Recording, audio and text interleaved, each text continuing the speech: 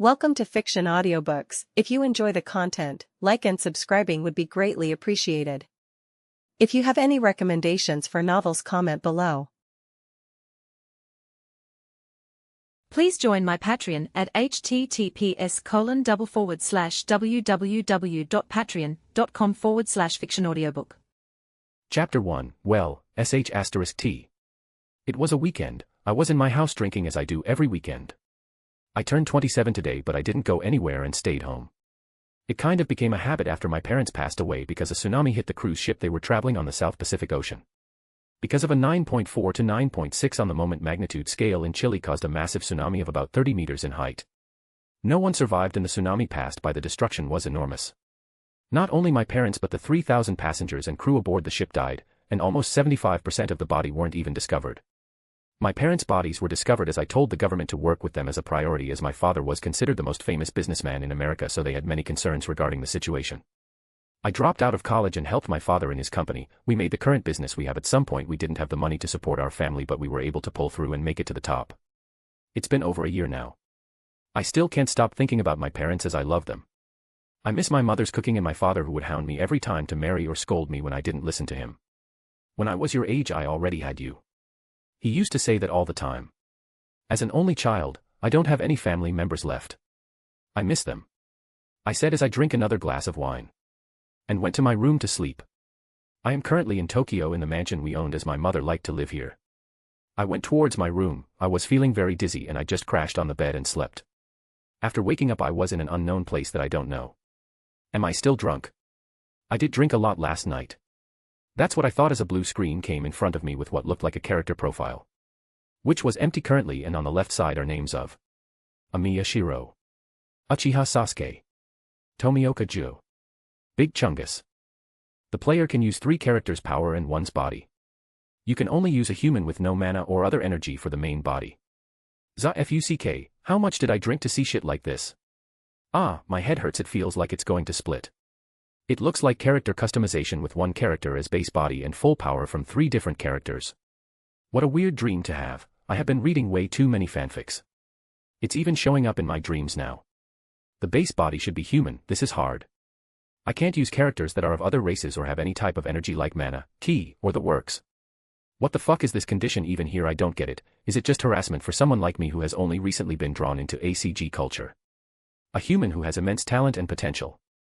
There are a lot of them in anime, but one without mana or any form of energy is few. Guess I am still a noob when it comes to anime. I only started it after the death of my parents as a way of coping. Well, I have already made up my mind. I said as scrolled and selected the one I was looking for. Tsujikuni Yoriichi. Well, this is the only one that comes to my mind as an OP human that has a lot of potential. Just thinking of him becoming a demon in place of his brother gives me shivers. Modeled Tsujikuni Yoriichi has been chosen as the base body. Okay, now on to the other 3. It seems that I can choose which version of the character I want, so I chose Yoriichi in his prime. Now the second is going to be Naruto when he fought against Kaguya. And Uchiha Madara when he fought the 5 Kages. He was so badass. Madara is the definition of badass in my dictionary. And now the last one is Edward Newgate, my favorite character. I still feel like crying thinking about the Marineford arc. I am going to choose him in his prime. His powers are op. Compelling character models. Naruto Uzumaki, Madara Uchiha, Edward Newgate. Compiling completed. Confirm/decline. I pressed on confirm and felt satisfied with the character model. Congratulations.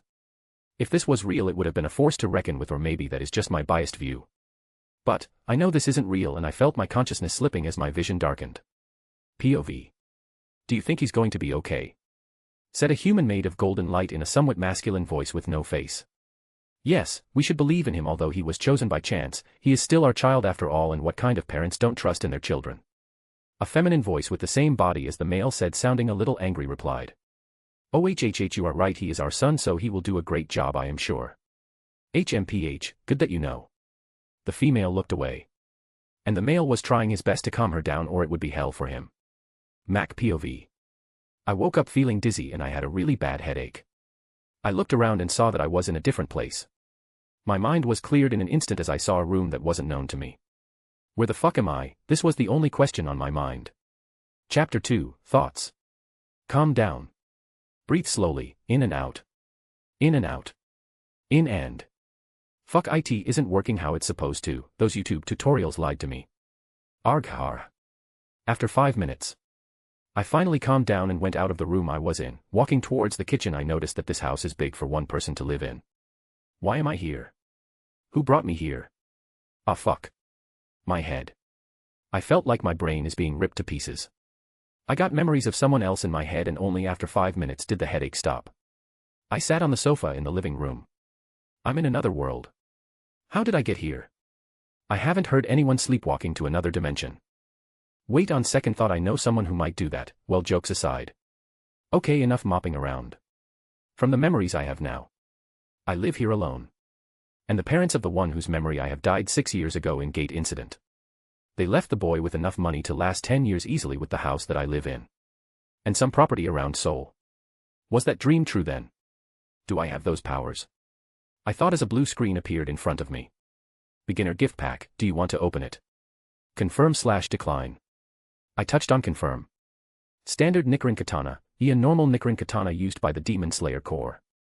Training ground, see an alternate space the user can access where you can train your powers without affecting the real world. Demon Slayer uniform with Haori, made from special silk that is resistant to cutting and very comfortable to touch. Can repair itself over time.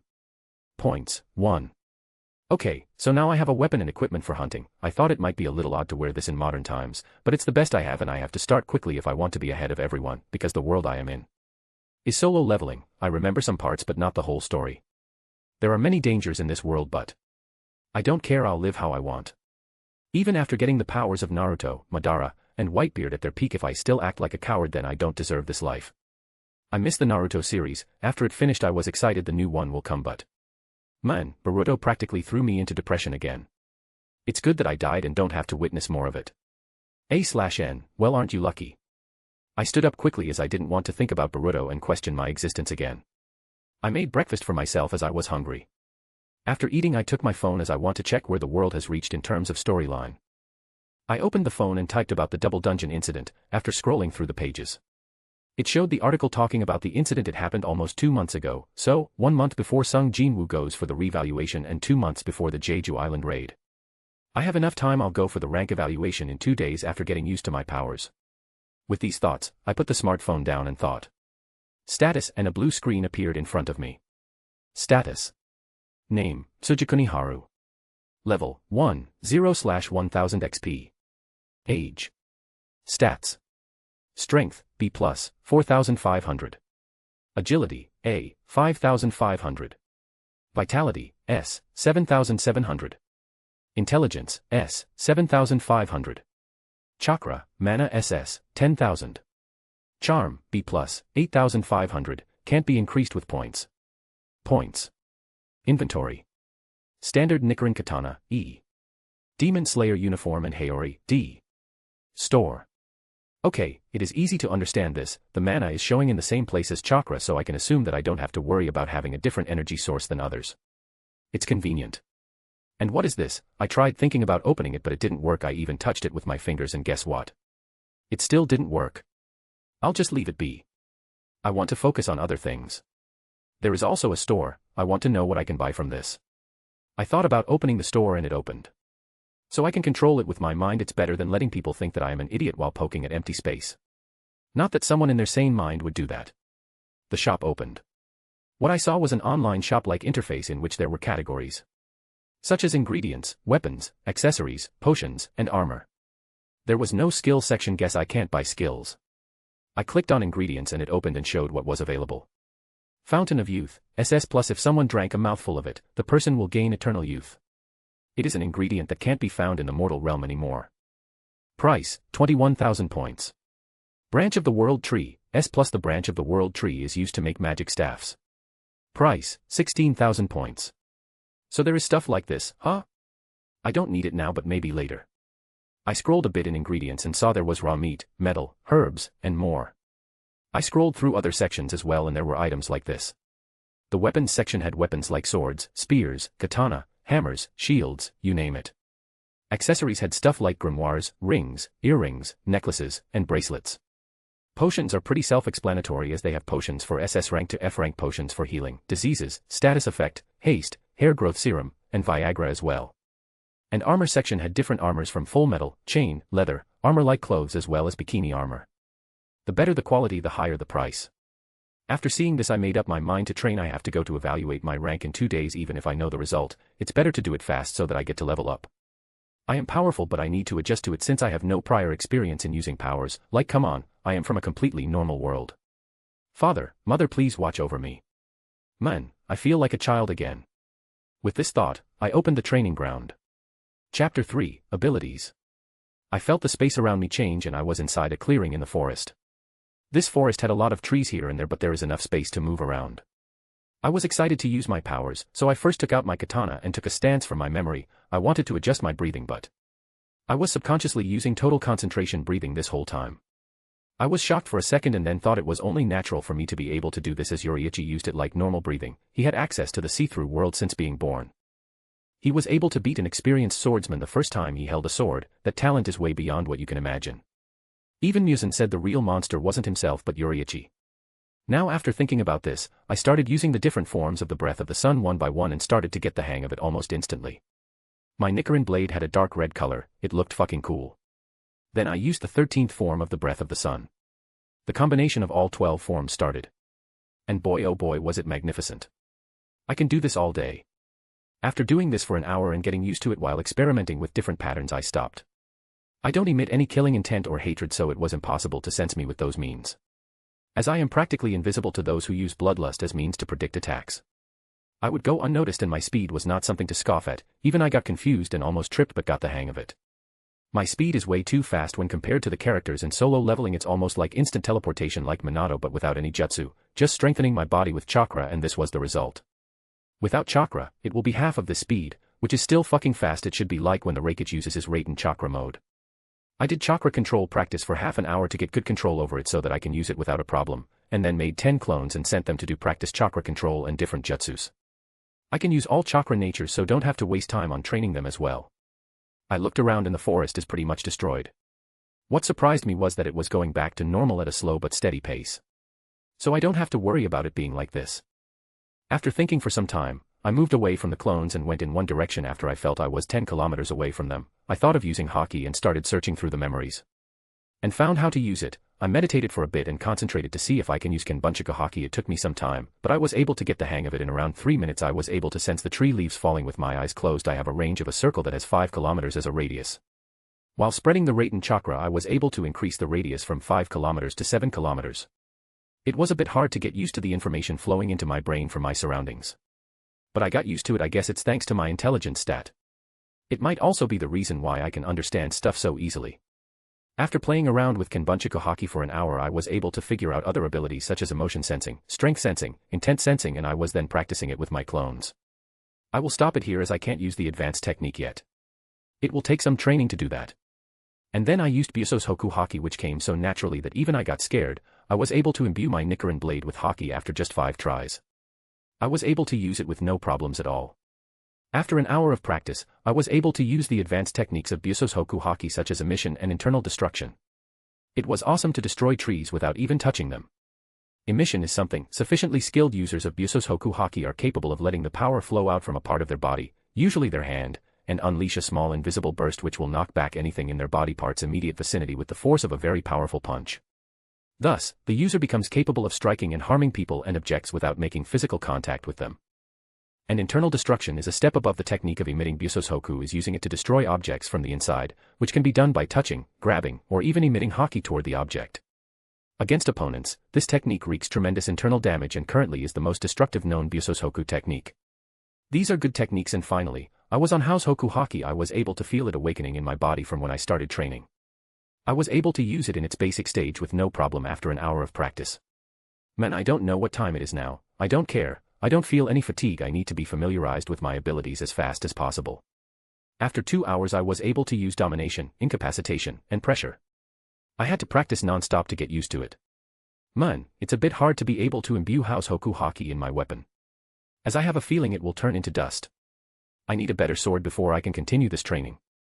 I made 10 more clones and assigned them to train Haki, as I can leave the clones here without worrying about anything as they will be training for me. After I went back home it was already 7 in the evening. I thought of eating outside after taking a shower and changing into a new black sweatshirt and sweatpants. I tied my reddish-black hair in a low ponytail. I looked in the mirror and I was satisfied with how I looked.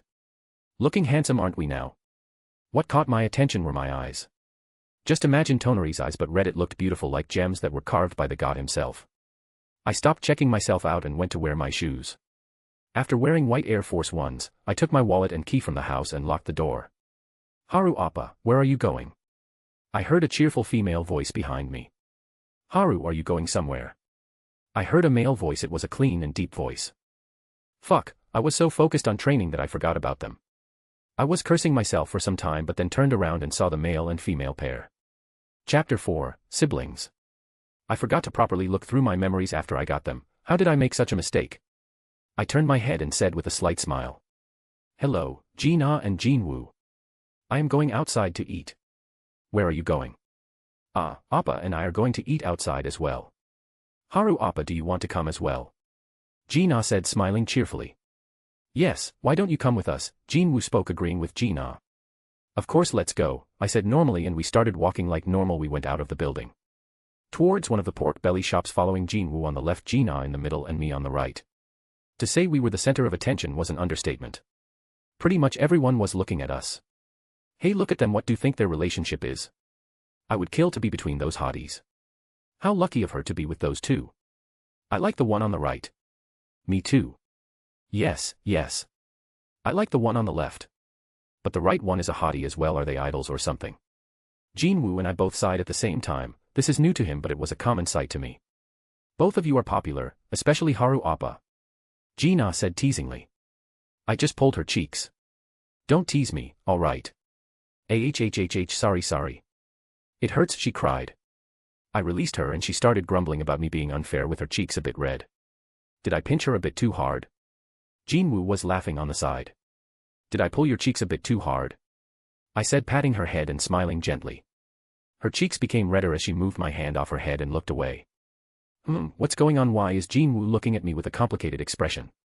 I thought as I looked at him. And tilted my head to the side. Jin-woo just looked away. "Ah well, whatever," I thought as we reached the pork belly shop. While we were eating, Jin-ah said, "Haru Appa, are you going to go for rank evaluation the day after tomorrow?" She asked, a bit nervous.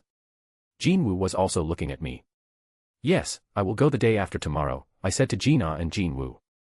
"Appa, you know how dangerous the job is. You should say something," Jin-ah said worriedly to Jin-woo. "It's just evaluation. If he isn't strong enough, I won't let him go anywhere near the dungeon," he said seriously while eating. "You're the last person I want to hear that from," I said. Cough asterisk. Jin-woo choked on the food. "Ahaha, that's right." Jin-ah was laughing. I gave Jin-woo a glass of water.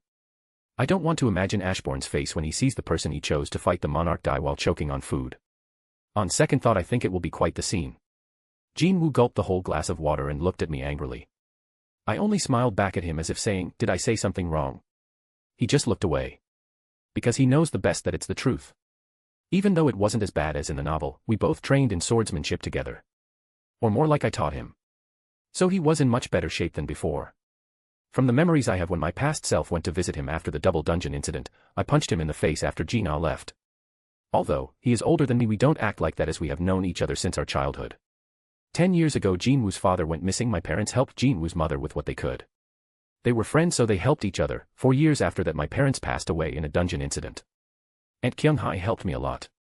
And 2 years after that, Aunt Kyung-hae fell into eternal slumber. We were devastated at that time, but I and Jin-woo couldn't drown in sorrow, so we both worked to provide help to each other. It wasn't easy, as Jin-woo took the path of hunter even while being E-rank, and I worked part-time and gathered money.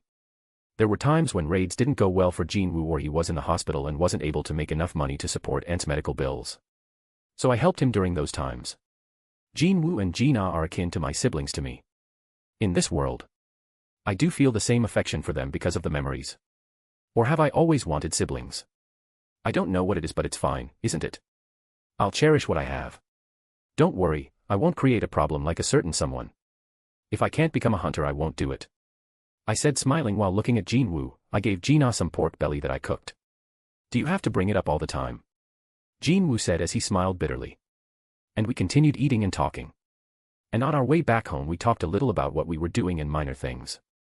I went back to my unit after saying bye to both Jin-Ah and Jin-Woo. After entering my house I sat on the sofa and started thinking. So, he has gotten the Shadow Monarch class. Next is going to be the Red Gate incident. He said that he will be home today means it will be tomorrow after he comes back from the meeting with Jin-Ah's teacher. Okay, let's train now and I have to control all of my power as soon as possible. With this, the space around me changed again and I was standing in the middle of the forest again. Jin-Woo POV. After coming back home and going to my room I was thinking. I feel that Haru has become strong but I can't see through it. I only felt it today as this feeling wasn't there for the past 2 months. Did he awaken? Is that why he is going for an evaluation? Well, I don't have to worry about him, he has always been smart if he is doing something. It always has a reason behind it. I thought. Appa, don't forget you have to come to my school tomorrow.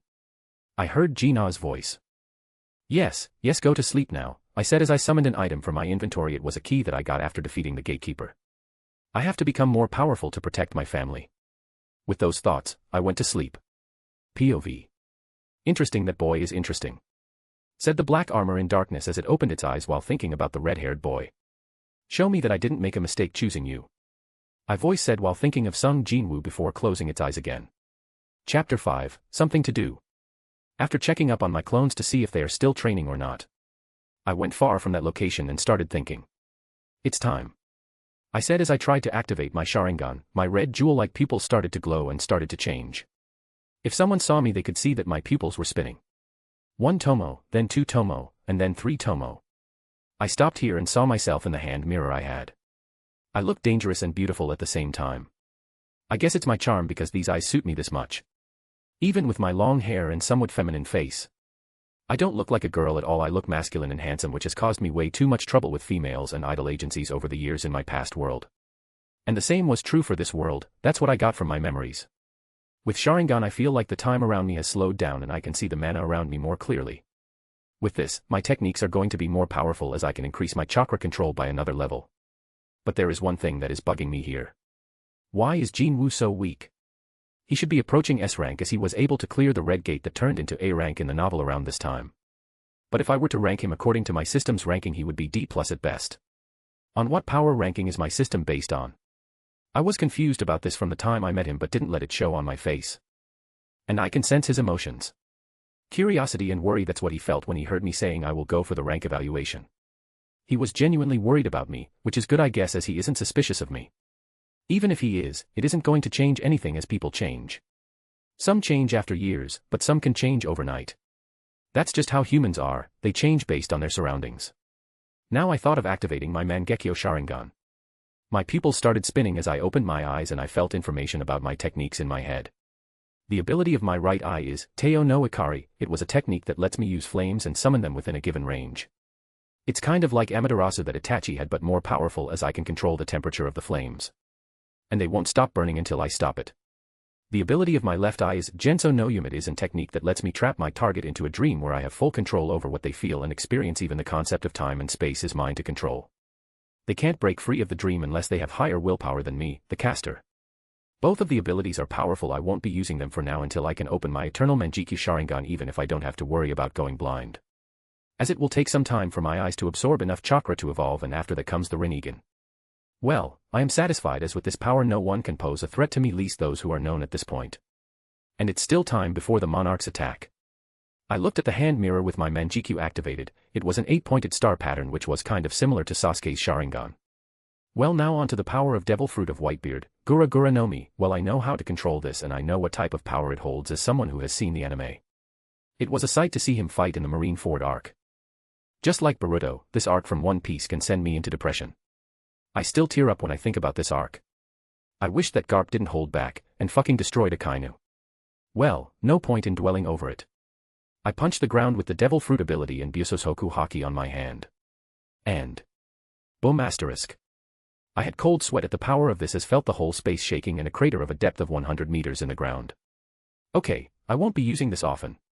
And this is me only using 1% of the power. I don't want to know what will happen when I use my full power. With that thought, I started training the Devil Fruit ability for the whole night to get it under control. And deactivating all the clones after finishing my training after 5 hours. I got all the information related to what they were training in. Now I don't have much to learn except the Rinnegan and Naruto's Sage of Six Paths Karama Chakra mode. I'll do that after waking up. I made 20 shadow clones and let them continue training as exited the training ground and back to my room. After seeing it was 3 a.m. I went to sleep. After waking up and taking a shower I ate a light breakfast. It was currently 10 a.m. as I don't have anything to do. I'll just train again. I went back to the training ground. Now I have to use the Sage mode and after that, I will use Karama Chakra mode. After about an hour of meditating, I was able to use Perfect Sage mode just like Naruto. And after training for more than 3 hours, I can now enter it at will in less than a second. In this mode my powers increase by 2 times. It's really powerful. I can maintain it for 2 hours even if I can absorb nature's chakra. Its input is slow and can't maintain it with the usage. I won't be using it much. The only people who can force me to use this are only the monarchs and Jinwoo, but I don't have to worry about Jinwoo. After practicing for 4 hours I was able to enter Karama Chakra mode and boy oh boy was it a sight. The appearance of Ninetales Chakra mode had my body coated in yellow chakra. A sort of circular design is featured prominently over my stomach, 6 Magatama markings are present on or around his collar, various other dark designs appear along my body, sometimes densely enough to give the appearance that I'm wearing a bodysuit beneath the yellow coat.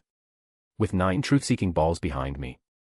With yin-yang release, I can rekindle a dying person's life force and restore lost organs. My senses have heightened to another level and I can levitate in the air. Now I continue training and I was able to manifest the complete 9 tails like Naruto did. I was in the head of the 9 tails avatar. The height of the 9 tails was 323.4 m, but I can make it smaller or larger with practice. After practicing for more than 3 hours I was able to control the size of the 9 tails. Now I only need Susanoo and then cover the 9 tails with Susanoo armor. This is going to be up. Then after deactivating the transformation, I started practicing everything again and I was able to use the truth-seeking balls without going into the Sage of 6 path mode. It was convenient, after exiting the training ground as it was 6 p.m. I ate my late lunch and rested for a bit, as I have something to do later at night. Jinwoo POV. After meeting Jina's teacher and talking about how she doing in school, her teacher asked to convince one of her students to stop being a hunter. So I was waiting for her. Ajusi, why are you here? As expected, the girl recognized him. Sigh, the world is really small. Jinwoo scratched the side of his head. A female high school student who wanted to be a hunter. She was the sole female member of Eugenho's raiding party, the one whose age concerned Jinwoo in the beginning. Han Song-yi. One thing's for sure. If he heard in the future that she died in a dungeon, he knew it would be a thorn in his heart. And so, he decided to take the time today to convince her. It wouldn't be that difficult. So why are you here? Han Song-yi stared at Jinwoo with wide-open eyes. She looked a little hesitant. No way, the hunter that the teacher wanted to introduce me to was you, Ajusi. He was bothered at the fact that she kept calling him Ajusi but nodded with a smile. I don't know what the teacher told you, but I'm not interested in school anymore. I don't plan on giving up the hunter life. She attempted to cut him off firmly from whatever he was planning on doing. Back in the raiding party, she was a rather quiet girl, but when it involved her future, her attitude had changed. It was a precocious behavior fitting for today's children. Reminds me of another precocious brat living at home. Jinwoo smiled widely. Having attempted to come off as stern, Han Song-yi was flustered by Jinwoo's unexpected response. Jinwoo calmly spoke. Yeah, I don't plan on telling you to give it up either. The girl's eyes widened in surprise. Really? Jinwoo knew that telling kids like her to not do something was the best way to get them to do that thing. From the start, he had no intention of convincing her through words. He would just show her a glimpse of reality. I was the same. But I had people around me that helped me through my life, so want to help her as well. He realized that truth on his first raid. That reality was much crueler than he thought. But thinking about Haru and how he has helped him, he cracked a small smile. Han Song-yi tried to keep up a stern demeanor and asked. Then why are you here? Jinwoo stepped forward. The girl almost took a step back in surprise but kept her composure as to not appear weak. In front of Han Song-yi, Jinwoo put on a smile. He did not mean to do so, but it was a rather evil-looking smile, filled with ulterior motives. I want to make you into an amazing hunter. Chapter 6, What were you going to do? They had arrived at the gate. Jinwoo stopped the car. Jinwoo got out of the car and Song-yi followed him. He met Hyun-ji Ichiol outside, who was waiting for after introducing Song-yi. After talking for a few minutes they heard an impatient voice. Can we get going already? We're not here for a picnic. It's almost 9. Without waiting for their response, the men returned to the gate. Jinwoo could tell he was not an ordinary man. He turned to Hyun-ji Ichiol. Who was that? Ah, he's an A-rank recruit that just entered the guild. When we informed him about you and the student, he was annoyed. Said something about a dungeon not being a playground. A-rank. Hyun Ji-cheol nodded. The men is an A rank would explain the presence Jinwoo felt. Jinwoo asked another question. What's the level of the raiding party? 1 A rank, 7 B ranks, 4 C ranks for a total of 12 members. You're taking an A rank and B ranks for just a C rank gate. Well, even if their rank is high, they're newbies. It to give them a taste of what the dungeon is like. Hyun Ji-cheol spoke with pride. Once they completed their raid today, he added that they would be placed in official high-level raids going forward. Still, an A rank and 7 B ranks are a bit too much. If the raid is too easy, my plan won't work. This was his worry, but he shook his head. I'm sure once she sees what it's like in there, she'll realize the truth. The truth of how powerless an E ranker was in a dungeon. That should be enough. When are we going in? Not realizing Jinwoo's true intentions, Han Song-yi impatiently asked when they would start the raid. Turning to his side, Jinwoo saw that her face was filled with excitement and anticipation. Let's see how long you can keep that up. He laughed in his head and turned to Hyun Ji-cheol. Then, we'll be going as well. Ah, yes. Baekho's recruits entered the gate one by one. Han Song-yi stopped before the gate and turned to Jinwoo. What about you, Ajusi? Jinwoo crossed his arms and replied. I'll see you go in first. With a face filled with nervousness, the girl nodded and entered. Jinwoo turned back to the gate. Something was wrong. Wait, this is... Jinwoo sharply turned his head and met Hyun Ji-cheol's eyes. The employee also realized something was wrong. Jinwoo shouted at the men. Call your main hunters, right and dash. Before Jinwoo could finish, he was sucked into the gate. What was that? Deputy Hyun. Hyun Ji-cheol ran to the gate. The 3 other Baekho employees also went up behind him. In front of the gate, Hyun Ji-cheol was panicking. No way. Deputy. The gate is turning red. As if a drop of blood fell on the surface of the water, the gate's surface was quickly turning red. Hyun Ji-cheol ignored the employees and quickly made a call. Click. What is it, Ji-cheol? Chief. It's a red gate. The recruits just entered a red gate. What? An Sangmin's voice became serious. What the hell? How did a red gate come out of a C-rank gate? Hyun Ji-cheol looked up at the gate that had turned completely red. The rippling had already stopped. The deputy gulped. I don't know, but it's a red gate. What? I'll have to check it myself. With that, the call ended. Third-person POV. The guild master of the Baekho guild was standing outside of the red gate with a solemn expression thinking about the raid team after asking the personnel present about who entered. I can only put my trust in the A rank who went in. And hope they make it back. A car stopped outside the red gate. The car's door opened as a voice sounded. What happened here? It was a C-rank gate. How did it turn into an A rank? Why is the precious guild master of Baekho guild doing here? After hearing this voice, veins appeared on Baek Yoonho's neck and forehead as he shouted. Hwang Dong-soo. Why are you in Korea? I came back for some business and didn't expect to meet you here. Korea sure is small. Dong-soo said sarcastically. Just answer the damn question. Why is the man that should be in the USA, is in Korea and doing business in the territory of the Baekho guild? Yoonho said as his hair started turning white and his pupils looked like that of a beast with a vertical slit and glowing. Oh, it's your area. Then let me ask, did that E-rank hunter enter your guild? Dong-soo said. Who are you talking about? Yoonho asked. I'm talking about Sung Jinwoo. Leaving a dumbfounded Yoonho, he went and examined the gate. It's a red gate for sure. Why are they so fixated on that E-rank? Yoonho thought as he listened to his subordinate's report before. I came all the way here and he is stuck in the dungeon. It sure is hard to look at the face of Hunter Sung Jinwoo. Well, it's not like I don't know where he lives. He smiled maliciously and looked at his phone. He has a sister too. Let's see his expression when he comes back. When Yoonho and Jin Chol heard this, they wanted to stop Dong-soo, but they heard a voice. What did you say? A voice sounded near them which shocked Dong-soo and Jin Chol. As they looked from where the voice came, they saw a handsome boy who looked in his late teens, 6 feet in height, long red hair that reaches his waist even after being tied in a ponytail, with locks falling on the side of his face and forehead and a dark red flame-like mark on the left side of his forehead. His eyes were glowing red like jewels, dangerously yet beautifully. Dong-soo and Jin Chol went on their guard as they didn't even feel mana from him. Which was abnormal. And Yoonho didn't even move a muscle as he was sweating bullets. Call it an instinct. A predator knows a predator the best. He knows that a wrong move can get him killed. Back to MC.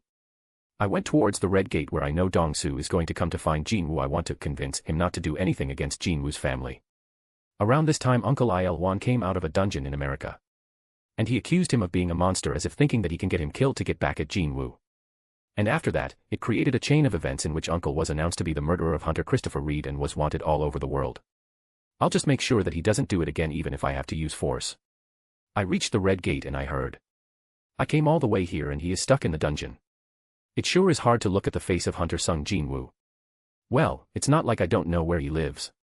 He has a sister too. Let's see his expression when comes back. Looks like someone wants to die early. I was thinking I can get angry, but I didn't. He isn't worth getting angry about. What did you say? I said. 15 feet away from them they all flinched and faced me. I can see Dong-su and Jin Chol taking a fighting stance and Yoon-ho sweating and not even moving. As expected of someone with a beast transformation ability, he has sharp senses. My gaze lingered on him for a second and then I looked at Dong-su and asked with a cold voice. You haven't answered yet. What were you going to do? Huh, fucker, who do you think you are to ask me about that? Do you know who I am? He shouted with veins visible on his neck. I don't know who you are. But I can see that you are not someone with considerable intelligence, so let me simplify it for you. I said, nodding as if I understood. I really expected too much from a stepping stone. You dash. Before he continued I cut him off. What were you going to do to Jinwoo and my sister? Is that simple enough for you, or do you need me to write it down on a whiteboard for you? He was clearly angry, but then Jin Chol recognized me. It's you, the boy who came to meet Hunter Sung in hospital.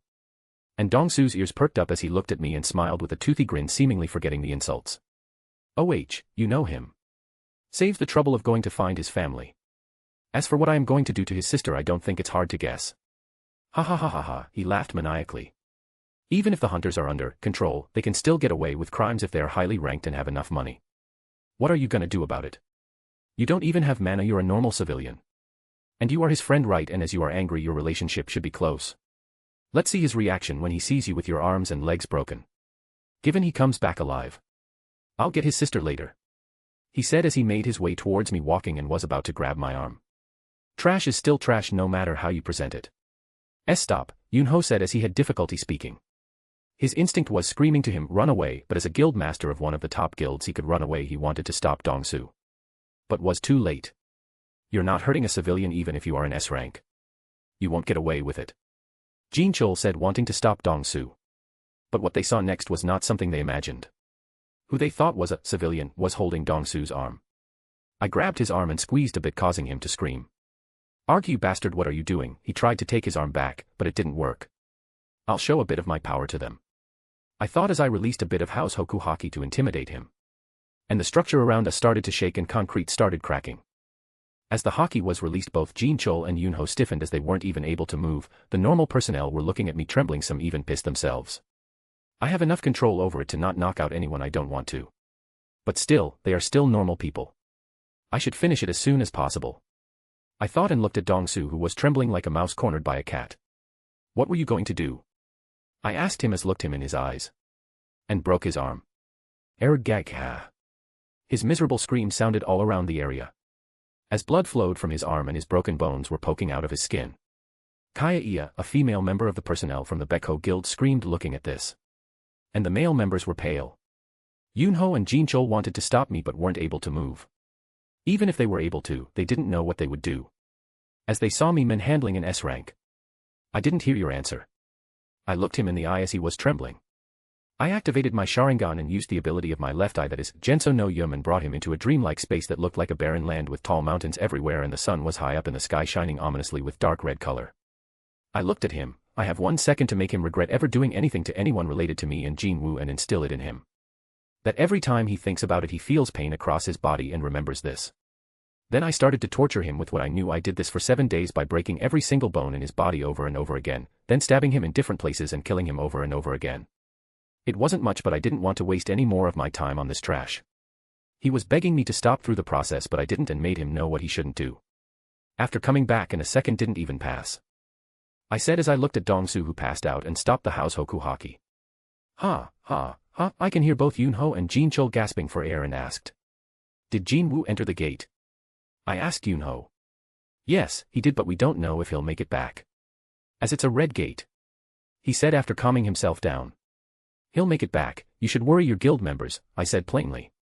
How is he so sure? Both Jin Chol and Yunho were thinking the same thing. Jin Chol was about to ask for his hunter license, but before you ask, I don't have a hunter's license.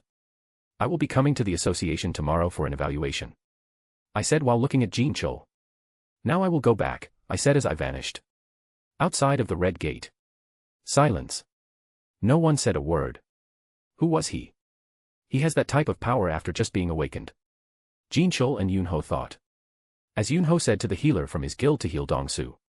Who was he? Yunho asked Jin Chol as his hair turned back to normal. I don't know him. He was there with Hunter Sung before, that's all I know. Jin Chol said. I need to report this to the chairman.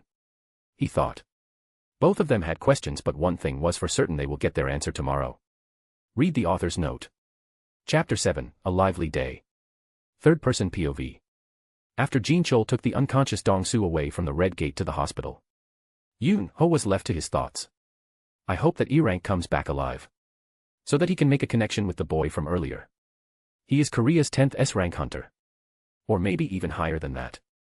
After waiting for a long time, when it was around 3 a.m., how about Master head back first? We will inform you if they come back, Ji Cheol said. No, how can I rest at home while my members are stuck in the red gate? I'll wait until morning. The red gate. The gate is opening. The dungeon is cleared. People are coming out. Yunho was looking at the gate, hoping to find the E-rank that went in, as he has read the information about him. After seeing that he came out, he felt relieved. After a little talk between the hunters, Jin Woo left with Song-yi. Yunho didn't stop him as he went toward the hunters and asked them questions regarding the gate. He was surprised to know what happened inside, and said to Ji Cheol to invite him into the guild no matter what, and also said to keep what happened today a secret and not release it outside. This stunned most of the employees, but they listened to the orders. Korean Hunter Association. The next morning, in the chairman's office, there were two people, one old man sitting behind a desk while looking at the reports, and one standing in front of him. Jin Chol, is what you said true? Asked the old man sitting in the chair behind the desk. Jin Chol bowed his head a little and said, Yes, Chairman, it is as I said.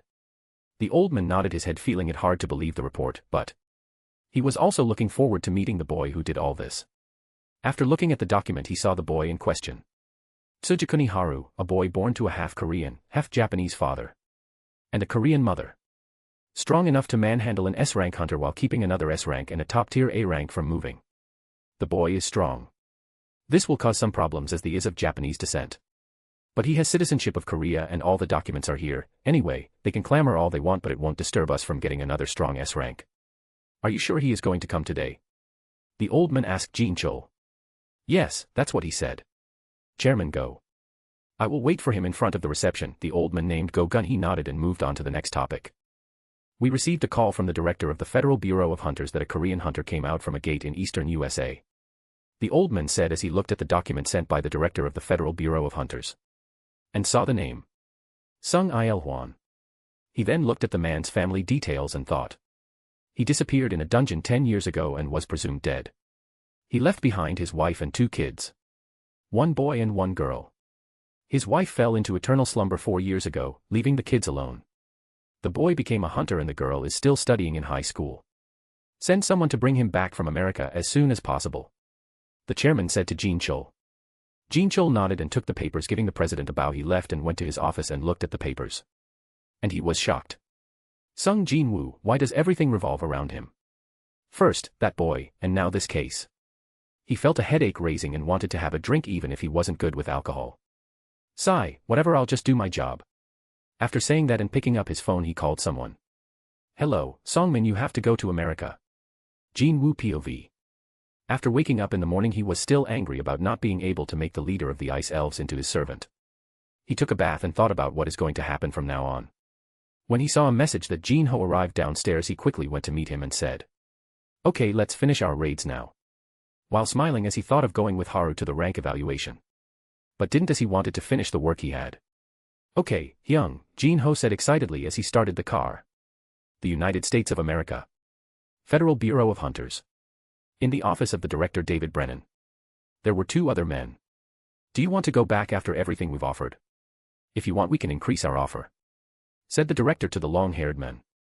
The first one is Adam White, and the second one was the one in question, Sung Il Hwan, the men who returned from the dungeon after 10 years. Adam White translated what the director said to the men in Korean. I want to go back to Korea. That was all the men, as Adam White had a complicated expression as he said this to the director. The director thought, he's like a broken record, the only thing he wants is to return to Korea. Although we have informed them, but we didn't tell them that he was an S rank.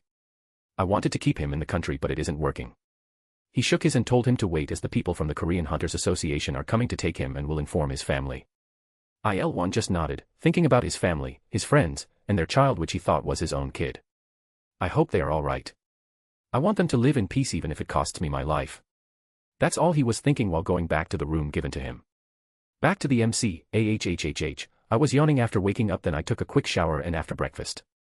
I went into the training ground and cancelled the shadow clones. I was happy that I was able to use most of the powers without any problem.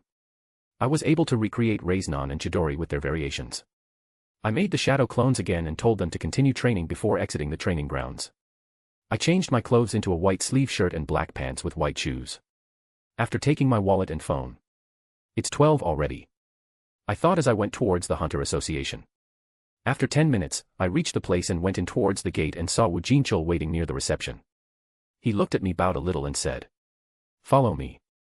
As he turned around and took me straight into the evaluation room. Well, this saves me some time. I made my way into the evaluation room with everyone's attention on me. I can see some women blushing while talking about me. And some guild recruiters looking my way. After entering the room, I looked inside as there were multiple machines and 2 people operating it with a giant magic stone in the middle. "Send your mana into the stone," said the man operating the machine. I nodded and went towards the stone and placed my hand on it, sending my mana into it. The man was shocked by the reading that showed error. He looked towards Jin-chul and said, stuttering, "CCCH chief, this is." Jin-chul just nodded as he looked towards the screen and said, "We have a new S-rank hunter in Korea. We will have to wait for 3 days for the proper assessment and then we will issue your hunter license," he said as he looked towards me. "It's all right," I said. He nodded before asking, "Do you have some time to spare?" I nodded. "The chairman wants to meet you." After saying that, he turned around and started walking. I followed him, leaving the 2 dumbfounded employees. That afternoon, Korean Hunter Association released the news regarding a new S-rank hunter, and the whole atmosphere around Korea was chaotic as they were happy to welcome the 10th S-rank hunter. It was a lively day, that's for sure. Chapter 8, I Want to Fight. After following Jin-chul for about 10 minutes, we came in front of a room. He opened the room and said, "The chairman of the Korean Hunters Association, Go Gun-hee, is waiting for you inside." "Why so serious?" I said to him as I went inside. I saw an old man who by no means looked old. Go Gun-hee is a muscular old man with gray hair, greenish-gray eyes, and numerous scars on his body. As he was a high-ranking government official, he was usually seen wearing a 3-piece suit. The S-rank hunter called the sky above skies, Go Gun-hee. Discovering Haru, Go Gun-hee rose from his seat. "Tsujikuni Haru?" "Yes, my name is Tsujikuni Haru," I said, showing a slight smile. Even while being so powerful, he has a humble personality. He is the reason the guilds are kept in check. But I activated my see-through world and saw his body on the verge of falling apart. If it was someone else, they would have died years ago, but he is still working despite the condition. This is the consequence of using a ruler's power and being a ruler's vessel. I looked at his right hand. He was surprised when he saw me looking there and he smiled. "You can see my situation at a glance." "I'm impressed," he said, smiling brightly. "I just have good eyes, that's all," I said, shaking my head. He nodded. And Jin-chul, who stood behind Go Gun-hee, was shocked. "So what do you think about my situation?" the old man asked, even while knowing it. "You don't have much time. The only thing holding your body together is pure will and nothing else," I said plainly without beating around the bush. Jin-chul was gritting his teeth while looking down. Well, everything comes to an end, isn't that right?" "Hunter Nim," he said, smiling softly. "I am not a hunter yet," I said. "Oh, that's just to buy some time for us to meet the hunters before the guilds do," he said without hiding anything. "Okay then, what would Chairman Go would like to talk to me about?" He started talking about the guilds and the association's purpose. "Do you want to join the association? The salary won't be as high as the guilds can offer, but you will have my backing." "What do you think?" he asked.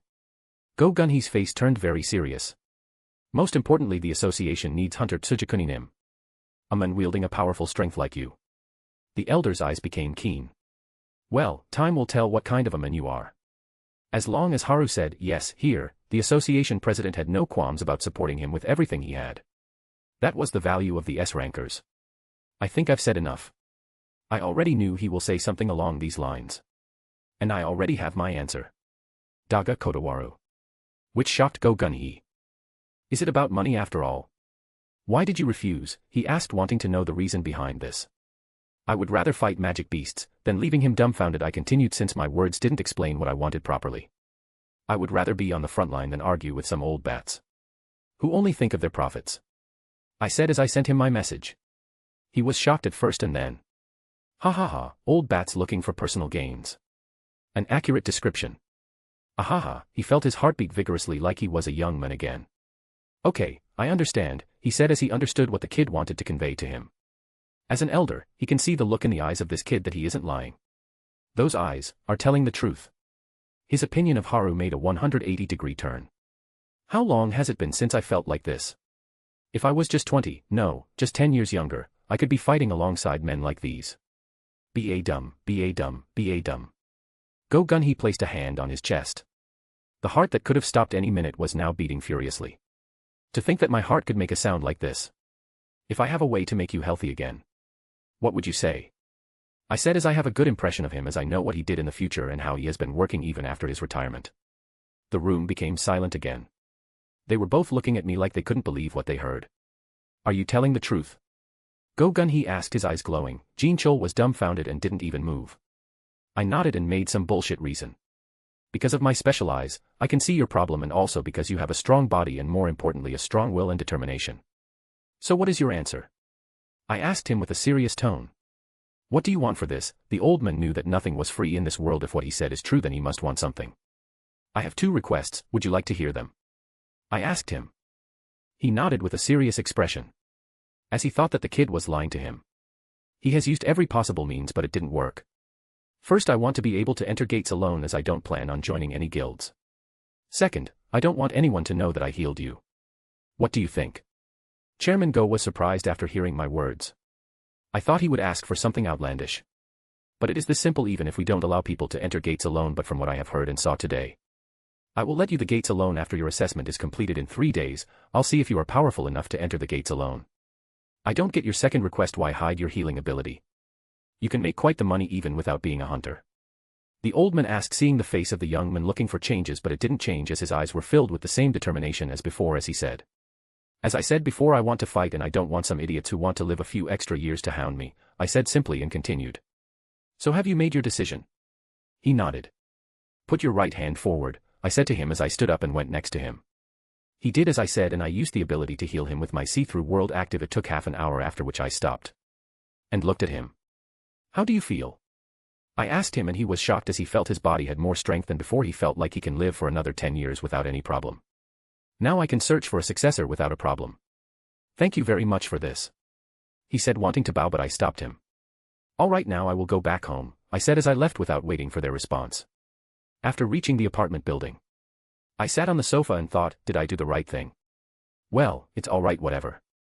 That afternoon, when the news came out about the new S rank in Korea and surrounding countries, as the name of the hunter was announced, there was an uproar in Japan. As the name of the hunter was Japanese, they thought he has defected towards Korea and was a hot topic on social media. The Japanese Hunter Association also called the Korean branch for information. When the Korean Hunters Association released the information related to the S rank, the people understood when they saw his parents' names, as photos of the hunter weren't released. But the discussion didn't stop. That's how 2 days went by, and the Japanese Hunters Association had proposed to help Korea with the raid on Jeju Island because a flying ant wreaked havoc in one of the remote coastal cities in Japan. Korea was shocked at first, but accepted as they thought about the damages it could cause. Jinwoo was informed of his father's return and was told to wait, as the process of bringing him back is underway. The Korean branch was trying to make it as fast as possible because of the chairman's orders. And like this, the day of the assessment has arrived. Chapter 9, Hunter's License Get. So today is the day you get your hunter's license? Jinwoo asked me this. Yes, I will be leaving in an hour, I said while looking at the clock. It was currently 11 a.m. I have to reach there at 12:30 p.m, should I come as well? He asked while looking at me. I shook my head and said, don't you have something to do today? Uncle will be coming the day after tomorrow. You should free your schedule for him, right? He scratched the back of his head and said, okay, I will finish the raids with Jinho and come back tomorrow night. Take care of Gina while I'm gone. Don't say the obvious. Finish your work fast and stay home with her for some time. And say hello to Jinho for me, I said to him. He nodded while smiling and went back.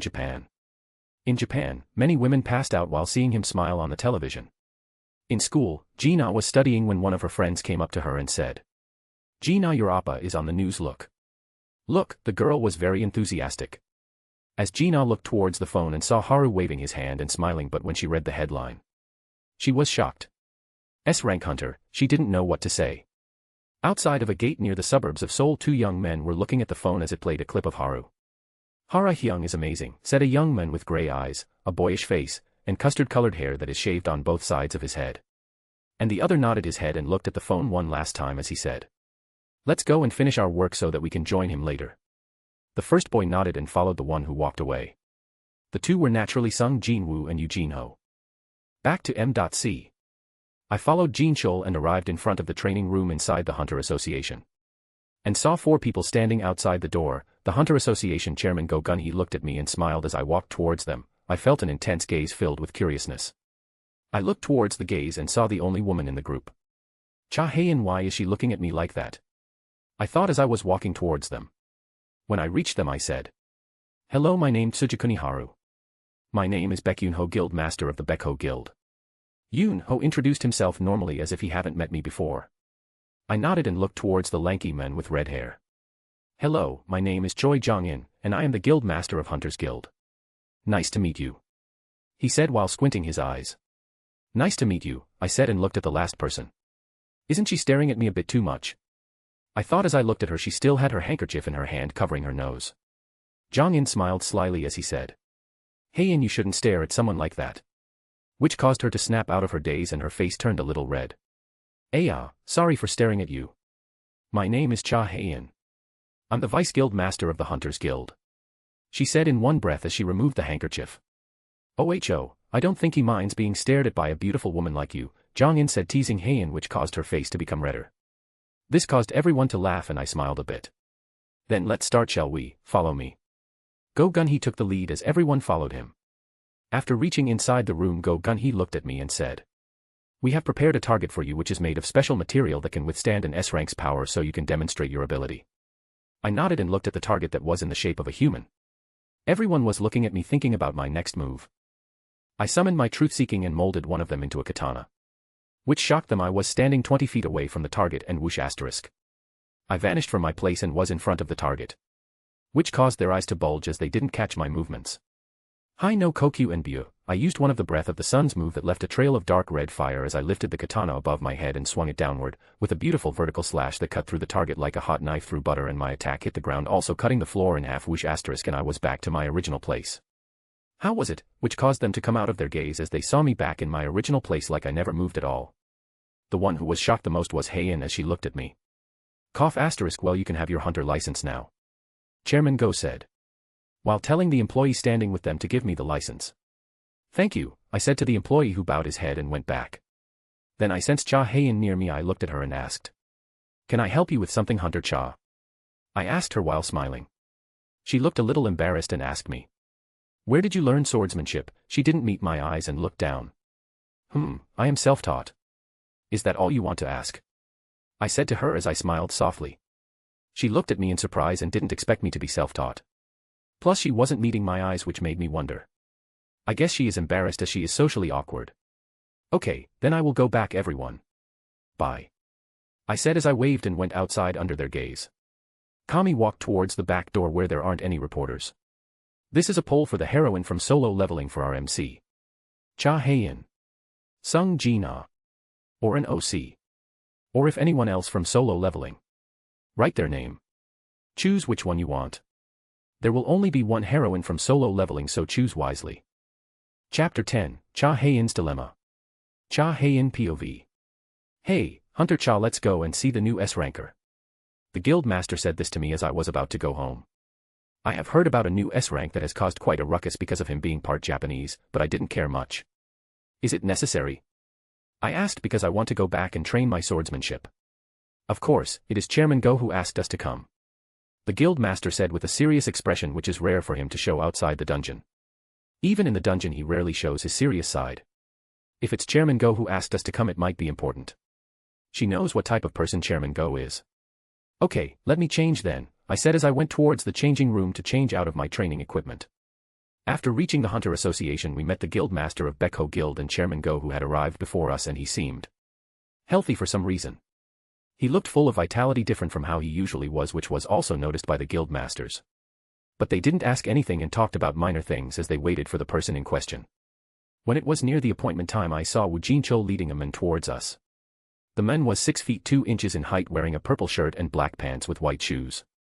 He had a well-toned body which can be seen through his clothes to some extent. He had reddish-black hair tied in a high ponytail that reaches his waist. 2 bangs on the side framing his face and small fringes on the forehead, with a red flame-like mark on the left side of his forehead. With red jewel-like eyes that have a calm expression, attracting attention towards them, with the most handsome face I've ever seen. But that wasn't what surprised me. There is no opening in the way he walks. I can't find a place where his defense will break. I can't even feel his mana and presence. He must be an extremely skilled swordsman from the way he walks. I was able to deduce that much from the way he carries himself. I was so shocked that I forgot to introduce myself. It was embarrassing to behave like this, but who could blame me? It's hard to ignore the guild master teasing me, but I had too many questions in my head at the moment. After entering the training room, Chairman Go explained the test, which was the same for every fighter class. I saw him standing 20 feet away from the target and summoned some small black balls. Was my guess wrong, and he wasn't a swordsman? My mind was running in full panic mode. But then what happened next made me forget everything. He vanished from his spot, split the target into 2 and come back to the original position, leaving only a trail of fire. I was shocked he didn't use any mana. That was a pure physical attack. I didn't know what to say as he asked us about it. I have seen anything like this, and I am sure the others haven't as well, but the chairman and guild master of the Bekho Guild wasn't that surprised, so I guess they had some kind of information that we didn't. After taking his hunting license, he was about to leave. But I approached him quickly. I was known for my speed, but he wasn't surprised, which was as I expected. He then asked, "Can I help you with something, Hunter Cha?" I asked her while smiling. I blushed as I didn't know how to respond to his smile and asked him, "Where did you learn swordsmanship?" I didn't meet his eyes and looked down, forgetting that I was near him, and didn't cover my nose. I am self-taught." "Is that all you want to ask?" he said to me as he smiled softly. I was surprised to hear that something like that can be self-taught to hide his intent to attack. I thought he must have learned from someone. I looked up again and saw him smiling softly. I don't know why, but it warms my heart when I see this smile. I blushed again as I looked down. He then went back. I was in a daze looking at his back. Hunter Cha, are you all right? Chairman Go's voice brought me out of my daze as I saw that everyone was looking at my guildmaster was looking at me with a teasing smile. And Chairman Go was looking at me like watching his grandchild. I don't know what to say here, like this the first time this has happened to me. Hunter Cha, is your nose all right? Baek Ho's guildmaster asked me, as it wasn't a secret about me having an extra sensitive nose which caused me to cover my nose in the vicinity of hunters, and his guildmaster Yunho also has a sharp nose, although not to my extent. He understands my problem. After he asked this, it caused me to panic as I realized that I didn't have my nose covered. Did he not smell like other hunters do? Chairman Go asked. He didn't smell unpleasant but rather had a calming smell. I nodded. But when I was near him I didn't smell anything unpleasant. It was only a warm feeling that one gets when one basks in the first sunlight of the day. It felt so warm and calmed me down. Oh, is that so, Hunter Cha? Guildmaster Choi said, smiling teasingly, and both Guildmaster Baek and Chairman Go were smiling looking at me. I just ignored them as I had my mind occupied with thoughts. Okay, now I'll say why I invited you all even after telling you that he won't be joining a guild. Chairman Go said. All of us nodded and waited for his next words.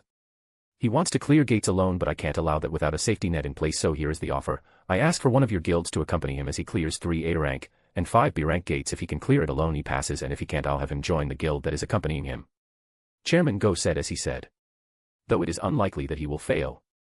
This was the same thought that went through their head as they saw the target and floor of the training room that was cut in half so smoothly. But it's a chance to make a connection with him. This is what both guild masters thought. But before they can say anything, I'll do it. No, please let me do it, I said loudly. As everyone was looking at me I came back to my senses. I was blushing after doing something stupid. But I saw them looking at me with a warm gaze. Would you look at that? Guildmaster Choi said, laughing. Guildmaster Baek nodded as well with a complicated face. Now don't worry, your sacrifice will be remembered. Guildmaster Choi said proudly, and Guildmaster Baek became angry. Choi Jong-in, he shouted, and both started bickering with each other. They are at it again. Well, I will this in your hands, Hunter Cha. Chairman Go said to me. Yes, I will do my best to not break your trust in me, I said while thinking about him again. Back to M.C. Why do I feel some trouble is coming my way? I thought as reached home and had lunch together with Gina and played some games with her. It was already 5 in the evening, so I said goodbye to Gina, who was pouting. I patted her head before heading back to my unit and entered the training ground and started training till way into the night. Chapter 11, The First Gate. I trained a little too late last night, I said as I looked at the clock. It was currently 1 in the afternoon. I just finished my breakfast as I was sitting in the living room as I got a call, and I picked it up. Hello. I said as I didn't know who it was. Hunter Tsujikuni, it's me, Go Gun-hee. I am calling you to tell you about the condition for you to enter gates alone. Please go on, Chairman, I said as I wanted to know. We have assigned 8 gates, 5 B ranks and 3 A ranks for you. We will send Hunter Cha in with you for insurance even if we know your power. It's better safe than sorry. I understand, Chairman, and thank you again. So when can I start? I asked him.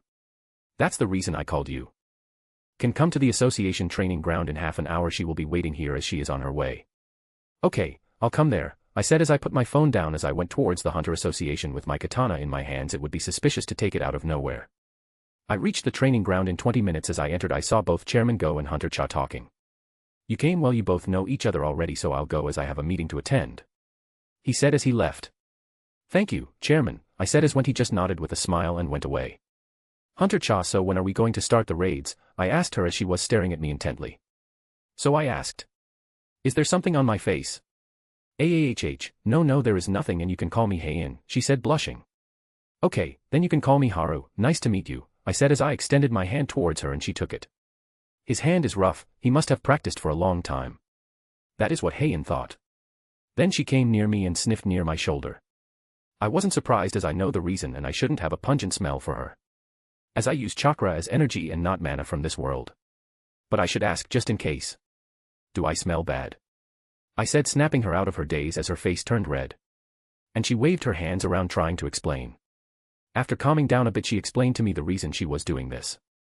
So do I smell bad? I asked her again as she calmed down a bit more.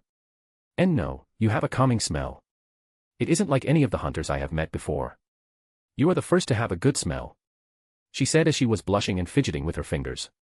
How can she be so cute? After a few minutes, Heian calmed down and said. About the gate, we can go to one now, it is on the outskirts of Seoul. And the rank of the gate is B, she said. I nodded and we went towards our location while talking.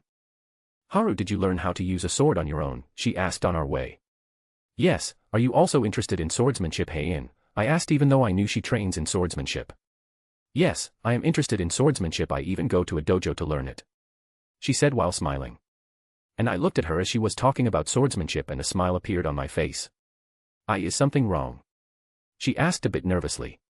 No, you look cute, that's all, I said smiling. Heian.exe has stopped working. She was in a daze for a good minute, then she looked at me as her face was now redder than a tomato. I scratched my head as I said. I'm sorry, I shouldn't have said it out loud. She looked embarrassed at the moment as she had her head down looking towards her feet with her ears red. And no, it's all right. She said in a low voice. I have made the situation awkward now. After 10 minutes we reached the location of the gate, and as neither of us talked through the journey she would occasionally glance at me and then look away. Let's go and change into our armor. She said as she quickly went towards the changing area, and I also went to change. I went into the changing room and used the wood release to make Madara's armor and imbued it with Busaku Haki over the Demon Slayer uniform. This should be enough to face any gate. I was satisfied with it as went near the gate with a katana in my hand. I saw Heian standing next to the gate fully armed. Wearing red-themed armor and carrying a black sword with a silver hilt. Her figure is fully shown in that armor. She is beautiful, all right. I nodded as went towards her. Are you ready? She asked me. I nodded and then she told me about how they raid the dungeon. Thank you for telling me, I said smiling as she blushed again and looked away while saying. It's all right. This was my task. Which caused the two female association members who were standing near the gate to smile. What a cute couple. Both of them thought at the same time as they saw us. I only bitterly smiled at them, which caused them to show me a thumbs up. Okay, let's go inside. She said to me as I followed her. We both entered the gate. I felt a bit of discomfort when entering the gate. But it subsided after a little while. And I found myself standing in a dark cave with only a way forward. I used my Kanbunchaku Haki to check the surroundings, and the nearest monster was 400 meters away from here. I looked at Heian and said, putting on a serious expression. I'll start the hunt. Follow me. To which she nodded a bit surprised. I started running towards the monster with my eyes glowing red. It didn't take long before I reached the monster. There were 2 orcs with a height of 3 meters, red-skinned ones at that. From what I know, they shouldn't be in a B-rank dungeon unless the gate's measurement was wrong. The rank of the gate is determined by the magic power emanating from the monsters, so if the boss monster can suppress their mana from leaking, then the gate's ranking will get lower. But I can handle them easily. I went towards the orcs and sent a horizontal slash with my katana, cutting through its neck in one swing. His head fell as blood gushed out from his neck, making a small pool of blood around his body. And the second one didn't even have a chance to react as I cut his head off as well. Earned 1800 EXP. Level up. I leveled up. Guess it is because it's an A-rank beast. I feel a bit lighter. Guess my stats increased. I'll check it later. I stopped just past the orc as this was an open space and I can feel 20 high orcs coming towards us from that narrow passage, and fighting in there won't be good. Although it does limit the opponent's movement, it also limits my movements. Heian stopped near me and said. Why is there an A-rank beast here? Isn't this a B-rank gate? She had a solemn expression contrary to how she was acting before. This is a problem. We should go back and report to the guild to send a request for help. She said as she was about to turn around. But I stopped her and said. 20 orcs are coming our way. We should finish them off first and then retreat. She nodded and took a stance. I didn't stop her from doing so. ROAAAAAAAAAAAAAAAAAR*. We both heard a loud sound as we looked ahead at the tunnel, and a high orc came out and ran towards us as he was followed by other high orcs. I looked towards Heian, who happened to look towards me. I nodded at her with a smile. And we faced the magical beasts. Hai no Koki Yakutatsu, Breath of the Sun Sunflower Thrust. I used one of the fast techniques of the Breath of the Sun, and while leaving a trail of fire I arrived in front of the orc and jumped towards his head as I thrust my katana into his forehead, burning his brain matter and killing him instantly. I removed my katana from his forehead and used his head as a springboard towards the second orc and used Enbu and cut his head into 2, killing him. And for my haki, I felt an attack left and right. I used the shoulder of the orc I killed and jumped up as I used hand, seal, snake, ram, monkey, boar, horse, tiger, and used the jutsu Katan, Gokaku no Jutsu, and a big ball of fire went towards the orcs, burning it alive. After landing I dodged a bit to right and an axe went past me, just missing, and landed on the ground. I used it as a foothold and cut off the head of the orc that attacked and moved on to the next one. I looked towards the remaining 6 orcs coming towards me. I laughed and ran towards them as I imbued my katana with Busosoku Haki and used the technique emission, and a slash of Haki went towards them. They weren't aware of it as it cut 3 of them in half. Hi no Kokyu Nikki and no Ryu Kaburimai, Dragon Sun Halo Head Dance. I unleashed a continuous fast and powerful sword attack that seemingly takes the form of a Japanese dragon made of solar flames, and decapitated all 3 of them and stood in front of their dead bodies as I looked towards Heian, who was fighting the last 3 orcs. As she dodged towards the side from the one that attacked her in the front and stabbed in the heart, killing him, then she jumped as an attack on her former position. She spun in the air like a gymnast and stabbed the one who attacked her in the forehead, killing the orc, and using his head she jumped towards the last one and cut his head. Then she looked towards me and said, "Let's go," and started running towards the exit. I followed her and heard a voice in my head. Earned 9,000 EXP. Level up. Level up. Level up. Now that's what I'm talking about. Chapter 12, Behind the Scenes. POV. Are we going to make a move against him? Asked a muscular old elf with blue skin, long silver hair with a single long strand dangling over the right side of his face, blank white eyes, and round ears. He wore a ragged white cloak with a black collar over a tattered white shirt, ragged black pants, and a pair of black boots.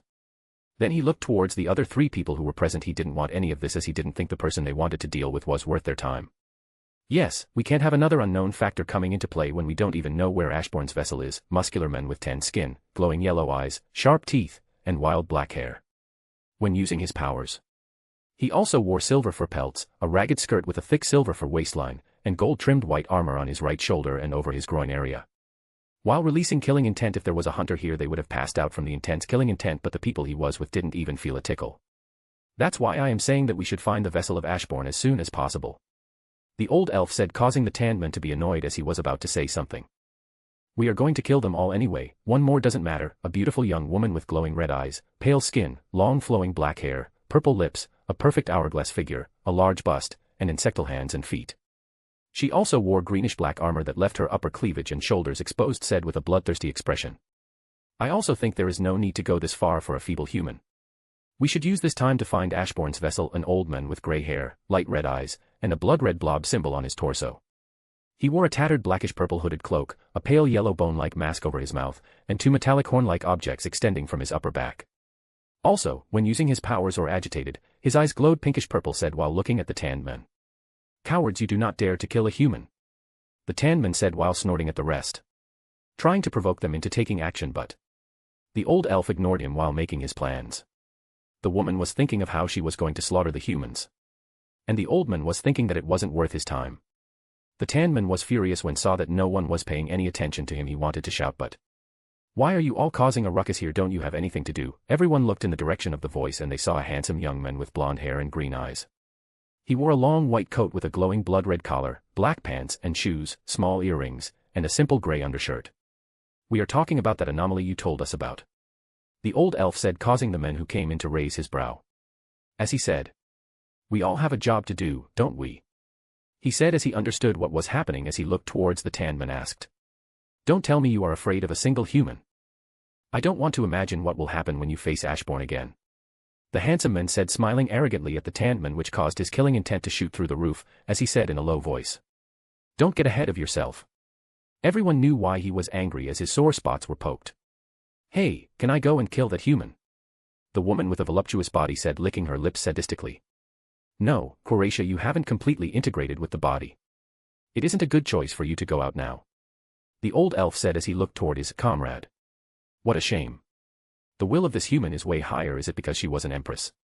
Well, I'll conquer it soon anyway, she said as she started to think about how to kill people ruthlessly again.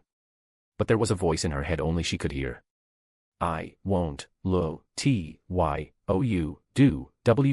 at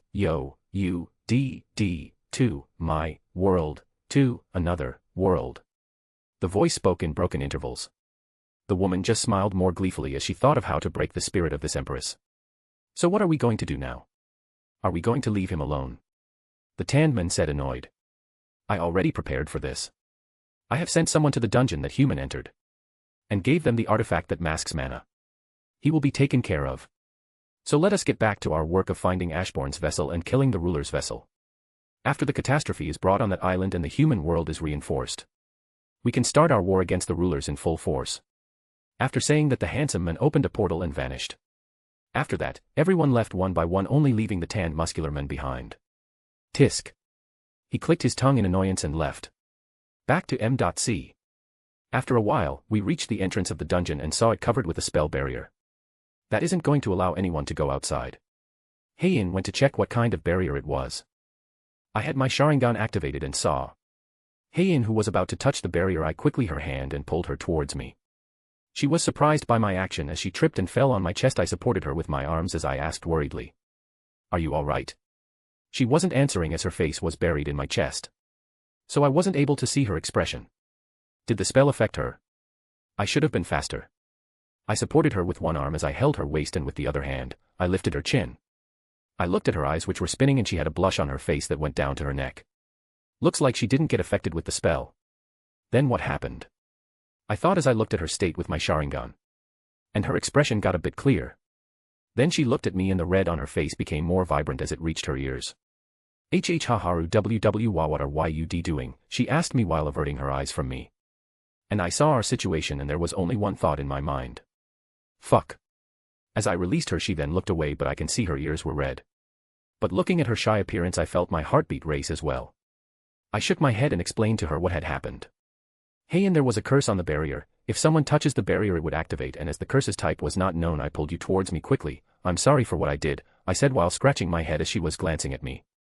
It's okay. I understand, you don't have to apologize, she said as she turned towards me, while looking down and not looking at me. I sighed in relief as she understood. Then she asked, "So what are we going to do now? We can't contact the outside and ask for reinforcement," she said as she calmed down now and looked at me. "I guess we can only try to finish it as soon as possible," I said as I looked towards the way we came from. She was a bit hesitant at first. "Believe in me, all right? We'll be able to go out soon. Say, wanna go out for some dinner? I'll treat you," I said with a smile. She was in a daze again as she looked at me but nodded while showing a beautiful smile. "So let's go and finish this," I said to her. We went towards the depth of the dungeon. Chapter 13, What Happened? While moving towards the place where the most mana was coming from, I and Heian were facing some orcs occasionally, and Heian would look at me intently every time I kill monsters. "Is there something wrong?" I asked her after some time. "No, your sword skills are amazing," she said with a smile. After defeating 25 orcs, 15 for me and 10 for her, we reached the exit of the cave. When we came out we saw an open field after 2 hours. It was a barren land with red soil, and there was a giant and an army of high orcs standing there. There were about 300 high orcs whose estimated strength is top tier A rank. And there is a high orc with a great sword in his hand. His height is about 4 meters. His strength is in the S rank intermediate tier, but he isn't the one who I care about. Currently, I am looking at the giant with the height of 60 meters. It is higher than a 20-story building. He is muscular with dark tan skin and a tribal tattoo with long braided black hair. Wearing bone ornaments around his neck, holding a large warhammer, while wearing a ragged loincloth. The giant looked towards us and took off the mask he was wearing. His mana unleashed. It felt like sitting on a wooden raft in the middle of a hurricane. His magic power is abnormally high. He isn't a normal giant. He is a... You've made me wait long enough, puny human. I, the Grand Marshal of the Giant's army, will end your miserable life. Your life will be used to free our monarch, so be honored that you could be of use, he said in monster language. He has been waiting here, so that means that the monarchs know of my existence, but seeing how they sent the Grand Marshal of the Giant's army, they just see me as a strong human and not someone who can pose a threat to them. Do the rulers know about it as well? If they do, will they aim to kill me as well? For I guess we'll know tomorrow. Then a voice pulled me out of my thoughts.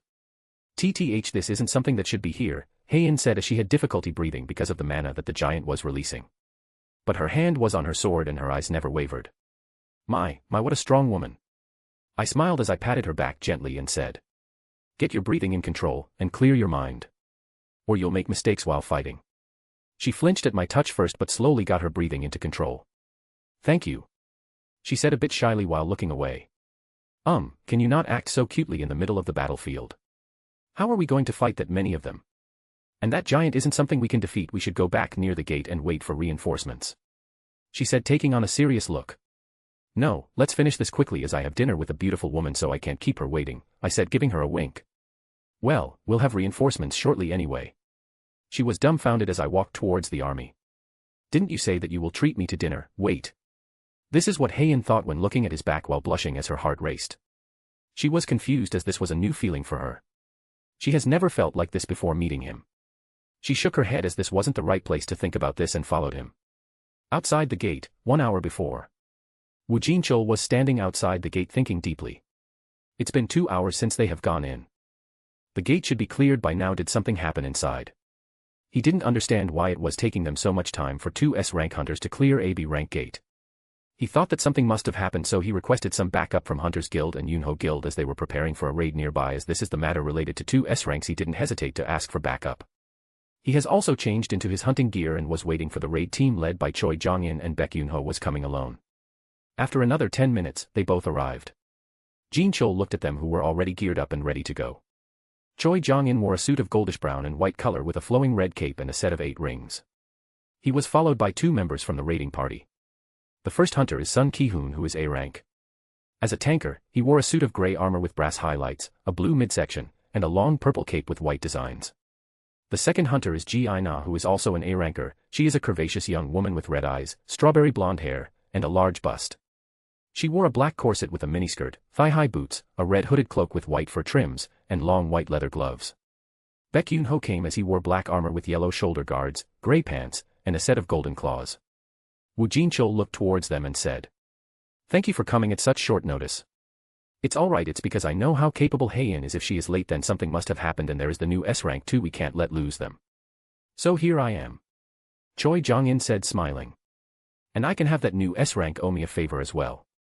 "It's okay, let's go, we shouldn't waste more time here," said Baek Yunho as his voice was serious. He has witnessed the power of the new S-rank himself, which is why he came so quickly, thinking if it could threaten him it would be disastrous if it was unleashed in Korea. "Okay, let's go then," Wu Jinchul said as he entered the gate. And everyone followed him. Once inside, Yunho went in the front with Jinchul with Jong-in behind them. And Ki-hoon was guarding the rear as Jina was ahead of him. After 40 minutes they were still walking and didn't find any magical beasts. They did find multiple dead bodies of beasts. There were 2 types, one with many cuts and one with a single. They usually had their heads cut off. But then they suddenly felt the waves of mana that made it hard for them to breathe, and the 2 A rank were trembling. Choi Jong-in was shocked. "Fucking hell, you're telling me this is a B rank gate? The magic I am feeling is already over top tier A rank gates," he thought as he shouted. "We need to hurry up, it is near us. Those 2 must be fighting, we should hurry." Everyone nodded as they stabilized their sense and went towards the source. As after 5 minutes they exited the cave and came to an open field as they saw almost 300 high orcs army and a giant over 60 meters tall. They gulped as they saw him. And saw both Ja Heian and Sujikuni Haru walking towards the army. "We should join them and finish this quickly, and if we can't we'll retreat," Baek Yunho said. As he ran forward. Everyone went after him and caught up with them as they saw Haru looking towards them as he discovered them, and Ja Heian also noticed. "I'll go ahead, you can fight with them," Haru said while looking at Heian, who wanted to go with him but in the end nodded. "Well, I'll be going ahead." After saying that he vanished before getting a response. "Has he gone crazy?" Jong-in said, but was only met by silence as both Yunho and Jinchul didn't say anything. Or her for asterisk. The cry of agony brought them back as they saw Haru cutting every orc in his way while leaving a trail of fire and continuing using his sword moves like a fire god dancing on the battlefield. "Okay, let's start the fighting as well. We have to clear as many as we can," said Jong-in as he prepared magic and launched towards the orcs, killing many of them, and Yunho's hair turned white as he went forward killing orcs left and right. Heian was mesmerized by the sword dance that Haru did and followed after him, killing orcs making their way towards the Gant. Chapter 14, Dinner. Back to M.C. I was running towards the giant as I was through the high orcs left and right. They just keep running towards me. So I was using normal sword moves and cutting through them with ease. I used Gura Gura no Mi's power and imbued it into the sword as I sent the slashes with its power, cutting through everything in its path. I jumped to the right and dodged the attack from the high orcs as I stabbed his heart, killing him. After the I ran forward and ducked as an orc aiming for my head. And going near the orc I jumped before he had the chance and cut off his head. It will take time like this. And decided to use it. House Hoku Haki, an invisible pressure spread from as the ground cracked and the high orcs slumped to the ground, and many were killed as their bodies burst because of the pressure.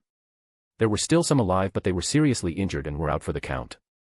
I turned and saw the reinforcements were dumbfounded. I chuckled. "You're fast, aren't you?" I thought as I saw the orc with a large sword was moving towards me very quickly with its greatsword raised above his head and was bringing it down. I shifted my body slightly dodging him and saw the giant was making his move. I'll finish this quickly. As I used chakra to strengthen my body. And I covered my katana with Buso's Hoku Haki as the orc used multiple slashes towards me from multiple angles. Even though he was using a great sword that was 4 meters in height and 2 meters at the base and got narrower as it went up, stopping at half a meter. I just dodged all his attacks with slight turns and moves and reached in front of him, but a war hammer was approaching me from above, so I used fake rainbow. Hai no kokyu gen nichiko. It is a technique in which I performed high-speed twists and rotations, thus creating afterimages used mostly to evade attacks. The afterimages work most effectively on enemies with good vision. Before they could react, I was already behind the high orc and used fire wheel, Hai no kokyu kasha, and spun in the air downward, releasing a sword attack in a circular motion, cutting off the head of the high orc and faced the giant that was in front of me. He was looking at me angrily. He wasn't even able to move, but the fight already finished. I smirked. I mean, what did you expect? I didn't even get the warm-up and you finished. Now I sympathize with a woman whose man finishes fast. Third-person POV. Are you fucking kidding me? That is what everyone who came to help in Haru thought. Both Jin Chol and Yunho expected him to be powerful, but not to this much.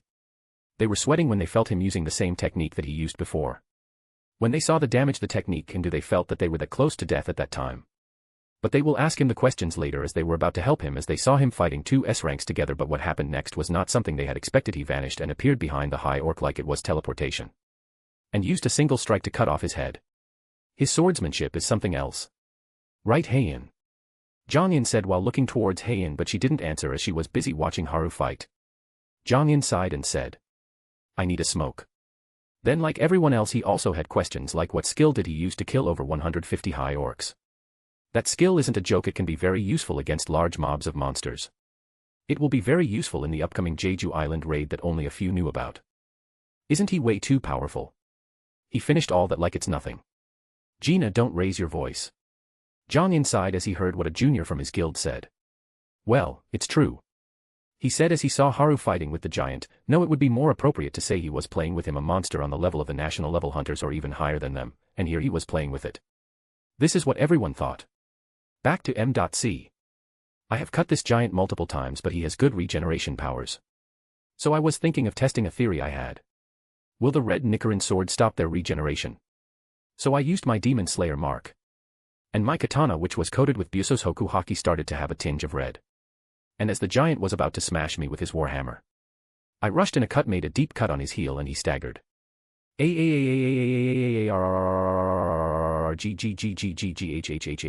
did you do? He was shouting like crazy at this moment, and the cut isn't healing and it is damaging him. It was easy to find a weak spot with the see-through world open. I smiled. Dragon Sun Halo Head Dance, Hai no Kokyu Nikian no Ryukabi Rimai. I was instantly in front of the giant and the fire took the form of a Japanese dragon. Then I swung my sword as it looked like the dragon bit him on the throat as his head was sliced off. And with that, it is over. Level up. It's good that it doesn't show the system message during a fight. I walked towards Heian and everyone who was waiting. I went towards them and said, let's go. After I said that, everyone nodded, and on the way back I was bombarded with questions. I just didn't answer questions related to my skills and stuff like that. Heian didn't talk much on the way back as we exited the gate and went to change our clothes. After changing, I met everyone and thanked them for coming. They just said that it wasn't much and they didn't help much. Okay, then Heian, let's go, I said to her, which shocked everyone, as she gave them a bow while blushing and then followed me as we went to a restaurant to eat, as it was about 7 p.m. now. I feel refreshed after a cigarette. What did I miss? Zhang, who had just come back from his smoke break, asked as everyone looked towards him. He didn't understand what happened. We went to a nice restaurant that Heian knew it was, had a quiet atmosphere and didn't have many customers. We walked in and went to the table in the corner. We sat down and ordered some food. And talking about small things and topics, but the topic did revolve around swordsmanship. Guess she likes swordsmanship. I smiled, looking towards her. She was a bit stunned as she looked away. She's too dangerous for my heart, really, I thought as I shook my head. When the food arrived, the waitress gave us a wink and a thumbs up, which caused Heian to cover her face with her hands. I chuckled a little. We started eating food after she calmed down. She eats like a small squirrel. I didn't even feel eating, as I thought just seeing her eat filled my stomach. She saw me looking at her and continued to eat shyly. I started eating as well to not make her uncomfortable. After we finished eating, I saw there was sauce on her mouth as she didn't clean, so I took the paper towel and wiped the sauce near her mouth while smiling. There, it's clean now. Her whole face was red as she was blushing, even her ears are red. I swear I can see smoke coming out of her head. Sorry, it has become kind of a habit. What I said was true. From the memory I have, whenever me, Gina and Jinwoo ate food together since our childhood, I have always wiped Gina's face, so it has become a bad habit now. It was so bad that one time I did this to my desk mate who was a girl and she passed out while bleeding from her nose. After that, I stopped doing that. And here it happened again. I can see an old couple sitting on a table near us giving me a thumbs up. I don't know what to say. It was an accident. After Hayin calmed down, she answered in a low mosquito-like voice. I don't mind it. Huh. No, it's okay. She quickly shook her. Hey, I heard that. I ain't your dense beta male protagonist. Okay, I just pretended now to hear it or she might pass out. There is something I want to tell you. After hesitating for a bit she said. I nodded for her to continue. Her eyes darted all over the place as she didn't meet my eye and it was clear that she was still hesitating. I smiled and held her hand. She was surprised as she looked at me with a surprised Pikachu face. It's okay if it is something I can do, I'll help, so tell me. I said as I looked into her eyes. Her face is turning red again. I think it goes like this, she's too cute. I know I said it like for the umpteenth time, but she is cute, so deal with it. She looked down to see my hand holding her hand. And then looked up with a shy expression. I just smiled and nodded my head. I felt the grip on my hand tighten. Chapter 15, A Hectic Start. Cha Hayin POV. I was currently in my house standing next to the window overlooking the city. As I was thinking about the dinner I had with Haru. And his smile flashed through my mind and my heart started beating faster. I placed my hand on my chest and felt my heartbeat. BA dump asterisk BA dump asterisk. I've never felt my heart beating like this. So why does it react like this whenever I think of him? I don't know why, but he has a unique air around him as if he isn't from this world. I want to look at his smile all the time, but my heart starts beating faster whenever he smiles. His voice always calms me down no matter what. I don't why. It reassures me that if he is beside me everything will turn out just fine. And I am not alone. His eyes are the most beautiful eyes I have ever seen. The red color of his eyes gives him a unique presence, and once I look into his eyes it's hard for me to look away from them. I want to stare at them all the time, but I can't look straight at him even if his gaze isn't aggressive. Instead it excludes his kind and caring character. I can feel it when he pulled me towards him and held me in his arms. It gave me a sense of security and protection that I have never felt before. It reminded me of my mother. I didn't know what to do, so I stayed there, but his smell and the warmth of his embrace made me feel lightheaded. I don't understand how it happened, as I have only met him yesterday for the first time. At first, I was just curious about why he smelled different. After being with him today I saw different sides of him. But I feel like he has a side to him that I don't know. But I don't hate it. I don't why it is that my heart races every time he is near me. I don't know what to do if he hugs me again, but I don't No, what am I thinking about? I covered my face with my hands and after a while, I looked up and saw my face completely red. Why am I such an idiot? I muttered to the night sky, thinking about him again. I don't know what to do near him. I don't know why I feel so giddy whenever he looks at me. I feel that my heart is going to burst. But also complicated at the same time. As I don't know how to respond, as I don't know why I am feeling this. I want to find out what these feelings are. I was nervous when I wanted to ask him about it, but he came near me and held my hand. I felt at ease, as if my worries went away. This is the reason I said that. I want to learn swordsmanship from you. I said that to him so that I can stay beside him. I was nervous after asking the question. But you don't have to be so nervous about this. I said earlier, right, that I will help you with what I can. So don't worry. He said while looking into my eyes and patting my head. I felt really warm in my heart and wished it would la. No, why am I even imagining it? I jumped in my bed and I buried my head in my pillow as my heart was racing like crazy. I slept and had a dream about Sung Il Hwan POV. In 2 hours I will reach Korea. I thought as I was sitting on the flight to Seoul. I got the information that I asked for from the employee of the Korean Hunter Association. I didn't know what to say as I looked at the information about how my family lived after my disappearance. I may have saved many people, but I wasn't able to do much for my family. I wasn't able to be a good husband to my wife as I was always running around trying to save people. And because of that I was in the dungeon and left my family behind. Even inside the gate, I wasn't afraid of death but of the fact that I left my family behind and wasn't able to be a good father to my children. This has always been a thorn in my heart for the past 10 years I have lived in that gate. Seeing that I can't even apologize to my wife as she is in eternal slumber now. What have I done my entire life? I wasn't able to be a good husband to the woman I love. And I wasn't able to be a good father to my children. I was thinking about this. I also heard that my best friend and his wife died, leaving behind their child. I don't know what to feel for the child. I always thought of him as my child and both of our families have been close. The kid that used to run around the neighborhood has become an S-rank hunter. I chuckled a little as I remembered something. I closed my eyes as I recalled the mission that was given to me by the rulers. And the truth about the reason for the gates and where the monsters come from. Kill the new shadow monarch, and as for the anomaly, we will tell you when you see him. If he sides with the monarch, kill him. I opened my eyes as I looked at my reflection in the window. I wasn't able to be a good father to you, but I will make sure that you will be able to live in this world without worrying about anything, even if I have to lay down my life for it. This is the promise that I'll keep no matter what. In the morning, after a fulfilling sleep, I woke up feeling light.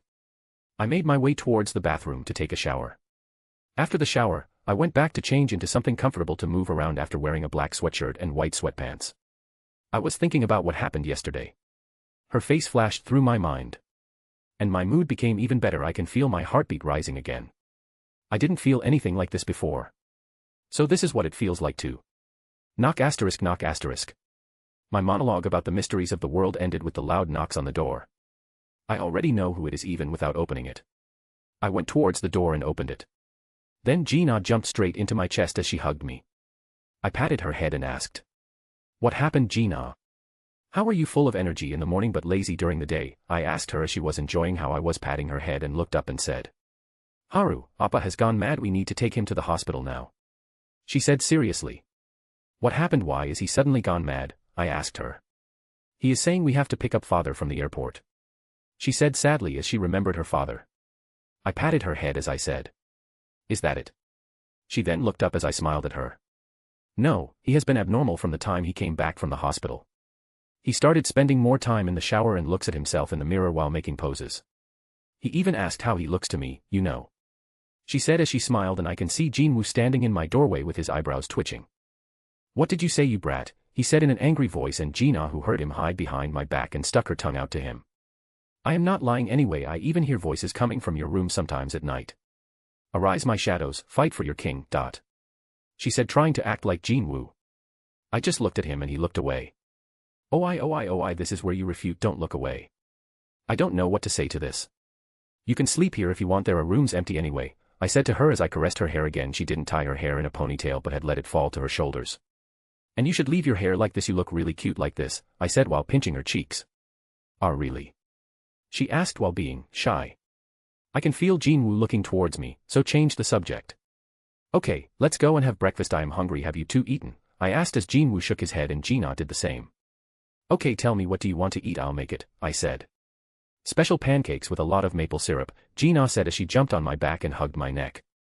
"I'll have the same," Jinwoo said. I went back towards the kitchen as Jinwoo made coffee for himself. I started making pancakes while using my Sharingan. Itachi would be proud, I thought as I continued as a koala was hugging me from behind. Of course, the koala was Gina. And she was currently sniffing my hair.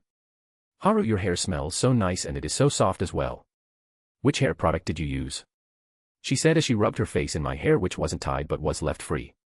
Because my mother from my last life had a habit of always making her hair product at home, and I have the same habit. "I made it at home. There should be extra bottles in the bathroom. You can take it," I said as I patted her head. After making the pancakes, I put them onto the dining table and placed the maple syrup near it as well. As I said to Gina, "Okay, Gina, get down and have breakfast now." Gina came down from my back looking sad. Oh, I forgot about that." I went into the kitchen to make her a chocolate milkshake with extra chocolate. She has quite the sweet tooth. I placed it near her, then I heard a voice. "She is going to get fat like that, you know," Jinwoo said as he sat down with a cup of coffee. "If you don't want to eat that pancake, I will," Gina said while moving her hands towards Jinwoo's plate. But couldn't, as Jinwoo was way faster than her.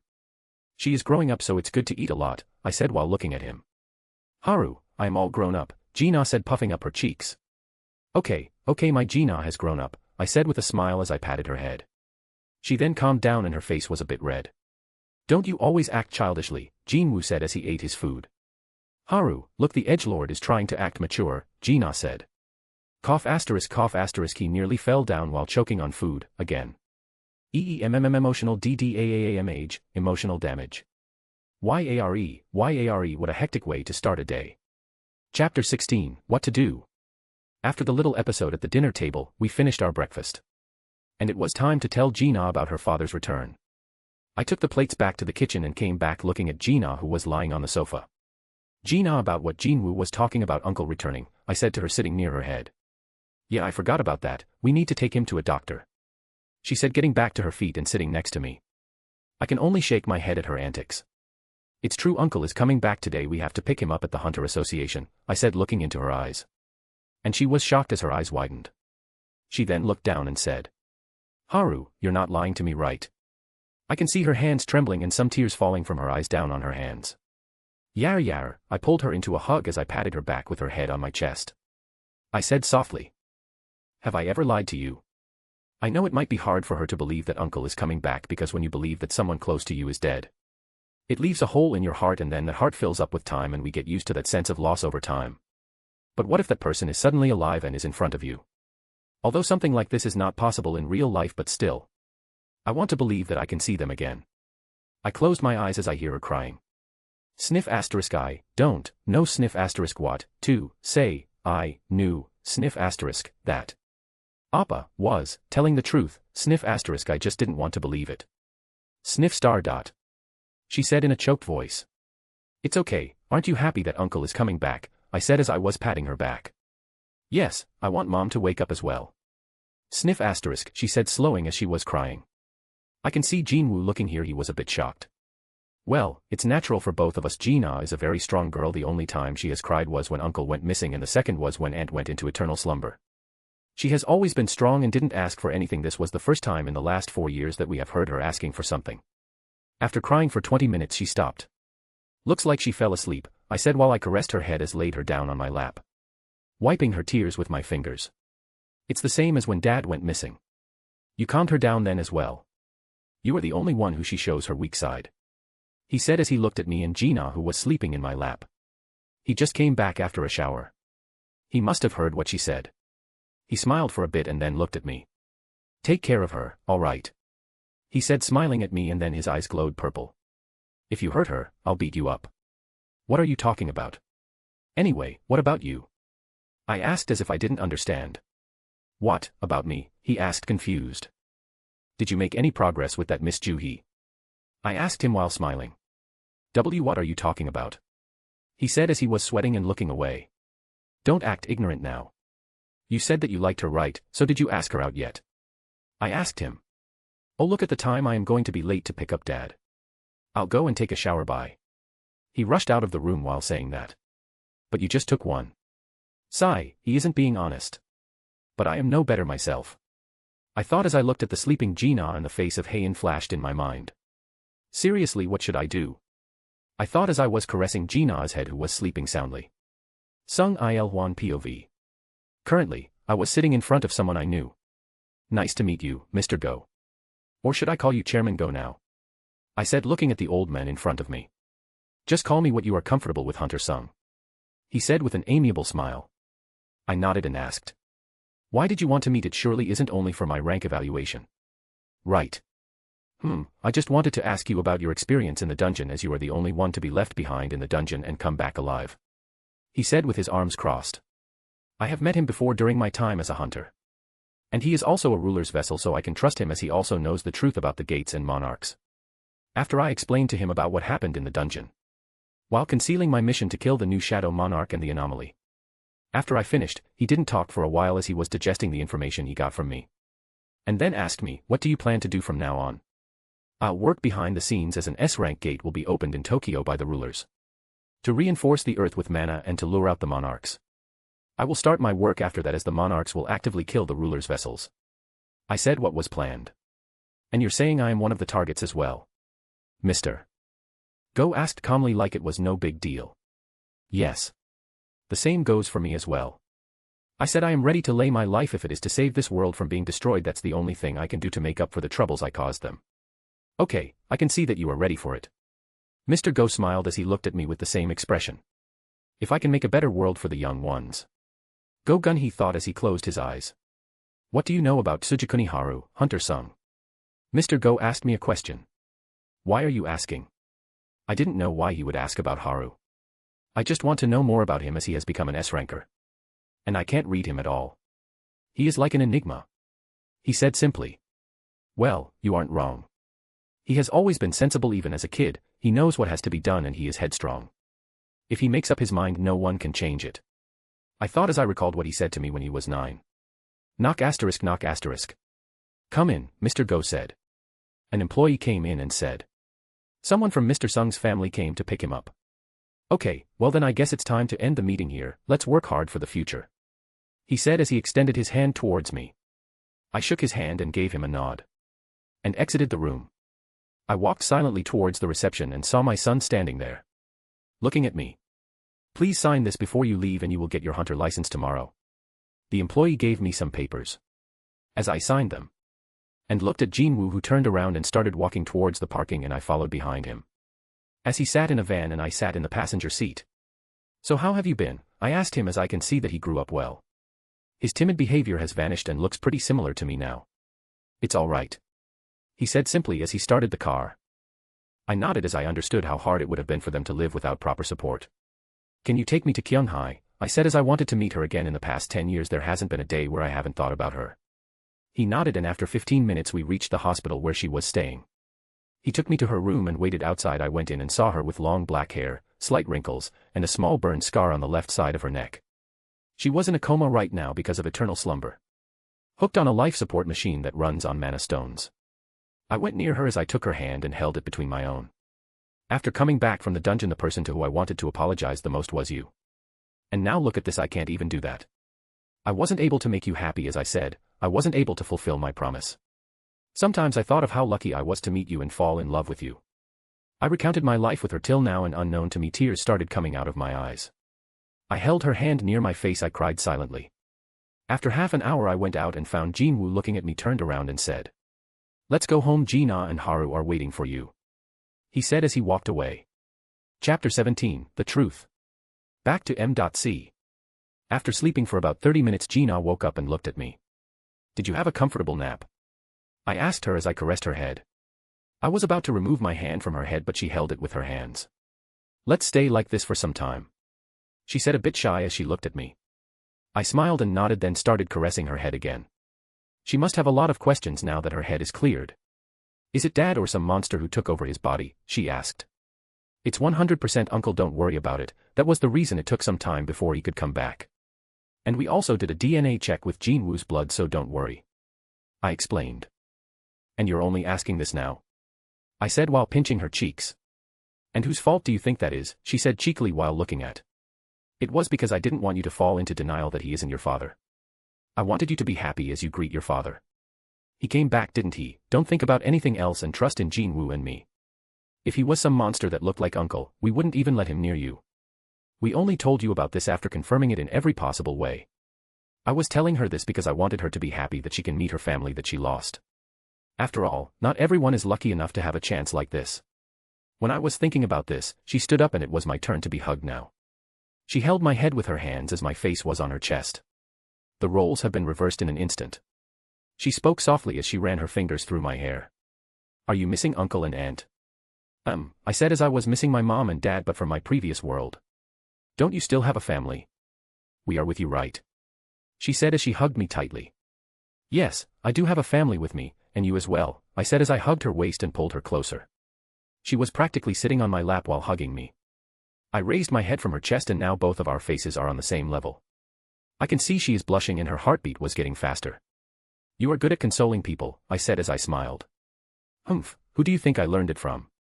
she said as she was looking at me. I chuckled. As I gave her a light kiss on her cheek. "Thank you for caring about me," I said softly with a bright smile. When I saw her face, it was red. The blush reached her neck.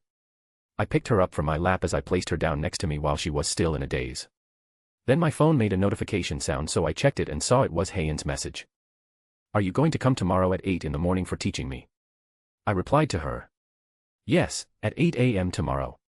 At the training ground in the association. I already got chairman's permission to use one that is usually empty." "Okay then, see you tomorrow." "See you tomorrow. And I won't go easy on you just because you are beautiful." I understand." And the chat ended. I saw Gina was still in a daze looking at me. "What's the matter?" I asked while tilting my head. "No, nothing," she said as she looked away while blushing. I stood up and her a light pat on her head from behind. "What is bothering you?" I asked. "It's nothing," she said angrily now. "I'll ask her later when she calms down." Okay, Jinwoo and Uncle will be coming back soon, so let's make something for lunch that will reassure you that it's the real Uncle." I smiled as I patted her head again. "Really?" She brightened up again. "Yes, it's time to pull out the secret weapon. You should take shower in the meantime." I said as went into the kitchen. She nodded and went to take a shower. And started making something that will calm her down. I'm making fried chicken. Yep, you've heard it right, fried chicken. It will calm her down and also clear some of her suspicions about Uncle. I know it might sound stupid, but that's just how it is. The reason Gina likes fried chicken so much is because of her father. They both love to eat it no matter the time. Gina came out of the shower after 15 minutes. And tried to take a piece of chicken, but I stopped her. Stingy. She walked towards the sofa and started to use her phone. While I was making the food for the four of us. Jinwoo came back with Uncle. He had a stoic face, as usual. He then looked at me and smiled, then he looked at Gina and his expression cracked. He went near her. She was a bit nervous from what I can see. But she is happy as well to see her father. He hugged her and said while patting her head. You've grown up. I can see him crying slightly. From my memories, he loved Gina and Aunt a lot. If he was talking to us he had a straight face, but in front of Aunt and Gina, it would break. I took a pic of him to show Gina later. She was also crying as tears welled up in her eyes. And while they were talking, Gina was a bit awkward. Only time can fix this gap he left behind. Okay, let's have lunch then. It's fried chicken, let's eat it quickly. I said as I placed the dishes on the table and called everyone. Jia and Uncle reached the table almost instantly and started eating happily. I saw Jinwoo looking towards them with a slight smile. It's good that they can be in harmony now. We only have to wait for Aunt to wake up. I guess it will take a month at most, as Jinwoo told me that he will be going somewhere for a week or so. He will be entering the demon dungeon soon. Jinwoo, let's eat or they will finish all of it, I said, pulling him out of his thoughts as we sat down and started eating. After eating I can see both Uncle and Gina were satisfied. I just shook my head and gave Uncle and Jinwoo some oolong tea. And sat down. Gina sat down next to me. I know he is feeling conflicted right now. He has a mission to do after all and he won't be able to stay with his daughter a lot. And there is Aunt's condition as well. Uncle, you should take some rest, you must have had a hard time surviving in the dungeon, I said to him as I nudged Gina near me, who jerked a bit. Yes, you should rest. Dad, she said in a low voice after some hesitation. But it brought a smile to his face and he said. Okay, I'll rest for a week. After that Gina went to sleep and Jinwoo left to meet Jinho. Now, we are left alone in the room. I guess it's time. You don't think that I am some monster impersonating to be your uncle? He said with his stoic face. If you were, then you would have wished you were dead, I said as my eyes flashed red and my Sharingan opened. His body immediately took a stance with two daggers in his hands. I can see his pupils dilating a bit. Then he just shook his head and sat down again. The little kid has all grown up now, you can even threaten me. But it's good that you are thinking about Gina, he said while smiling slightly. Well, I don't want her to be sad. I am sure Jinwoo is the same. I said to him. So now to the main topic. What is bothering you so much, Uncle? I asked him as I narrowed my eyes. Do you want to know what happened while I was trapped in the dungeon? He said, hesitating a bit. I know why he telling me this. The rulers probably told him to kill me. I can see the reaction he had when he came into the room. Others might not have noticed it, but I did. And now he wants to tell me all he knows. He thinks that if he said the truth to me I won't do towards the monarch's side. Because he won't be able to bring himself to kill me. What happened? I asked him, feigning ignorance.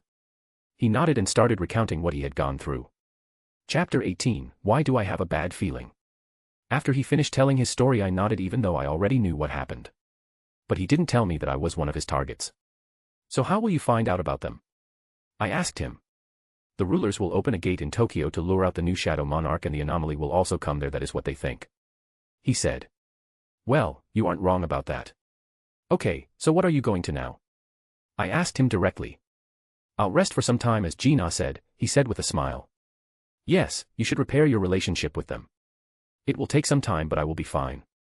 I said as I knew that Gina and Jinwoo will get used to him again. I think Jinwoo hates me now. He said while looking down.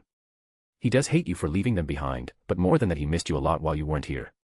He just isn't good at expressing himself like you. I said to him while shaking my head. His eyes widened as he looked up towards me. As if asking if I was telling the truth or not. I just nodded and said. Why do you think we never moved out of the house? It was because Aunt said that you would come back. She insisted on staying in this house and waiting for you to return. He was lost in his thoughts again. I stood up. Okay, get some rest. All right, you have to go to get your hunter license tomorrow. Korea is about to be chaotic again. I patted him on his shoulder as I went to my room. And laid on my bed. I can hear the door close, which means he went back to their house. Let's see how it goes from here on. With that, I went to the training ground. The next morning 7:45 a.m. I was walking towards the training area in the Hunter Association and I saw Heian standing there. I went towards her as she noticed me. "Morning, you came early," I said to her while smiling. "Yes, I can't be late when I want to learn," she said while looking down. "What a diligent student, let's go in," I said as I patted her head and went inside. She came behind me while blushing. "So as you are already a great swordswoman, I won't be teaching you much about sword techniques," I said to her as we took a normal iron sword, in my case a katana, and walked towards the center of the training area. "Then what are you going to teach me?" she asked curiously. "It's a breathing technique," I said simply. "Breathing technique?" she said as she tilted her head. "Total concentration breathing," I said. "What is that? I have never heard of that." "It is an advanced and esoteric breathing technique where a user inhales the maximum amount of oxygen within a specific breath pattern to raise their physical and mental prowess to their utmost limits. The effects include a plethora of enhanced physical and mental abilities, like superhuman physical characteristics, faster thought processes, maximizing concentration, and hyperinformation processing. You know I use it constantly. That is also a reason for my fast speed," I told her as she was still digesting what I told her. "Please teach me," she said, bowing her head a little. "Okay, then let's start by getting your breathing into control," I said as I guided her on what to do and what she shouldn't. She was having a bit of difficulty while using it in combat, but she was able to use it while sitting or standing. She didn't give up and started to ask what she didn't understand. After 3 hours we stopped the training. She looked a bit down that she wasn't able to use it. "She's so adorable," I thought as I patted her head. "It will take some time before you can learn it completely." She nodded with a smile. "Okay, so let's go and finish the gates weekend today," I said to her, to which she nodded. That day we were able to finish 3 B-rank dungeons in our remaining time during the raids. I told her to try and use the breathing technique and she improved while trying it constantly. Her speed and strength were increasing a bit, but she was happy as her efforts were showing their fruits. I gained 2 levels by finishing the 3 gates. And while training her she was able to use the basic breathing technique by the 3rd day and the day we cleared the last B-rank gate.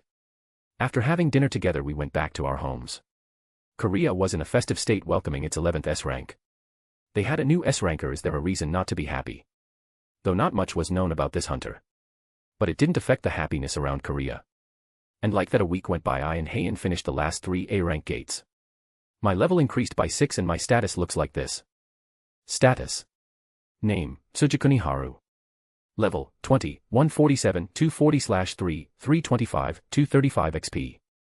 Age. Stats. Strength, A, 5,500. Agility, A+, 6,500. Intelligence, S+, 8,500. Vitality, SS, 8,700. Chakra, Mana SSS, 11,100. Charm, SS, 9,500, can't be increased with points. Points, 12. Inventory. Standard Nichiren Katana, E. Demon Slayer Uniform with Haori, D. Store. Every level gives me 500 points and 50-point increase in stats. Which is a lot. I don't know what to say here. Okay, that's it for today, I said as I gave Heian a towel to wipe her face. Thank you. She took the towel from me and wiped her face. She was now creating her breathing style as I said to her. Different people have different strong points, so use your strong point and make a breathing style that is for you. From then on she is trying to make her breathing style. She is now 1.5 times faster than before after using the breathing technique. I am currently teaching about Kanbunchaku Haki as I want to see if she can use it or not. When we were at the gate after the boss fight she asked, "How do you know an attack before it is coming?" I can do it as well but not with that accuracy. So I started teaching her about Kanbunchaku Haki and she has a talent for this. This isn't exactly Haki but something similar to it and she was able to use it and sense attacks with her eyes closed. Well, she is a genius after all. That's all I can say. After saying bye to Heian I went home, took a shower and slept. The next morning I woke up and after having breakfast with everyone Jinwoo said, "I will be going on a trip for a week or so," he said while standing up. No one said anything. "I'll also go out. I need to meet the chairman in an hour. Take care, okay?" Uncle said as he went as he patted Jina's head. She is gradually getting used to being around him. I stood up and cleaned the dishes as Jina was sitting on the sofa. Knock asterisk knock asterisk. I heard the knock and Jina went to open the door. I came out of the kitchen after cleaning and saw her as she opened the door. And it was Heian who stood at the gate with shy expression. Then she looked at Jina and her shy expression vanished. Why do I have a bad feeling about this? Chapter 19, A Date. Third-person POV. Okay, so can you both talk rather than just looking at each other? This is the only thing on Haru's mind right now. It has been 10 minutes, just say something. Haru, can you bring some snacks for the guest? I'll keep her company while you're gone, Gina said while looking at Haru. Okay, do you want something? Haru asked as he can see she is in a bad mood. No, just bring what you usually bring, Gina said. I'll be back in a bit, Heian, Haru said to her with a smile which caused her to look away as she nodded. Gina's eyes narrowed while looking at this. Perhaps, she also, no, it can't be. Haru left the room to get some snacks that Heian and Gina liked. After he left the room, both girls had a serious expressions and spoke at the same time. What is your relationship with him, which caused them to narrow their eyes and look at each other. To ask someone what their relationship is. Then I'll say first, Gina said as Heian nodded. I'm his neighbor and childhood friend. Well. Gina said as she remembered that he kissed her yesterday, which caused her face to become rosy. Heian looked at this and thought. Then why are you blushing? Then I'll go next, I'm his. Then her face became red as well as her eyes darted around the room. Could it be? Gina's heartbeat quickened as she thought it would be something she didn't want to hear. Friend, Heian said shyly while blushing. Gina nearly fell off the sofa as she stood up and said. Then why are you acting like you're his wife? You nearly gave me a heart attack, Gina patting her chest to calm herself.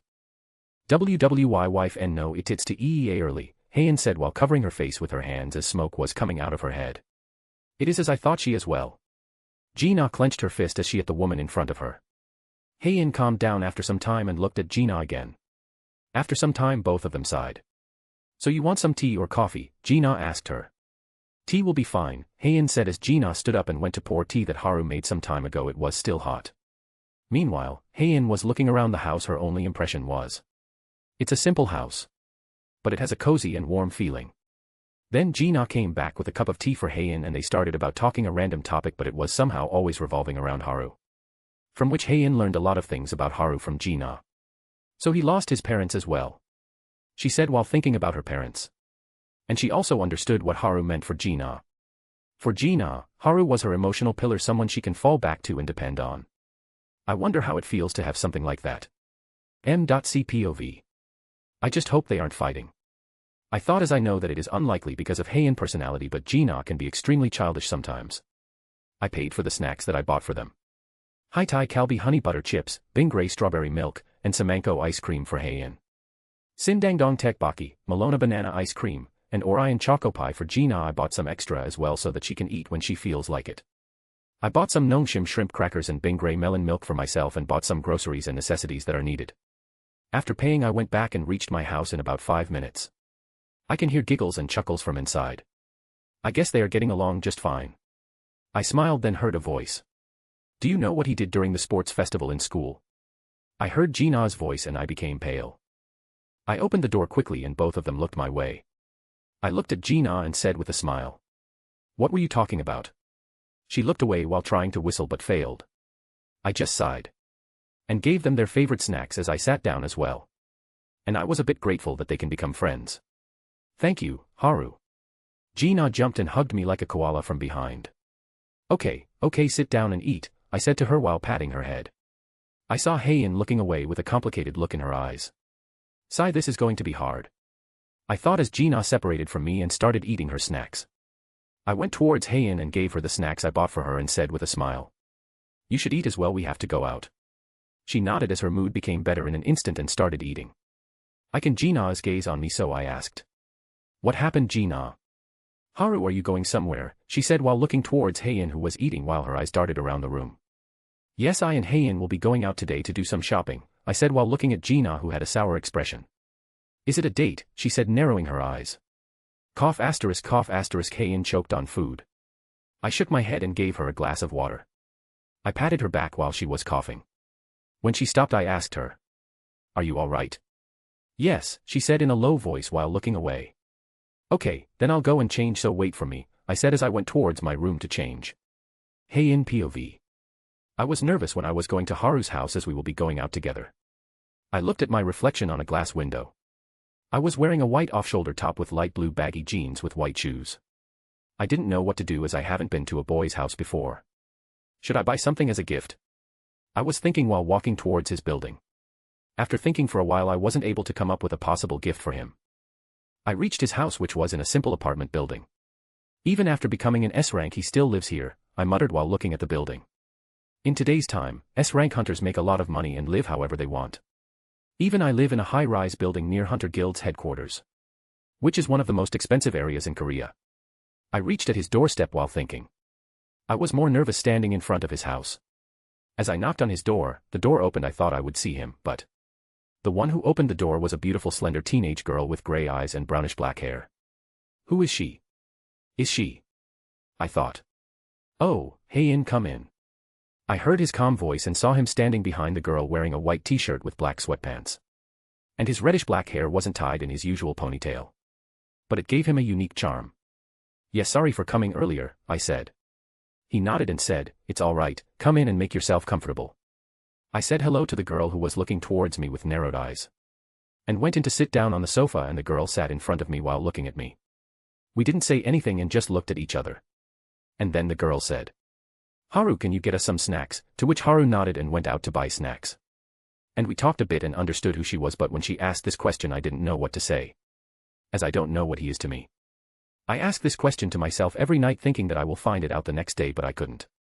My heart is in turmoil as I don't know what to name this relationship I have with him, but one thing that I know of is that I don't want to lose this feeling I have. After he came back, we ate the snacks he brought. It was my favorite. I can see she looks at him the same way I do. As for why I know how I look at him like that is because Master Choi took a photo of me while I was looking at him. And he was teasing me while showing me the photo. I told him to delete the photo kindly, and he did. So she is feeling the same as me. And we started talking again, but this time Gina asked something that caught me by surprise. Is it a date? I choked on my snacks. Haru then gave me a glass of water and patted my back, which helped me calm down. I didn't know what to say if think about it. It is similar to a date. What am I going to do now? I was panicking again. Are you all right? He asked while looking a bit worried. And I just forgot what I was thinking and just nodded while looking away. He then went to change his clothes. It is a date, right? Gina said to me. And no, it's not. I don't know why, but I regret saying that. I don't believe you, she said while looking away. We are just going shopping and maybe dinner, I said to her. Isn't that what a date is? She said to me with a blank stare. I don't know. I was nervous once again. I saw her shaking her head. Then Haru came out of his room. After he changed his clothes into a black t-shirt, a white bomber jacket with black stripes on the sleeves, and black pants. With his hair now tied in his usual high ponytail. Okay, let's go in, he called out to me. When will come back, Haru? Gina asked him. I'll be back by 7 p.m., he replied to her while wearing black shoes. So behave while you are home, okay? He said to Gina, patting her head. Her face turned red as she looked away, pouting. And we left the house together and took a taxi to COEX Mall that is at Seoul Gangnam-gu Yeongdong-dero 513. Okay, so I have something to ask you guys. How many harem members are we taking from solo leveling? 1, 2, 3, 4. Comment on which one you want. Chapter 20, The Time Between Them. M.CPOV. We reached our destination after half an hour. I paid for the taxi fare. I don't drive as I don't have a driving license and a car for that matter. I exited with Haein walking by my side. It would normally draw a lot of attention because of our appearances, but I was using genjutsu to not draw attention towards so that to anyone we would look like your average couple. Okay, let's go, I said to her, who was seemingly lost in thought. She broke out of her thoughts and nodded. We then went around the mall looking through shops. When we reached the clothes shop, I wanted to buy some new clothes anyway. I thought and said, let's see what type of clothes they have. It was a big brand in this world. Haein nodded as she wanted to buy some clothes today. She said that it was a hassle to buy clothes as people would recognize her and it would always cause a commotion. So I thought of accompanying her to buy some. We went inside the shop, then an employee came towards us and asked us, what type of clothes would like to look at? I just told him, we'll see for ourselves, is it all right? He nodded and went back. I looked at Haein and took her towards the female section as we started looking through the clothes on display. Haein liked plain clothes without much design. So she started picking up what she liked. I then saw a pink top with balloon sleeves. I thought it would look good on her, so went and took it. I then showed it to her if she liked it or not. She nodded with a shy expression which caused me to smile. So can you pick this one in your size? I'll buy it for you as a gift, I said while smiling. And no, you don't have to, she said. Consider it a gift from a friend, I said to her. After some convincing she finally took it and her face has visibly brightened up. She was smiling softly. You should smile more, you know, I said while patting her head, which caused her to be stunned as she didn't say anything for a bit. Then she just turned around, but I can see her ears are red. How cute. I should stop teasing her. Let's buy some more clothes for you, I said to her, and she nodded. We then spent 2 hours buying clothes for her and told the shop clerk to send them to her house. I bought some for Gina as well and told them to send them to the address. We were now sitting in a restaurant in the mall and having lunch while talking. So what do we do next? I asked her as she was eating. You haven't bought anything, so we should buy clothes for you, she said. I nodded and we finished our lunch and went to buy clothes for me this time. We went to the men's section and I started choosing clothes. I bought what I needed. And then Hayin came with a white trench coat and said shyly while looking at me. For you. I smiled and put it on. It was one size bigger than mine, which didn't escape her eyes. I'll get you a smaller one. She was about to turn around but held her hand. She jumped a bit, then asked me in a low voice with a red face. What happened? I said to her while shaking my head. I'll take this one. I can see from her face that she is confused. Her eyes were saying, why? Because you chose this one. So thank you, I said with the happiest smile I have had on my face in a while. I am glad you like it. She was still shy as I held her hand. Her heartbeat was a mess. I took my hand back. She looked a bit down, which caused me to chuckle. Okay, so let's continue, I said as I chose some more clothes and we went back to pay for them. Then while looking around I saw an arcade and took Hayin with, who was looking at it. Although there aren't many arcades in Korea, you can still find some. When we reached inside we can see games everywhere with flashing lights. I took her towards one of the games she was looking at. It was a racing car game. I can see that her eyes were reminiscing about something. And she looked sad, like she was missing someone. Are you missing someone? I asked her, a bit curious about who she was thinking, as in the novel there isn't any information on her family or anyone related to her. She looked at me and said in a small voice. It's nothing. If something is bothering you, you can say it to me. Even though we haven't known each other for a long time. You can talk to me. When you feel like it, I said while patting her head. She just looked at me and nodded with a smile after some time. Then we played the racing game and we both did horribly. I guess I am bad at something. I just shook my head, then looked at Hayin, who was still feeling down. I held her hand and said, let's try another one. She was confused but then nodded with a smile. I took her around the arcade as we tried different games. Although we never won, we were happy and that was all that mattered at that moment. She then finally realized we were holding hands this whole time, which caused her to blush. I just smiled, not minding it. It is better than her looking sad. After playing around for more than an hour I saw a claw machine. And Hayin also saw it, so we walked towards it. The claw machine had many things, but I saw a claw machine with small capsules, so I looked at it and saw it had keychains in it. Hayin was also looking at it curiously. Do you want to play? I asked, to which she nodded and used the claw machine she never used before, so I had to help from the side. She caught a capsule after dropping the claw in randomly. After we pulled the capsule out, Hayin was happy that she won. And opened the capsule. There were 2 keychains in it. It had 2 swords keychain, one white and one black. She then looked at me. And then gave me the black sword keychain, shyly blushing. I don't know what to say to her, she is way too cute. I took it and smiled, then said, I'll treasure it. Which shocked her as she looked at me. Then she also showed a beautiful smile. Me too. We were now on our way home after having dinner at the usual place. We walked towards her house. As we reached there, she looked at me and shyly said in a small voice, Thank you for going shopping with me. It's no problem, you can ask me again if want, I said with a smile. She nodded with a red face. Well, then I'll go back, I said as I patted her head and turned around. After walking for about half an hour I reached home and went inside. I saw Gina sleeping on the couch.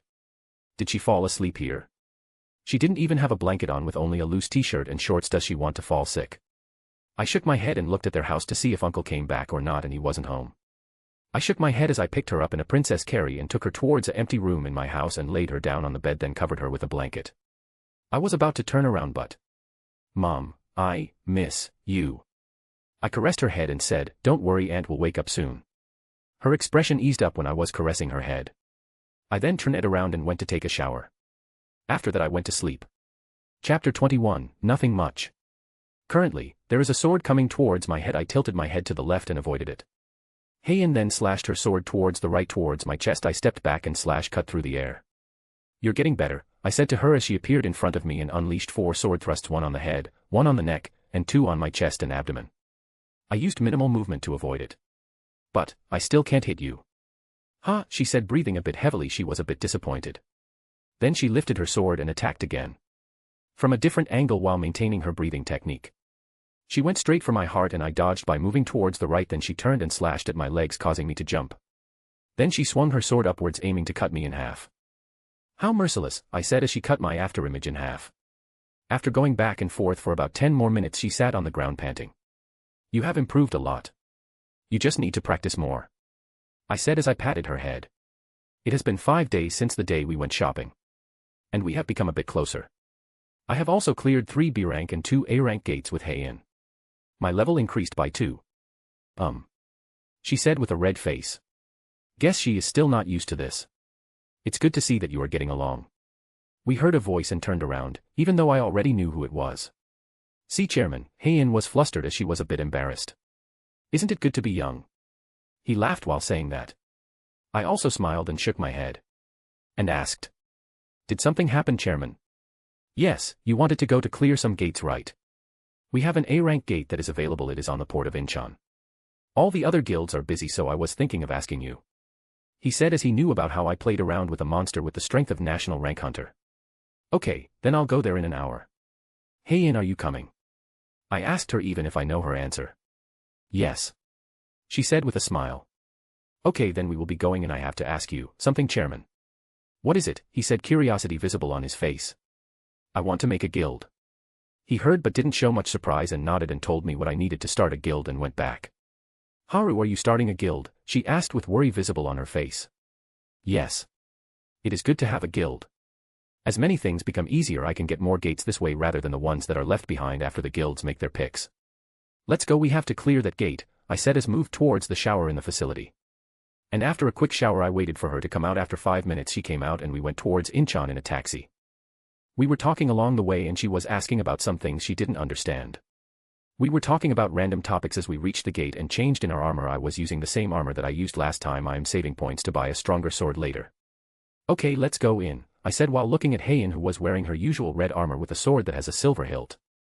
She nodded and we walked towards the gate and I can see the gate. I smirked. Are they starting to move already? Then I saw Heian looking at me, then looked away. Well, whatever. I thought as walked into the gate with Heian following me. We passed through the gate. I have gotten used to this feeling.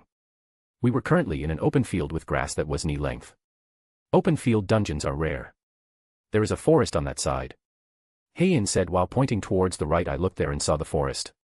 Well, let's go there, I said as I sensed monsters in the forest. We made our way to the forest, reached there in half an hour and saw monsters that looked like lizardmen. They look like your typical lizardmen but with 3 meters in height with long spears.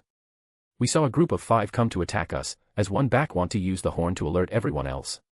I vanished from my position and appeared in front of the one with the horn and cut his body into 2 with a horizontal slash. And then 3 lizardmen came towards me. The first one stabbed at my head. I ducked and went straight for his neck, but 2 spears attacked me, one towards my chest and one for my leg. When the spear touched my body, poof asterisk. My body disappeared, leaving behind a cloud of smoke, and I appeared from the ground in front of first lizardman and stabbed him in the head. Then ran towards second one. He tried to stab me in my chest. I dodged and went past him, cutting his head. Then I killed the last one by piercing his forehead. I can see Heian also finished killing those 2. We went deep inside the forest and encountered 5 teams that consisted of 6 per team. We took care of them easily. And like that, we have reached a clearing in the forest and saw a dragon lying in the middle of the clearing with 4 lizardmen with the height of 6 meters guarding him. 2 of them have swords and 1 with a spear and the last one with a staff. I looked at Heian, who nodded, and then I walked out towards them, which caused them to gather their attention on me. They didn't talk much. Well, I know why though. The ones with the sword rushed towards me, one slashed towards my head. I ducked and went towards him, punch him with the power of Gura Gura no Mi and splatter asterisk. The lizardman burst open like a balloon as his body has been reduced to clumps of meat. Then a second attack came towards my spleen and the magician lizardman was about to use a large spell, but Heian appeared on his right and cut off his head with a horizontal swing. Then she jumped up into the sky as an attack landed where she was. Bang asterisk. And rocks flew all over the place. She attacked the lizardman with the momentum of the fall, but the lizardman stopped her attack with the shaft of his spear. Clang asterisk. Then he pushed Heian back, and as for why I am not concentrating on my fight. I am currently standing on the dead body of the one I was fighting. He has a big hole in his stomach, but let's ignore that. The spear lizardman took a stance with his spear and sent 6 stabs from different angles, and Heian easily parried that. Clang asterisk, clang asterisk, clang asterisk, clang asterisk, clang asterisk, clang asterisk. And knocked him off balance. And then she appeared near the lizardman as he was off balance and stabbed him in the head, killing him. You are strong for a human. Let's see what you do now, he said as if he was watching an amusing show and didn't move as he thought we won't be able to do much to him. The dragon was a western dragon. He was 30 meters in height. I'm too lazy to talk back, so I'll finish this quickly, I said as put my hand on my sword and imbued it with Busos Hokuhaki, and went straight for the dragon, who roared. Ruruhoer asterisk. It is a skill to instill fear in those weaker than him, but it didn't work on me. I was already in front of him and slashed his neck with my sword, leaving a trail of fire, cutting his head off in one stroke. Then I turned towards Heian and I can feel some gazes on my back. I turned around and they vanished from where they were. Fast, aren't ya? Let me see what you can do. I turned towards Heian and smiled. Let's go back, I'm starving. After exiting the gate and changing, I heard my phone ring. I saw it was Jinho and picked it up before I could say anything. I heard. Haru, Hyung is ignoring me. Psy asterisk, where are you? Chapter 22, Fan Club. I reached the pork belly shop where we ate at, and... Are you sure you are coming with me? I asked Heian beside me. Yes. She nodded. I just shrugged.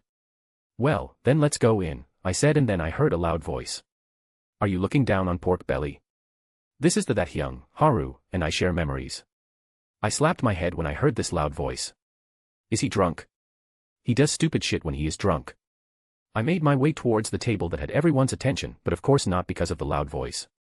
So why did you bring me to your precious place, said a beautiful young woman with a pale shade of purple, large brown eyes, and a perfect hourglass figure. She is dressed casually and wearing a hat. Slap asterisk. Don't shout in a public place, you idiot. I slapped the back of his head. Ugh, H-A-A-A-A-A-A-A-R-R-R-U-U-U-U-U. He jumped on me while crying. I just dodged him. He then tried to hug me again. I just kept him at an arm's distance. Okay, so what happened? Why are you crying? Did you get rejected or something? I said as I looked towards the woman who was sitting in front of him. No, Hyung is ignoring me. He hasn't been picking up my calls. Look. He said while showing me his calls log. He is busy right now. What happened? Did you encounter any trouble with the talk about guild with your father? I asked him as I sat on the seat next to him. He then calmed down and sat down next to me then. Heian, sit down. Why are you standing?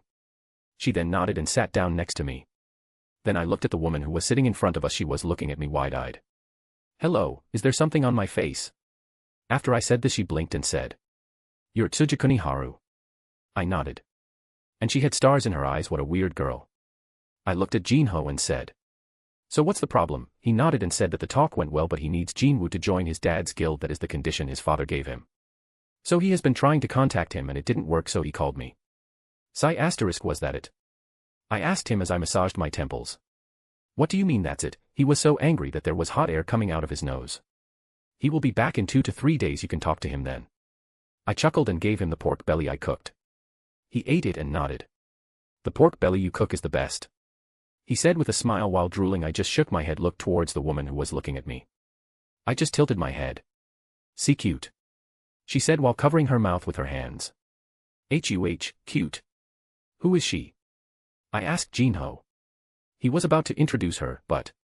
My name is Yu Soo-hyun. I am a model, an A-rank hunter, and a big fan of yours, she said while smiling. How come I have fans?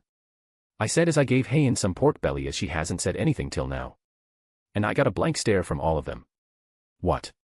I said to them. Psy asterisk, this is such a Haru thing to do, Jinho said while looking away. You don't know how much chaos you caused in Japan, do you? Heian said. I didn't do anything though. Soo-hyun was struggling with what to call me. Just call me Haru, it's okay, she nodded with a bright smile. She then pulled out her phone and showed me an account on Instagram. The name of the account was Haru-sama for life. No god no, please see no. What is this? I asked. It's a fan club that your fans made where they post things related to you, she said with a smile. Why are we here? Just to suffer. Jinho was trying not to laugh on the side. Actually, I am also a big fan of yours, so is it alright to take a photo? She said while blushing. I just nodded. I mean, what can I do? So we took a picture with Soo-hyun on the front left side, then me and Heian standing next to each other while smiling. And Jinho on the right corner with a V sign. What I didn't know was how much of a commotion this picture is going to cause. We then sat down and started eating again. And she was still taking pics of me, but what can I do? She is Jinho's cousin. But does this simpness run in the family? I thought as I looked at Jinho and then Soo-hyun. And shook my head. What commotion did I cause in Japan? I asked as I was curious as I don't remember doing something that would cause trouble. I bet the women in Japan signed a petition to bring you back to Japan. And there was a rally as well. And before Soo-hyun could say more I stopped her. Okay, stop. I said as I puffed my cheeks. Don't they have anything else to do? I didn't know that my reaction caused critical damage to the two present. Can you blame me? Then we ate and went back home.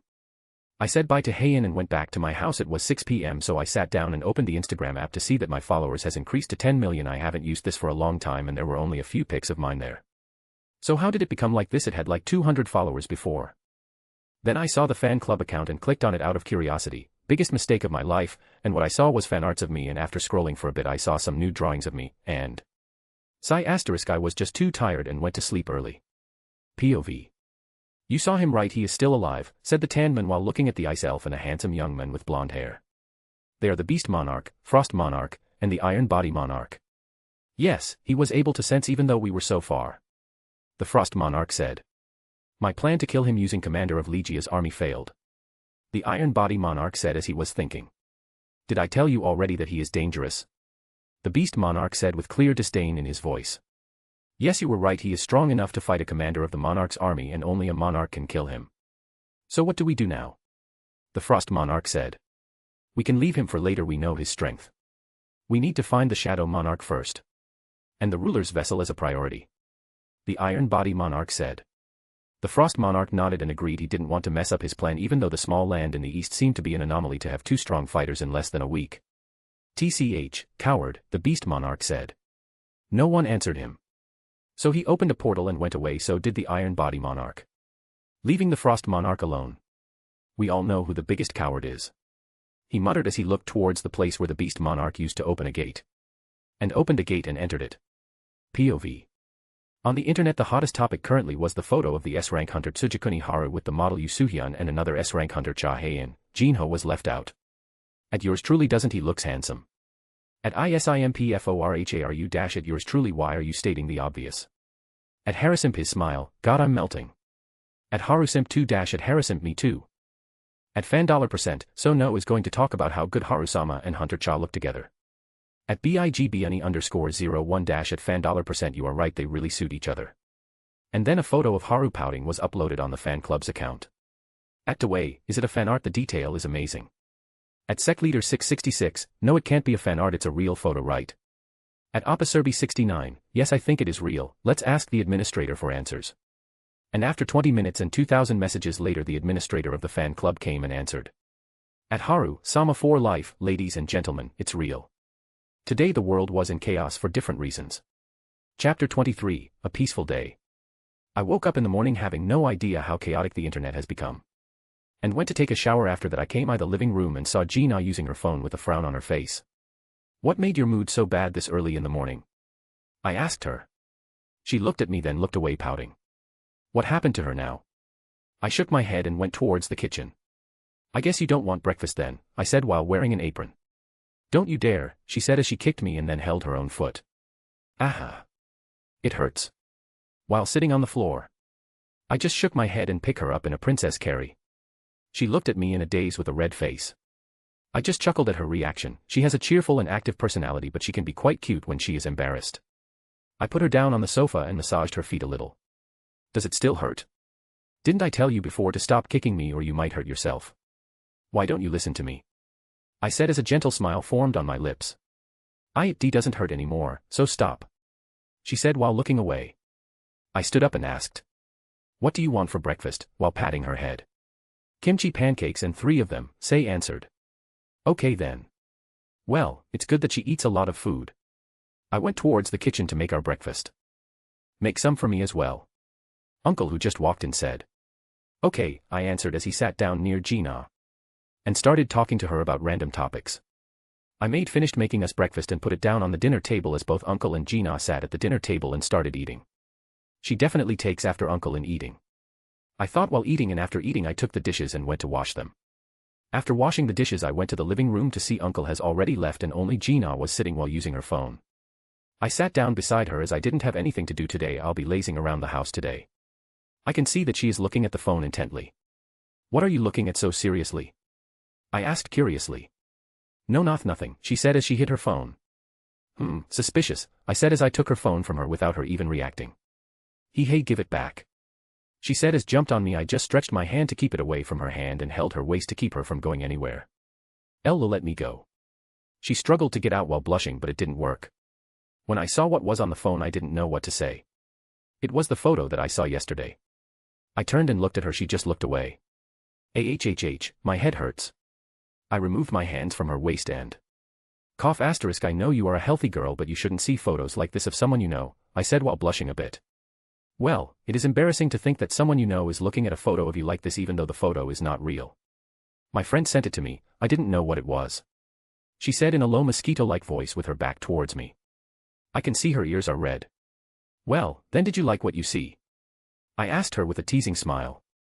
What are you talking about? She said loudly while blushing furiously as she turned around and saw my teasing smile. She is pouting now that I teased her, then jumped on me again and tried to knock me down on the sofa. But couldn't because of my strength. I just laughed at her trying to knock me down. I just caressed her head and said, "It's okay, just don't do it again." She pushed my hand off and said, "I'll look at it again, what are you going to do?" She said as she glared at me. Then I went near her face, only a few inches away from her face, and spoke near her ear in a low voice. What I will do is that I can see her body tensing up and her heart is beating faster, her breathing is a little erratic. Won't give you any breakfast, I said with a smile as I pulled back. I can see that her whole face was red. What did you think I would do? I asked with a teasing smile again. She just stomped her feet and sat down on the sofa while saying, I won't talk to you from now. With puffed up cheeks. I was just teasing you, all right. I smiled as I sat beside her. She just looked away. I just hugged her from behind. What? Don't hug me, she said. Okay, stop squirming, I said as I put my chin on her shoulder. She stopped moving. I moved back again and said, You calmed down now. She just laid her head on my lap and said, Bastard, I just laughed, which caused her to get angry again. It was a peaceful day nonetheless. A/N, there will be a lot of changes from here on, so just a warning for people who will go, this wasn't in manhwa/novel and shit. Okay, peace out. Tokyo, Japan. Draw Sword Guild headquarters. The biggest guild in Japan and the second biggest in Asia. Currently, in the meeting room, 11 hunters were discussing their upcoming assignment. Which is? That is the plan for Jeju Island's S-rank gate. What do you think? The person sitting on the seat at the head of the table, a handsome middle-aged man with black hair and a neatly trimmed black beard. The strongest hunter in Japan, Ryuji Goto, asked his guild members. No objection. No objection. No objection. No objection. No objection. No objection. No objection. No objection. He nodded as no one have any objection. But then, I don't agree with this plan. A frown appeared on Goto's calm face as he looked at the one who disagreed. And this moment the room's atmosphere became tense. They all looked towards the young woman with long black hair, blood-red eyes, purple lipstick, and black fingernails. Wearing a purple jacket and black pants. Why do you object, Kane-san? Goto said, trying to sound calm and collected, but anyone can tell from his tone that he is annoyed. The person in question is one of the S-ranks in the Draw Sword Guild, Tawada Kane. Are you seriously going to do that? Are you really going to leave those hunters to die? She said, gritting her teeth and clenching her fists. That is the plan. You are going to go on this raid, and going to follow it. Goto said while looking at he wanted to bring her along for this raid no matter how much she disagreed. Because she was a competent S-rank whose skill he acknowledges. I won't be following your orders. Kane went out of the room, leaving the tense atmosphere behind. It's understandable why she doesn't want to do it, considering her past. The vice guild master of the Draw Sword Guild, Sugimoto Reiji. A handsome young man with light green eyes and brown hair reaching the sides of his neck. In his first appearance, he was dressed in common business attire, consisting of a gray jacket, a white collared shirt, and a black tie. Understandable, Goto said as he moved on. What about you, Akari-san?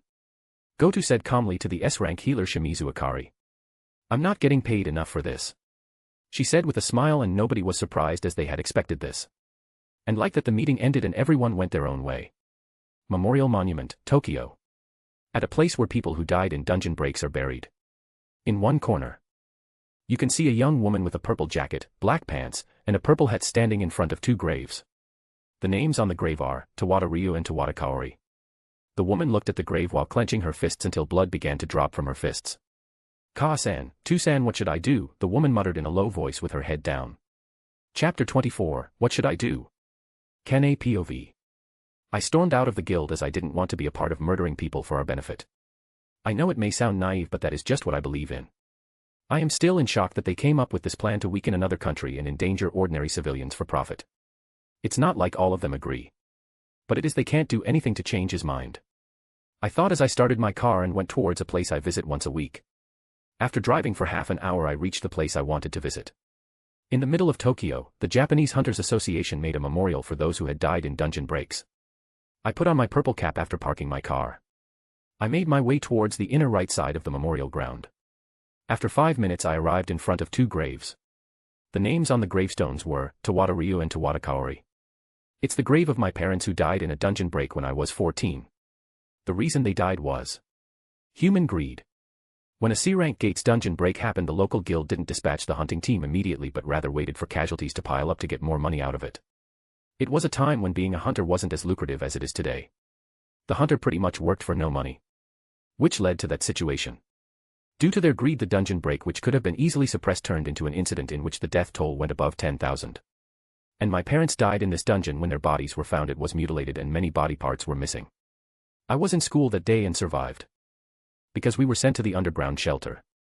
After hearing this news, I didn't know what to do. I mean, what could have I done? The hunters of the guild were arrested, but that isn't going to change anything. In this world, only those who are strong are respected. If you are weak, no one is going to pay attention to you. I always wanted to become a hunter. And this just fueled it further. I wanted to be a powerful hunter so that a tragedy like that doesn't happen again. I trained my ass off and still do to this day. Even after becoming an S-rank hunter. I still work as hard as, no harder than before. But after seeing the world, what I thought seemed like a pipe dream that isn't going to come true no matter what. There were many people with the same strength as me or even higher than me, but I didn't give up. I still worked to be here. But what should I do? The guild that I am working for is thinking of doing the same thing that I want to prevent from happening. And what can I do about it? Nothing. I can do nothing. Ka-san, Tu-san, what should I do? This is all I can think of as blood came out from my palms as my nails dug into it. I knew you would be here. Then I heard the voice of someone I knew. What are you doing here, Akari? I said without looking at her. She didn't say anything and stood next to me. Look, you're bleeding. Want me to heal you? You'll have to pay, of course. She said with a smile. Akari, how did things turn out like this? I asked her. She looked like she was remembering something. Then it returned to her normal expression. No fucking idea. She said, giggling. If you keep an angry face like that, you won't get a boyfriend, you know. She said. Who wants a boyfriend anyway? I shouted at her. Okay. Back to MC. So what did you want to talk about? I said while looking at Jinwoo, who came back 2 days ago and said he wanted to talk about something important. I will be going for a reevaluation. He said. So, I said casually. I have plans on making my own guild. He said. So want me to join? I asked and he nodded. Who else is going to join? I asked. Jinho. He said I guess he already had a talk with Jinho and must have been kicked out of the house by it. Is a little early from the novel, but I guess me being here is also different. So, what's the name of the guild? I asked. Solo Play Guild. He said. I stretched out my hand, he smiled and held it, and then I said. It was nice knowing you. I'll be going now. I was about to take my hand, but he pulled me.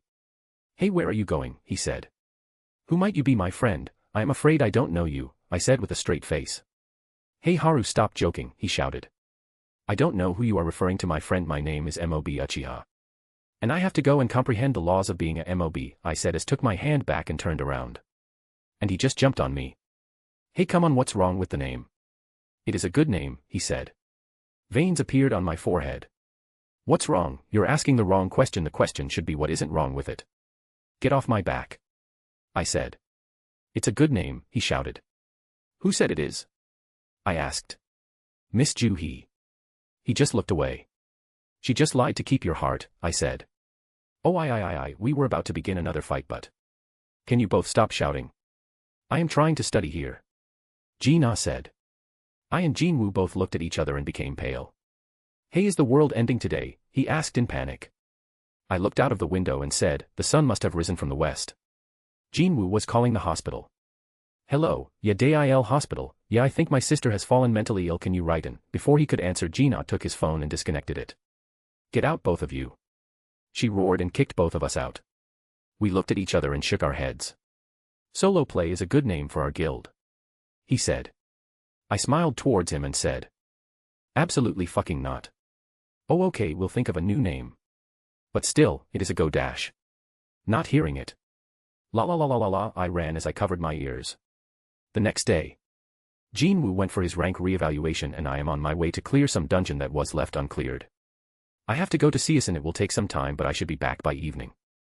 I reached Season in the afternoon and after clearing 4 B rank gates in about 5 hours I was on my way back to Seoul, which took 2 hours.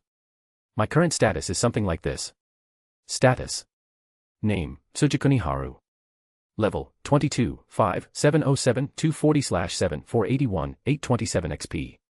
Age. Stats. Strength, A, 5,600. Agility, A, 6,600. Intelligence, S+, 8,600. Vitality, SS, 8,800. Chakra, Mana SSS, 11,200. Charm, SS, 9,600, can't be increased with points. Points, 12. Inventory. Standard Nichiren Katana, E. Demon Slayer uniform with Haori, D. Store. After reaching home I took a shower.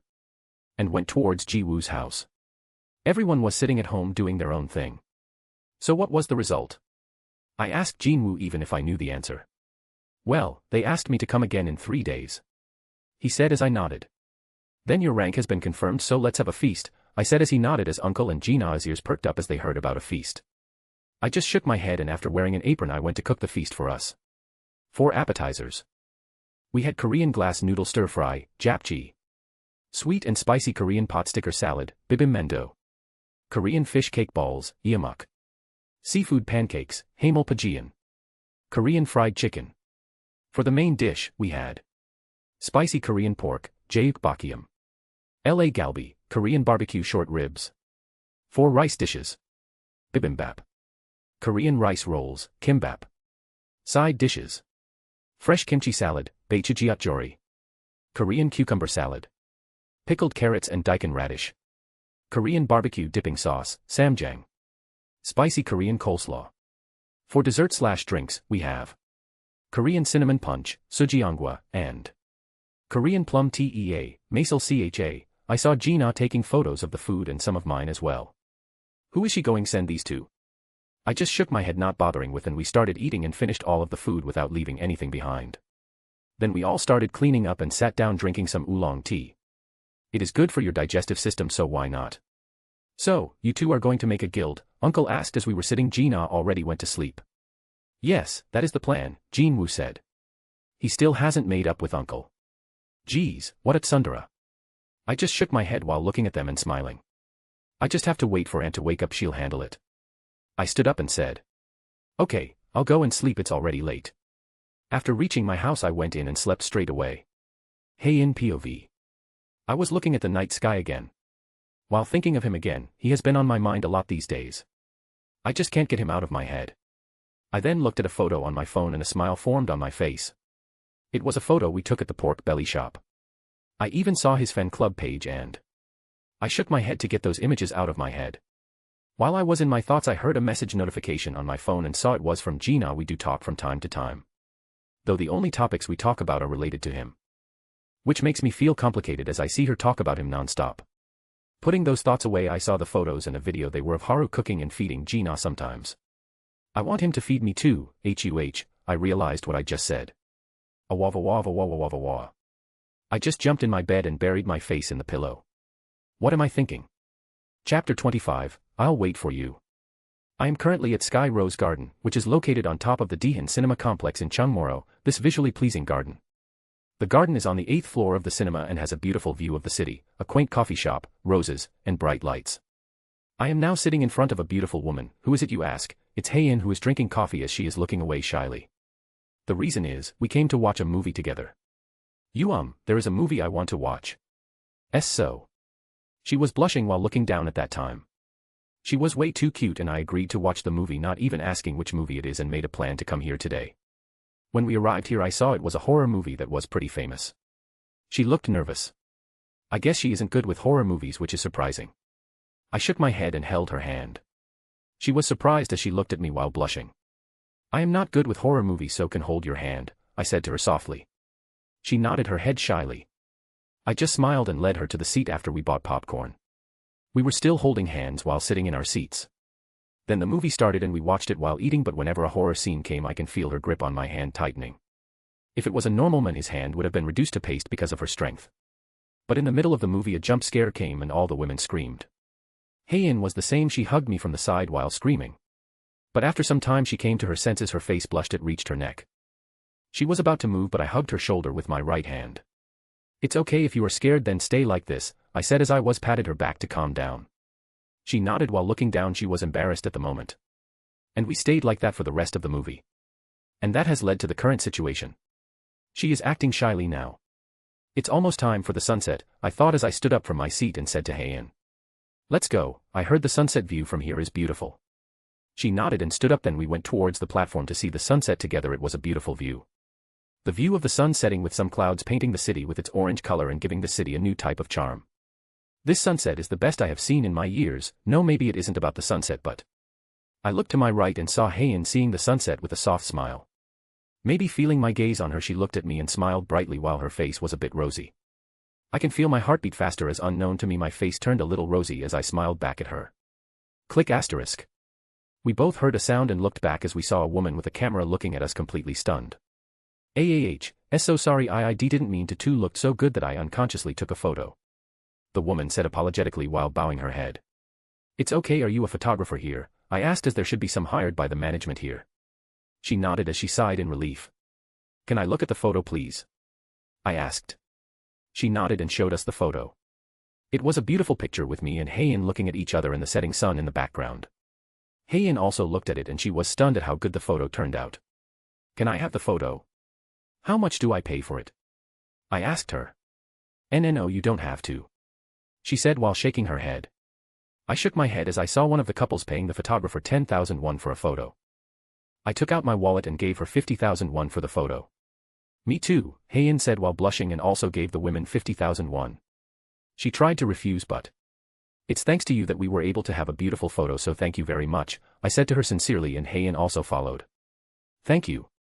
So the woman finally stopped refusing and took the money. I then held Hayin's hand and said. Let's go and have dinner. I'm hungry. She nodded shyly while walking behind me. I just shook my head and pulled her closer beside me as we went to eat our dinner. Sigh asterisk, when can I get a relationship like that? The photographer said as she looked at the photo on her camera. Then she was shocked as she looked at it carefully again. And rubbed her eyes and looked at the photo again. Oh my god, whose photo did I just take? If this gets out it will cause an uproar. No, I can't upload this. Then she looked at the figure of the two. I'll wait till they make it official, from the looks of it. It shouldn't take a lot of time. She thought as she went back to her work with a happy expression. Hayin POV. It was the best day of my life. That is the only way I can describe the day I spent with him. The way he talks and shows concern about me is too calming for me that I think I won't be able to live without him. I still feel his warmth when he hugged me during the movie. After that, I wasn't able to focus on the movie. Then, we went to watch the sunset. I saw the orange hue of the sun made his red hair was shining more vibrantly than ever. Then he looked towards me and smiled. And I forgot about everything. I just felt that him being with me is all that matters. I'll tell him. I made up my mind. Even though I am a bit uncertain about it. I'll tell him. After dinner, we were currently walking back home together. After reaching my building he said. Okay, so I'll be going back. I have something to say, I said, gathering all my courage. My face was turning red as I looked him in the eyes. What is it? He asked. I can't say it. How do I tell him? I want you to stay by my side forever, I thought while looking down as my face was getting hotter by the second. It is in my heart, but I can't say it. I was clenching my fists. Just as I was about to lift my head, I felt two strong arms embracing me. I was shocked, but I don't hate it. Then he lifted one of his hands and placed it on my head and rested my head on his chest, while his other hand was on my waist pulling me closer towards him. I was too surprised to say anything. Then I heard it. BA dump asterisk BA dump asterisk BA dump asterisk. I hear his heart beating violently. It's the same as what happens to me, does he? His voice brought me out of my thoughts. You can hear it, right? He asked. Yes, I said in a low voice. So you understand how I feel about you, right? Yes, I said again as my heart started to beat faster. I want to tell him how I feel. I want to let him know. But the words just won't come out. I was confused. Why can't I say it to him, why? I felt like crying. Then I felt his hand caress my head softly as he said, "It's okay if you can't say it now. It doesn't matter how long it takes. I'll wait for you." I just buried my head deeper into his chest and said in a small voice, "Can I stay like this for a while?" "Of course," he said while softly caressing my head with his hand, while hugging me tightly. After 15 minutes we separated and he said while patting my head, "Okay, I'll go back now." With that he turned around and went away. I wanted to stop him but wasn't able to say anything. I saw him walking until he disappeared. Then I went back to my house. I changed my clothes and came towards the window and looked at the night sky. I heard a notification sound and looked at my phone. It was Gina. The message was, "Uni, look at this." It was a photo of Haru wearing a butler uniform for the sports day event. I can imagine her laughing cheerfully at this moment, but then I thought of her smile disappearing. Seriously, why am I such an idiot? I asked myself. Chapter 26, Have a Talk. Back to MC. I went back home after saying my feelings to Heian. Then I reached my house and saw Gina sitting on the sofa. And I felt a bit conflicted with this feeling. "Oh, you came, Haru?" she said with a smile. I nodded and sat down beside her. Asked, "Why are you up so late?" I asked her while looking outside. What is troubling you?" she asked. I was surprised inside but didn't show it on my face. "Nothing. What are you talking about?" I said while looking at her. "Do you think this excuse will work on me? I know you since childhood. Do you think you can lie to me?" she said, narrowing her eyes. I mean, she is correct. She is 2 years younger than me, so our relationship is kind of like childhood friends rather than one between a brother and sister. "No, it's nothing," I said as I patted her head. "If it's something you can always tell me, you know," she said while laying her head on my lap. "Okay," I said while patting her head. Then after an hour, we went to sleep. The next morning, I woke up after taking a shower and eating breakfast. The time was around 1 p.m. and I saw the news talking about the 12th S rank from Korea, which caused quite an uproar in Korea and other countries. Many were saying that it was a hoax and there were no S ranks. Some countries were even speculating that Korea was doing secret experiments. The common populace was happy as they can be safer from now on. The most shocking thing was that the Korean Hunters Association has placed a lock on their information, so not much is known about the last 2 S ranks. A lot of attention was gathered on Korea, both good and bad as well. POV. Something is wrong with that small country in the east, said the Frost Monarch, looking at the Beast Monarch and Monarch of Transfiguration. Both of them nodded in agreement. "What should we do now?" "I told you before that we should take action against that anomaly as fast as possible," the Beast Monarch said as he was annoyed. "Well, it's not that late. We can still implement our plan, but some changes are necessary," said the Monarch of Transfiguration. "He is responsible for the information and even he wasn't able to get anything on that anomaly." "Okay, I will be leaving first," the Frost Monarch said as he stood up and left. After that, the other 2 left as well. And the place became silent again. During this time an ant managed to reach an island in Japan alive. After that, it started slaughtering the civilians and hunters. 400 civilians were killed and 108 hunters were dispatched. The ant was only killed because of an A rank that joined later on. This situation has put the Korean Hunter Association into chaos as they and to speed up the negotiations for the Jeju Island raid with the Japanese Hunter Association. The talks went through smoothly and they have concluded that 10 hunters including Ryuji Goto, the strongest hunter in Japan, will be participating in the raid. The hunters will arrive in 2 weeks and the date for the raid has been selected to be 1 week after they arrive. Back to MC. "Where are you going now?" I asked Jinwoo, who was packing some artifacts he bought 2 days ago. "I'll be back in a week. So take care of Gina till then," he said while looking at me. "Sure, but did something happen? You have been acting weirdly since you came back the last time," I asked him, even while knowing that it is because he has found a way to heal Ant. He flinched a little, then looked at me. "Nothing happened." Sure. "Don't tell me." I shook my head and went back to my room. He left after saying bye to both Uncle and Gina. After eating dinner we went to sleep. In the next few days, I would train with Heian in the morning, who wouldn't look at me straight. Well, that is to be expected. I would occasionally clear some gates. We decided to make the guild after some time as all of us are busy with our things at the moment. Today Jinwoo came back and said that he wanted to talk to me. So we are currently at the terrace of our building. He looked at me and said, "I have a possible way of curing Mother." "What? Did you hit your head or something?" I said to him. Hey, I am telling the truth. As if there was way would she still be laying in the hospital, I said to him. Even if I can buy a potion that will help her, I didn't because I knew the Jinwoo was going to get it. So why waste my points? Here, look at this. He said as he gave me a bottle of the potion. You are telling the truth, right? I asked him. Well, I know it is hard to believe me.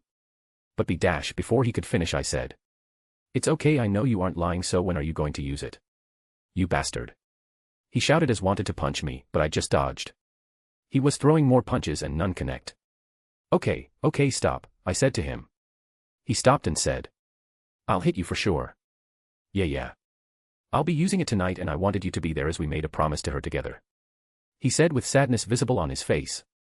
You aren't going to tell Uncle about this? I asked him. I won't, he said. Are you sure?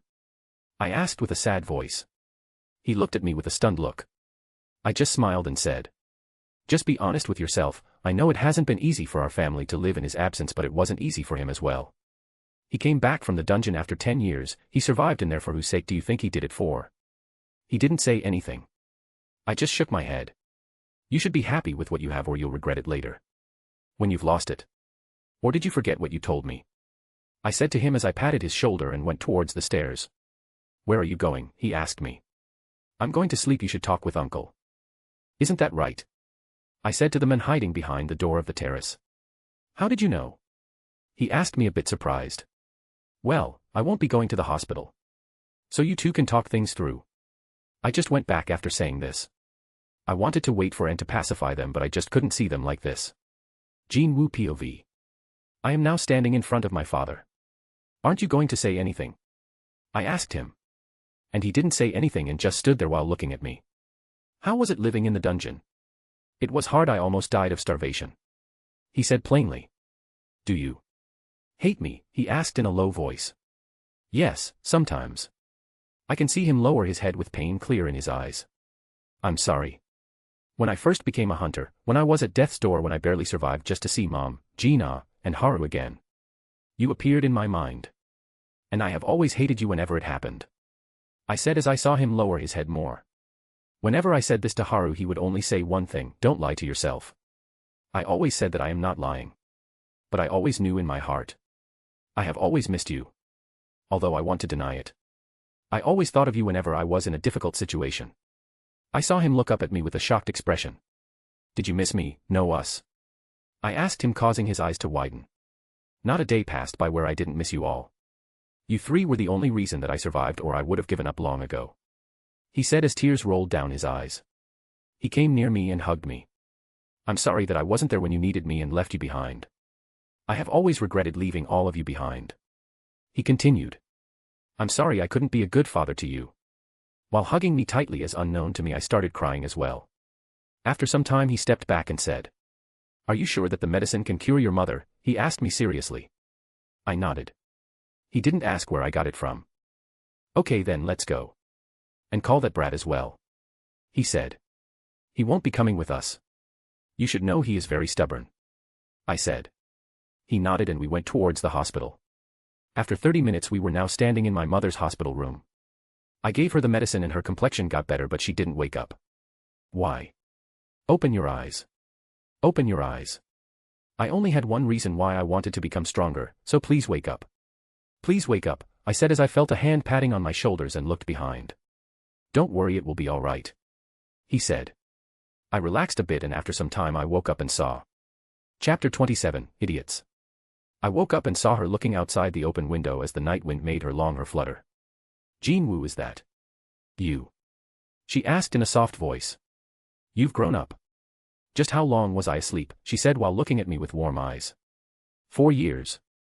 I said while trying to stop my tears as my hands were trembling. 4 years, she said a bit confused, then asked. How's Gina? She's doing well, I answered and lifted my head. Looks like both you and Haru kept your promise. She said while smiling. She then took my hand then said. Because I got sick, my son, it must have been difficult for you.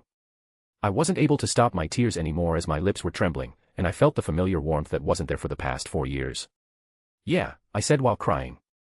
Park Kyung-hye POV. After Jinwoo went away to inform the doctors that I woke up. I looked at the person who was standing beside me.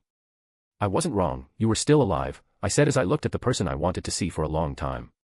When I first heard the news that he didn't come back from the dungeon, I didn't believe that he would die because I'll be with you no matter what it takes.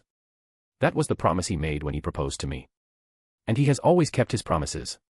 So I knew he would keep his word. The tears that I have kept inside me for 6 years started to spill out.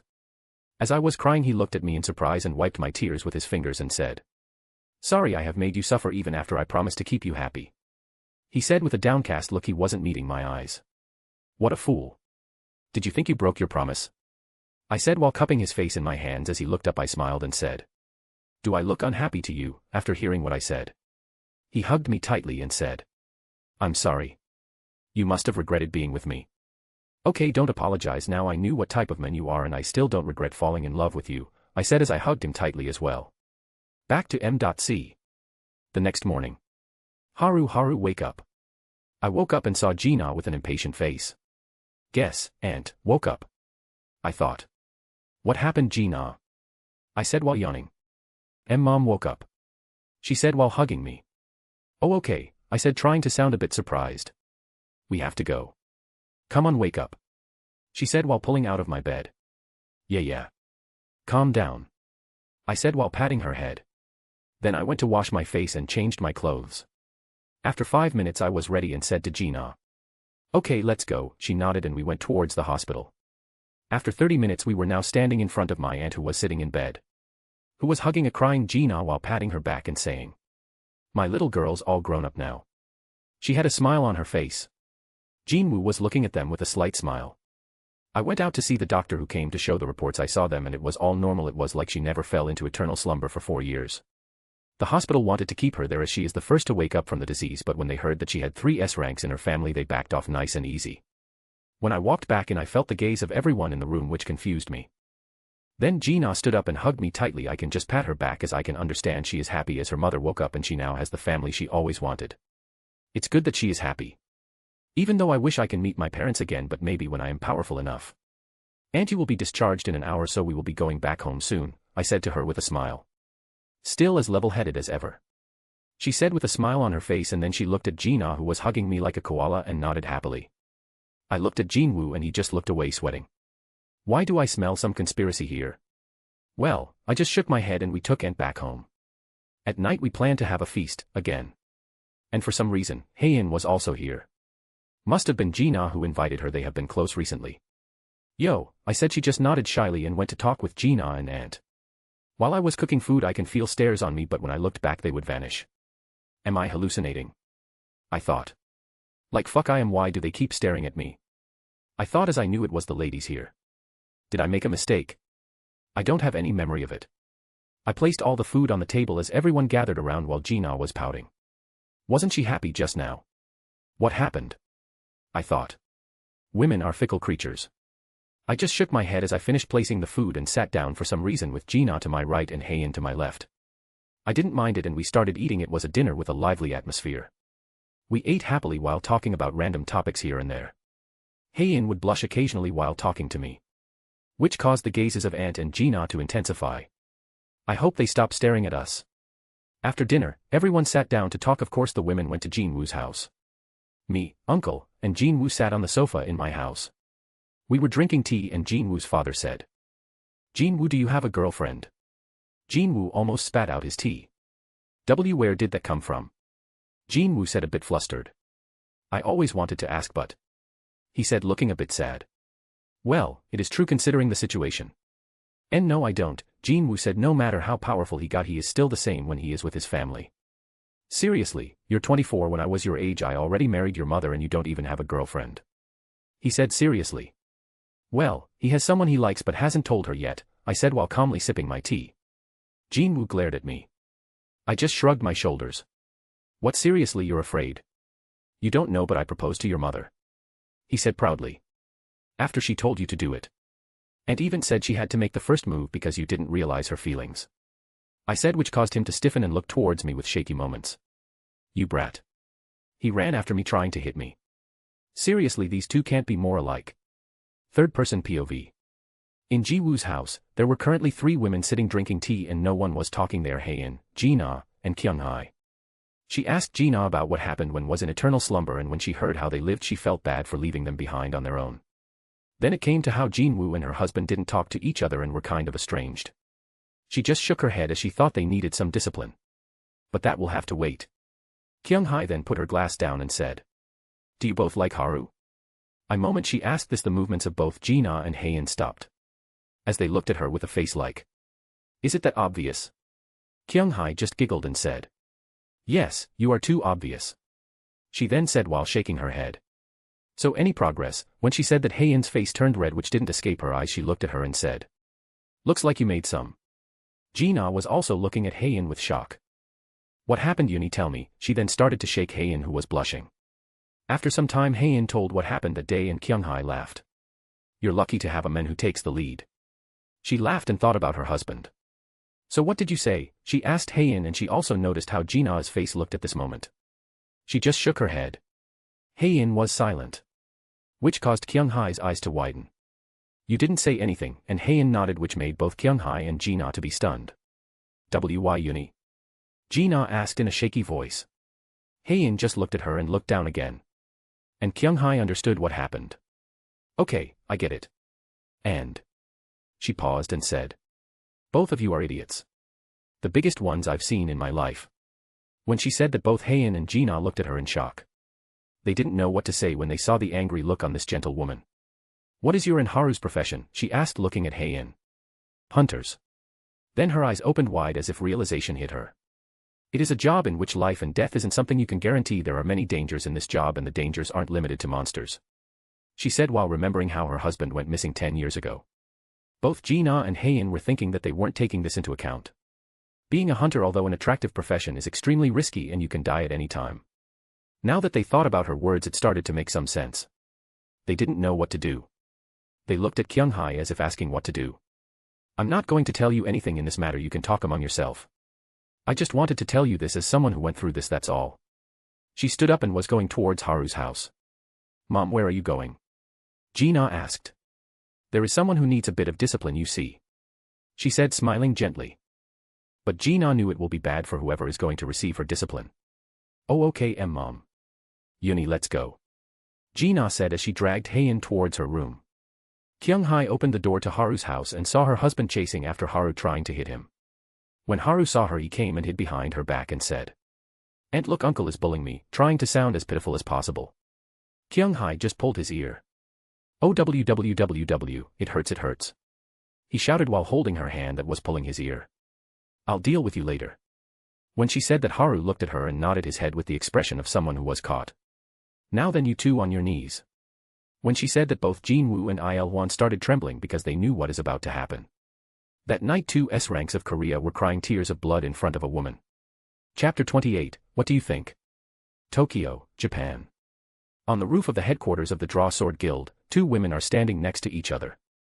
"So you are coming for this raid?" the young woman on the right, with light brown eyes and light orange-brown hair that she wore in 2 buns, asked in shock because she thought that the person in question wouldn't agree to it because of her stubborn personality. "Even though I disagree with them, I have to do my job of clearing the monsters so that more lives aren't lost. And I have gut feeling, Akari." The young woman on the left, with long black hair, blood-red eyes, purple lipstick, and black fingernails, wearing a loose off-shoulder magenta top with baggy black pants. "What a gut feeling. What is it?" Akari was confused when she heard her say this. "I don't know. But we'll know when we go there. I just feel this raid isn't going to be simple."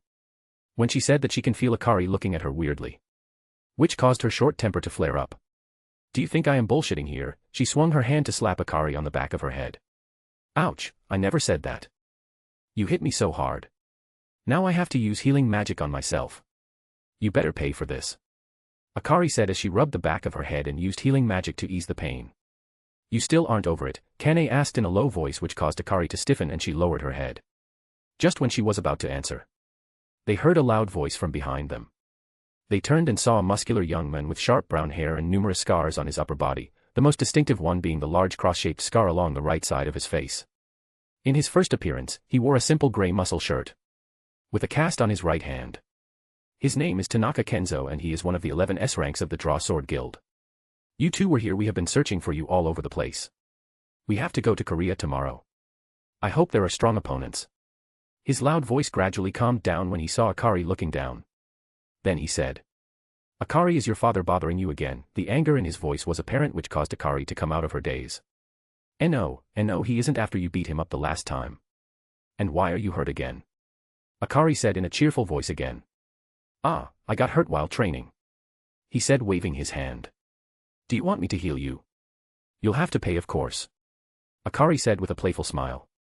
"You are so greedy, don't you have enough?" Kenzo said with a sad smile, as he knew why she was so fixated on making money. "I never said it has to be money," she said with a teasing smile, which caused Kenzo to tilt his head as he didn't understand. And Akari became upset again. Kane just shook her head. "Did you hear Korea has 3 new S ranks now? We are going to have a briefing about it today, and those 3 are related to each other." Kenzo said, no realizing what he had done. Now that you talk about it. It was the one that caused so much trouble in Japan. And the 3 of them are related. Akari was shocked when she heard this. Just having 1 S rank was extremely rare, but to have 3 in one family is something unheard of. After that, they went towards the meeting room for the briefing, as they have to leave for Korea in 5 hours.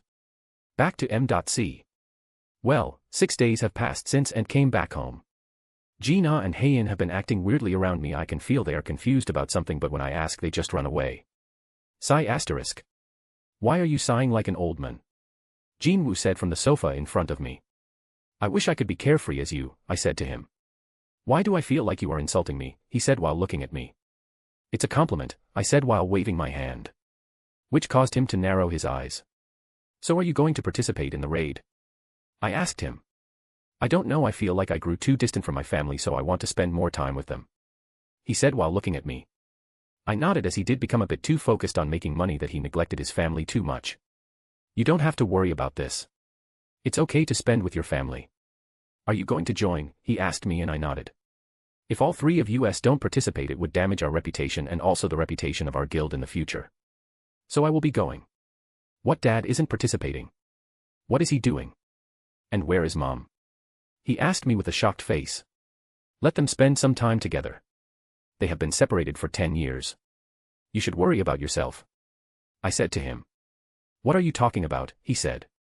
Did you forget what Aunt said during your discipline session? I said to him with a smirk. He turned pale, looks like he remembered what happened. I stood up and was about to go out, but I heard. Hey, where are you going? Help me with this. He said, looking terrified, which is normal considering what happened to them.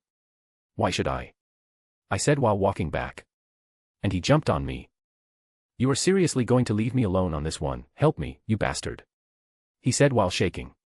Even the Sung Dripwoo is nothing in front of his mother. I shook my head and thought angry mothers might look cute in anime, but in real life. I shuddered. What is it that you need my help with?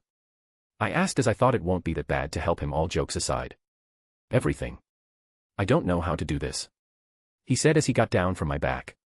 Everything. I asked him again. He nodded. Okay, I am going out, I said and turned around. No, he shouted as he ran behind me. Washington, USA. In the presidential suite of a 5-star hotel, there was a huge, muscular man with long blonde hair, red eyes, a toothy smile, an overgrown blonde goatee, and a black tattoo sitting on a sofa in his shorts while watching the report from the guild secretary. Is this true? Laura, he looked towards a beautiful young woman with blue eyes and blonde hair that she wears in a bun. And wearing a black business suit. Yes, even getting this information was hard, as the Korean Hunter Association has put a tight lockdown on their profiles. She said with a composed look. Interesting to have 3 S ranks in one family is something that has never happened before. The huge man said. What do you think? Laura asked her guildmaster. I want to meet them, they seem interesting. Especially this one. He said as he put down the report, pointing at the men with red hair, and asked. What about Dongsu? Has he said anything about what happened between them? Laura shook his head. No, he hasn't. Every time it comes to that man his body trembles, and he was not able to say anything. She was shocked as well when she saw his condition. The huge man just shook his head and said. Looks like I'll have to meet him and ask him what he did. As no one hurts my property. Then the upcoming Jeju raid will be a good opportunity, Laura said. I don't mind going if they handle my fees, of course. He said with a toothy grin. Laura shook her head and went away as she had some work to do. Back to M.C. I am currently running. Why, you ask? Because I am late. Yes, I am late for the meeting between the Japanese and Korean hunters. I overslept today because I was helping Jinwoo with his problem. And he left without even telling me. I'll get back at him for this. I thought as I reached the association and felt the two hunters inside were fighting. On my way towards the gymnasium, I met Guildmaster Choi, who was smoking. "Ah, look who arrived. Seriously kids these days," he said to me while smiling, teasing. "I didn't know you were that old, Master Choi." When I said that I can see veins on his forehead. "Bastard, I'm still young," he shouted as through his cigarette. "Come on, let's go inside." "Why are you smoking outside? You'll miss something interesting if stand here," I told him while walking inside. "Really?" he said as he walked beside me. I just nodded. When we reached the spectator area, I saw Jin-woo and Chairman Go standing and watching the match between Ma Dong-wook and Baek Yoon-ho. Then Chairman Go looked at me and said, "Did something happen? You came late?" Jin-woo was smirking beside him. "I was helping a grandma crossing the road," I said, and they all looked at me like, "You expect us to believe that? Did I miss something?" I asked as Chairman Go. He chuckled a bit and said, "Nothing. They just started." I nodded, then walked near them and looked at the match. I can feel many gazes on me. I looked at Hae-in and waved. She waved back with a blushing face which didn't escape the eyes of people beside me. Cough asterisk. Chairman Go just coughed. Jin-woo was angry. Oh ho. And Master Choi was laughing, looking at Hae-in. I can sense the gaze from the Japanese side, curiosity being more prominent but hostility. I turned my head towards the source and saw the person in question. But my gaze only lingered on him for a second. Weak. That is all I thought as I looked away, which caused the hostility to increase, but I didn't care about it and continued watching the match. Chapter 29, Don't Make Me Laugh. At the same time, Goto Ruji was doing his very best to stifle a yawn. This is supposed to be the abilities of Korea's best. How laughable. No, they were pitiful. The assessment of laughable was made from an objective point of view, while the pitiful bit came from him adding a bit of sympathy to that initial assessment. Rather than leaving the safety of the country to these people's hands, wouldn't it be far better to be under the protection of us, the Japanese, instead? Goto Ruji formed a leery smile and surveyed the Korean rank S hunters. Out of all the rank S hunters he met in Korea so far, only two seemed to be somewhat powerful to his eyes. Her name's is Cha Hae-in, right? And him. He thought as looked behind at the men standing next to Go Gun-hee. His name is Sung Jin-woo. There isn't much information about him.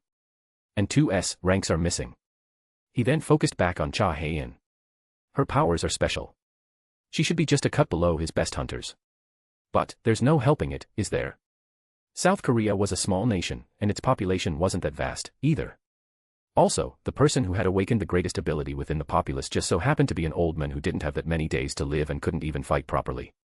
If it's Go Gun-hee, then he might be able to contend with some of our best on a similar level, but now there is another too.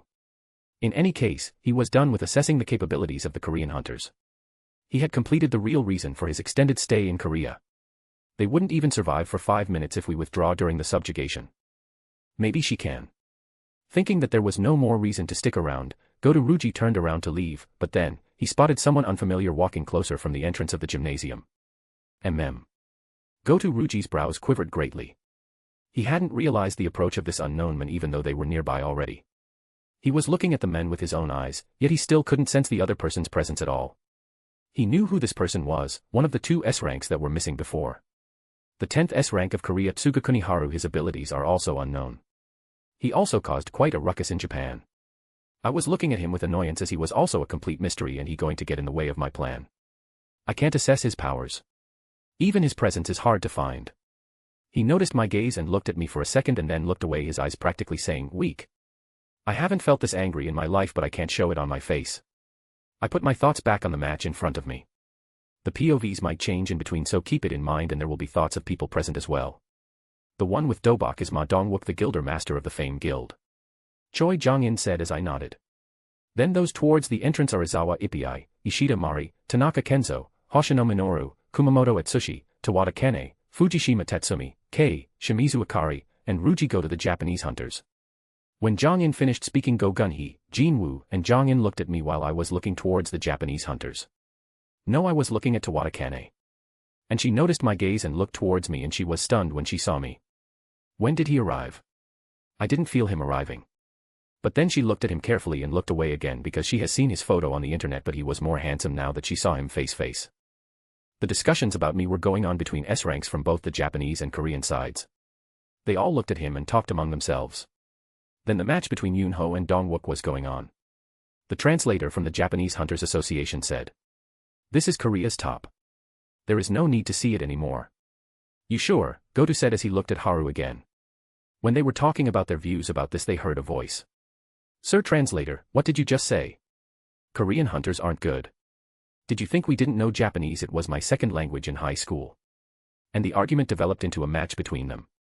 So two A ranks are going to have a match. "This is going to be interesting," Zhang Yin said as Jinwoo was also interested in this fight. "The rules are simple. You laugh, you lose. The person that gets their wrists grabbed loses." Then the match began and the Japanese translator lost. The Goto proposed a match between S ranks with the same rules as the last match. Back to M.C. We have already made our way down next to them. And some new rules were added, such as touching the opponent's back or knocking them over is also a win, and the match will be a group match rather than a one-on-one. And Goto accepted it. He just wants to assess the abilities, that's it. So it doesn't matter to him how it is done. I thought, as I can still feel him looking at me. From the Korean side, the participants were Baek Yunho, Ma Dongwook, Cha Hae-in, and Im Tae-gyu, and from the Japanese side were Tanaka Kenzo, Hoshino Minoru, Kumamoto Atsushi, and Tawada Kane. She took a glance at me, then went towards the ring. Then the fight started with Hae-in defeating Kane with her speed. Kane wasn't even able to react. She has gotten faster. And Kenzo defeated Dongwook after some time. After that, Im Tae-gyu lost to Minoru. Then Kenzo and Hoshino teamed up against Yunho as Hae-in was about to help him. Atsushi appeared behind her. She was surprised and punched him in the face 20 times in less than a second. Everyone was surprised because of her speed and how fast her punches were. Kumamoto is angry now. When that bastard gets angry, his personality changes, the hunter named Tatsumi said. It's not his personality, he just loses all reason. He isn't meant for fighting in competitions. But he can clear B rank gates alone. The hunter named Kei said. And he doesn't remember anything after the fight, Akari said. I'm only trying to test them. If it gets serious, we need to step in, Goto said. If we have to stop it, is better to do it now. I don't think we can pay for the damages he is about to cause. The translator said. Then Atsushi appeared in front of Hae-in and tried to kick her in the face. And the kick landed, at least that is what it looked like. She has developed some of her forms already. Breath of light, flicker. It creates an afterimage to confuse the opponent as the real target disappears. It might look simple, but it can even trick Kenbunchaku Haki. Hae-in appeared behind Atsushi and touched his back. Then she was about to go to help Yunho, but suddenly Atsushi attacked her. She wasn't able to move just when the attack was about to land. The air changed and everyone stopped and looked at me. If they didn't hold themselves, they would have already fallen to the ground. Some of them did. Among the 19 S ranks, only 10 were able to stand, and even they felt how hard it was to remain standing. Then they saw Atsushi has stopped. He has fallen on the ground while he was sweating so much that it formed a small puddle below him. It's just a competition, no need to go that far. And there won't be a next time for this. I said as I walked in front of Atsushi, who was in his berserk state. He was looking at me with wide open eyes with terror clear in them. TCH, not if you understand, I said as my mood was really bad at the moment. I have read the novel and there wasn't any event in it like this. Maybe it was a manhwa only thing. The manhwa didn't reach till this arc. To send someone who can't even control himself. I saw him nod his head over and over.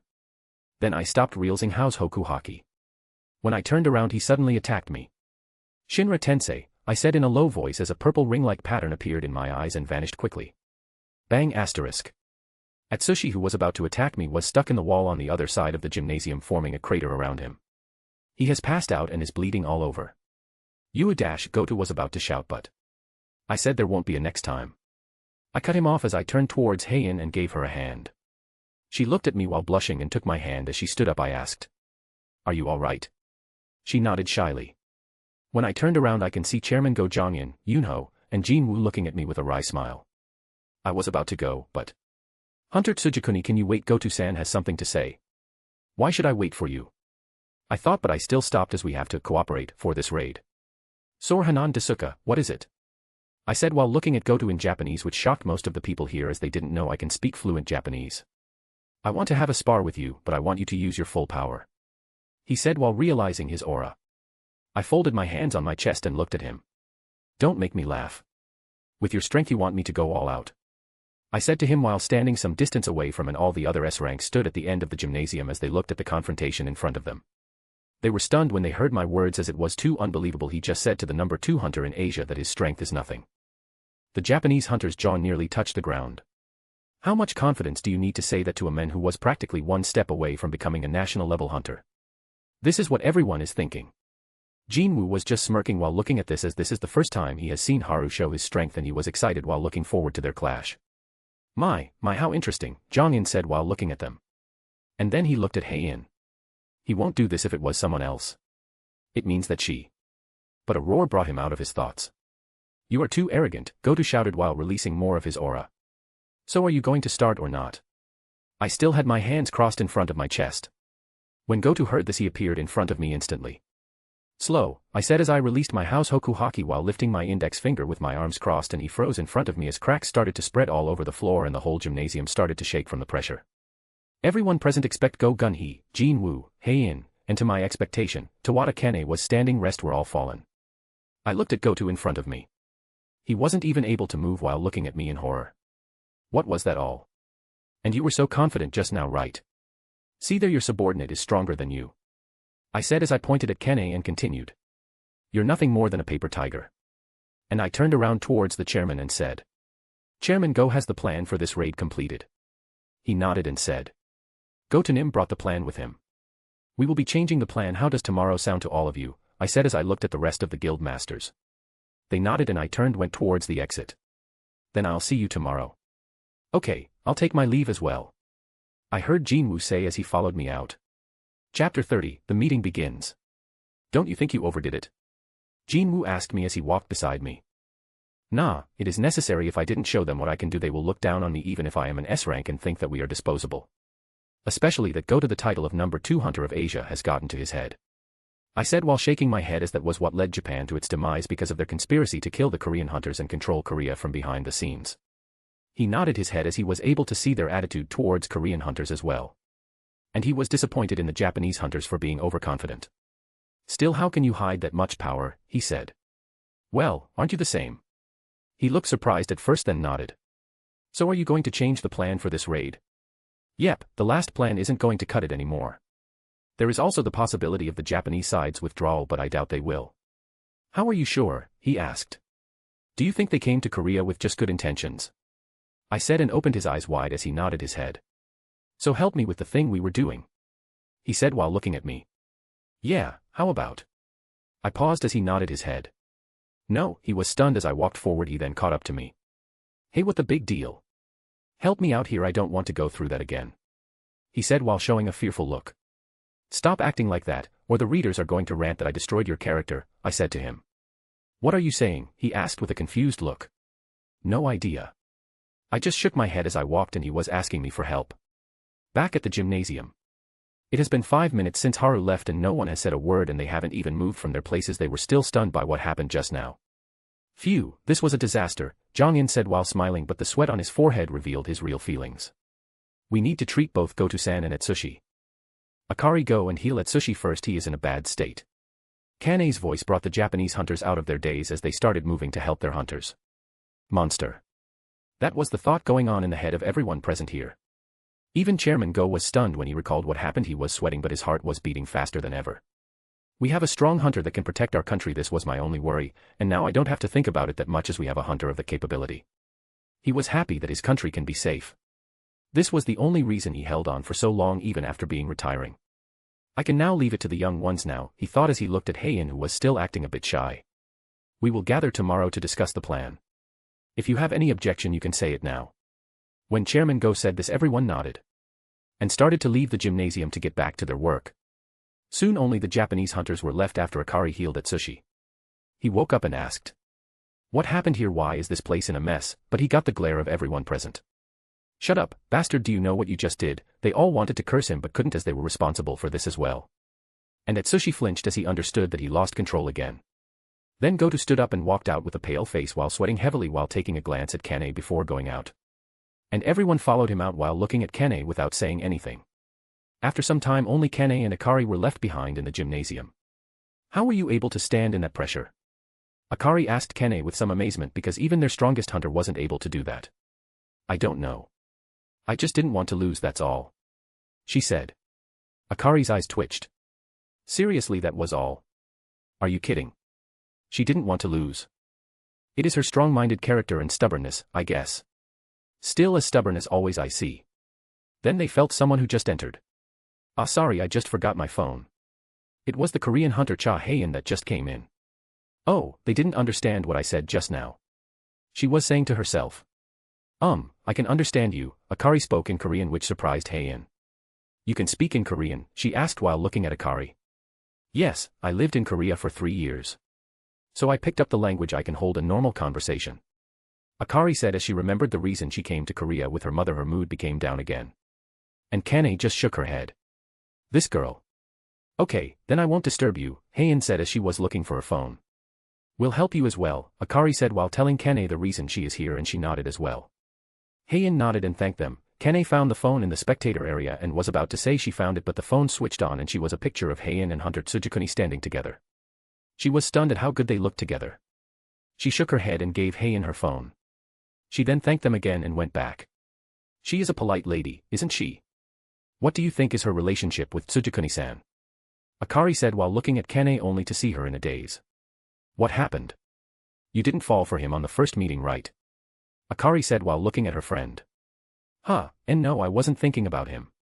She was thinking about him, but not romantically. From the moment she saw him, she could feel it. Her gut feeling told her not to provoke him. She was sure that he was powerful, but she didn't think the difference was this big. Kanae. Akari's voice brought her out of her daze as she looked at her, and Akari was looking at her with narrowed eyes. And Kane just walked out of the gym ignoring her. Go to POV. I came out of the gymnasium after glancing at Kane and distanced himself from the interpreter. Even though the weather wasn't all that hot, there were cold sweat drops visible on my forehead. He pulled out his phone and dialed a familiar number. After a couple of rings, I could hear the sound of the phone's receiver being picked up. Click. It's Matsumoto speaking. Association President. Is it you, Go-To? What's the matter with your voice? I did my best to calm my trembling voice.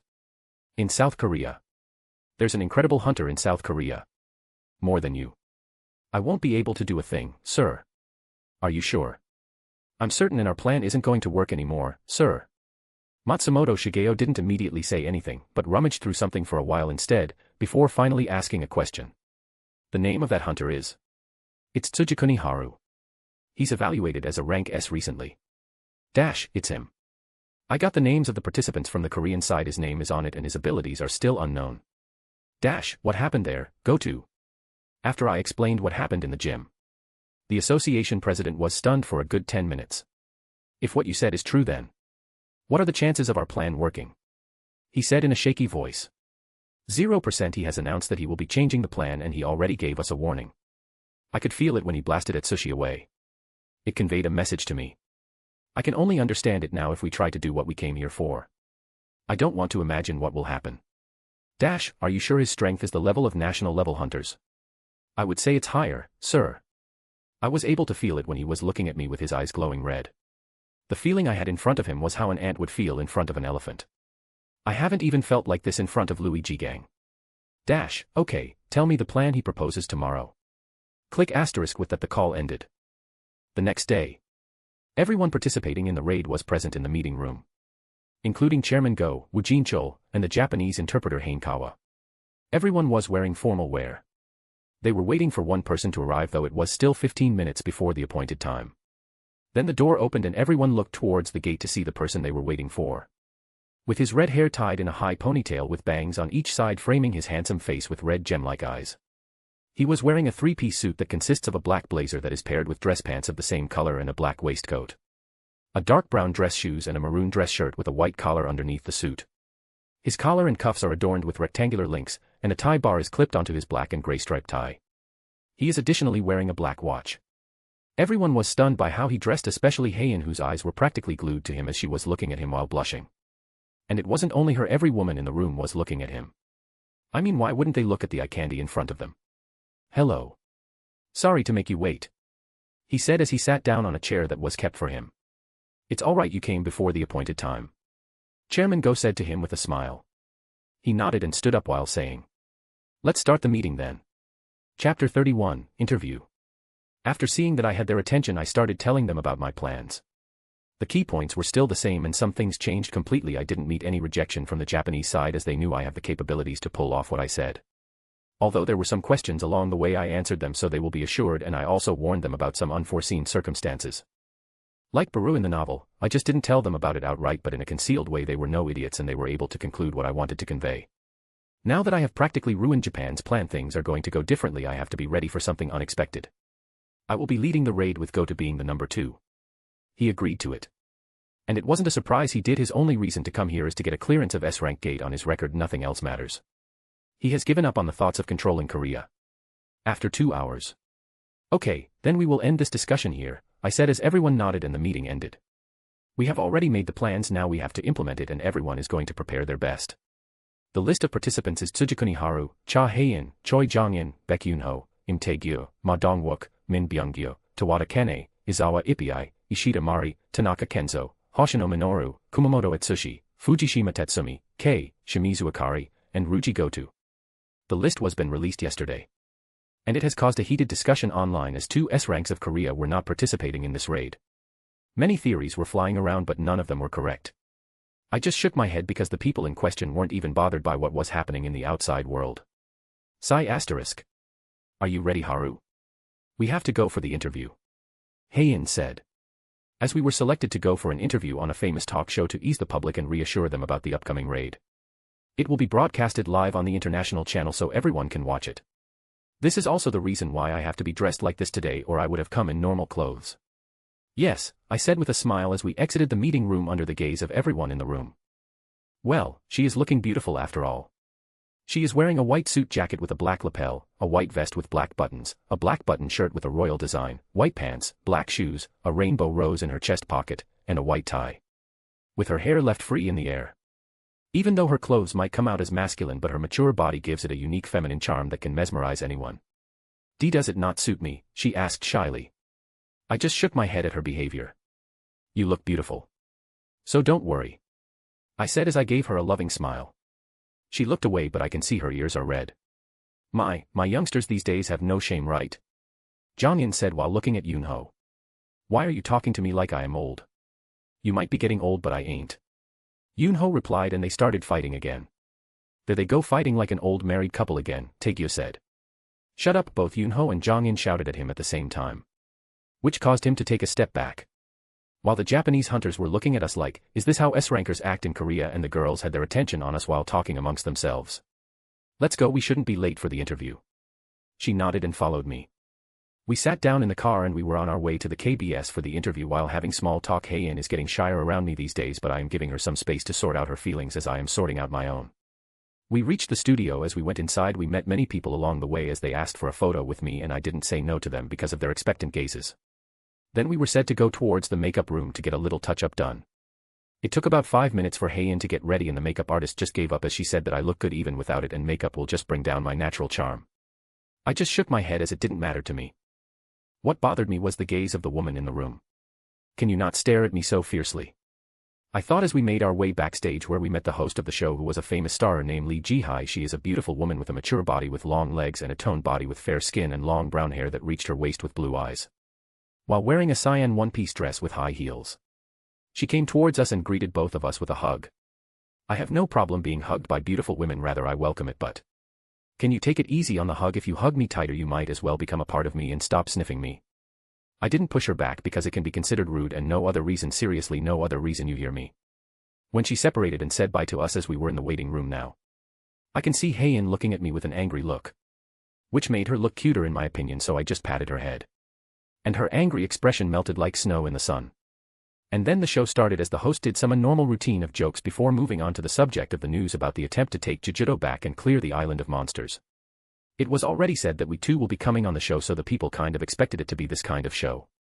So please welcome our Korean S-rank hunters, the only female S-rank hunter in Korea, the Cha Hae-in.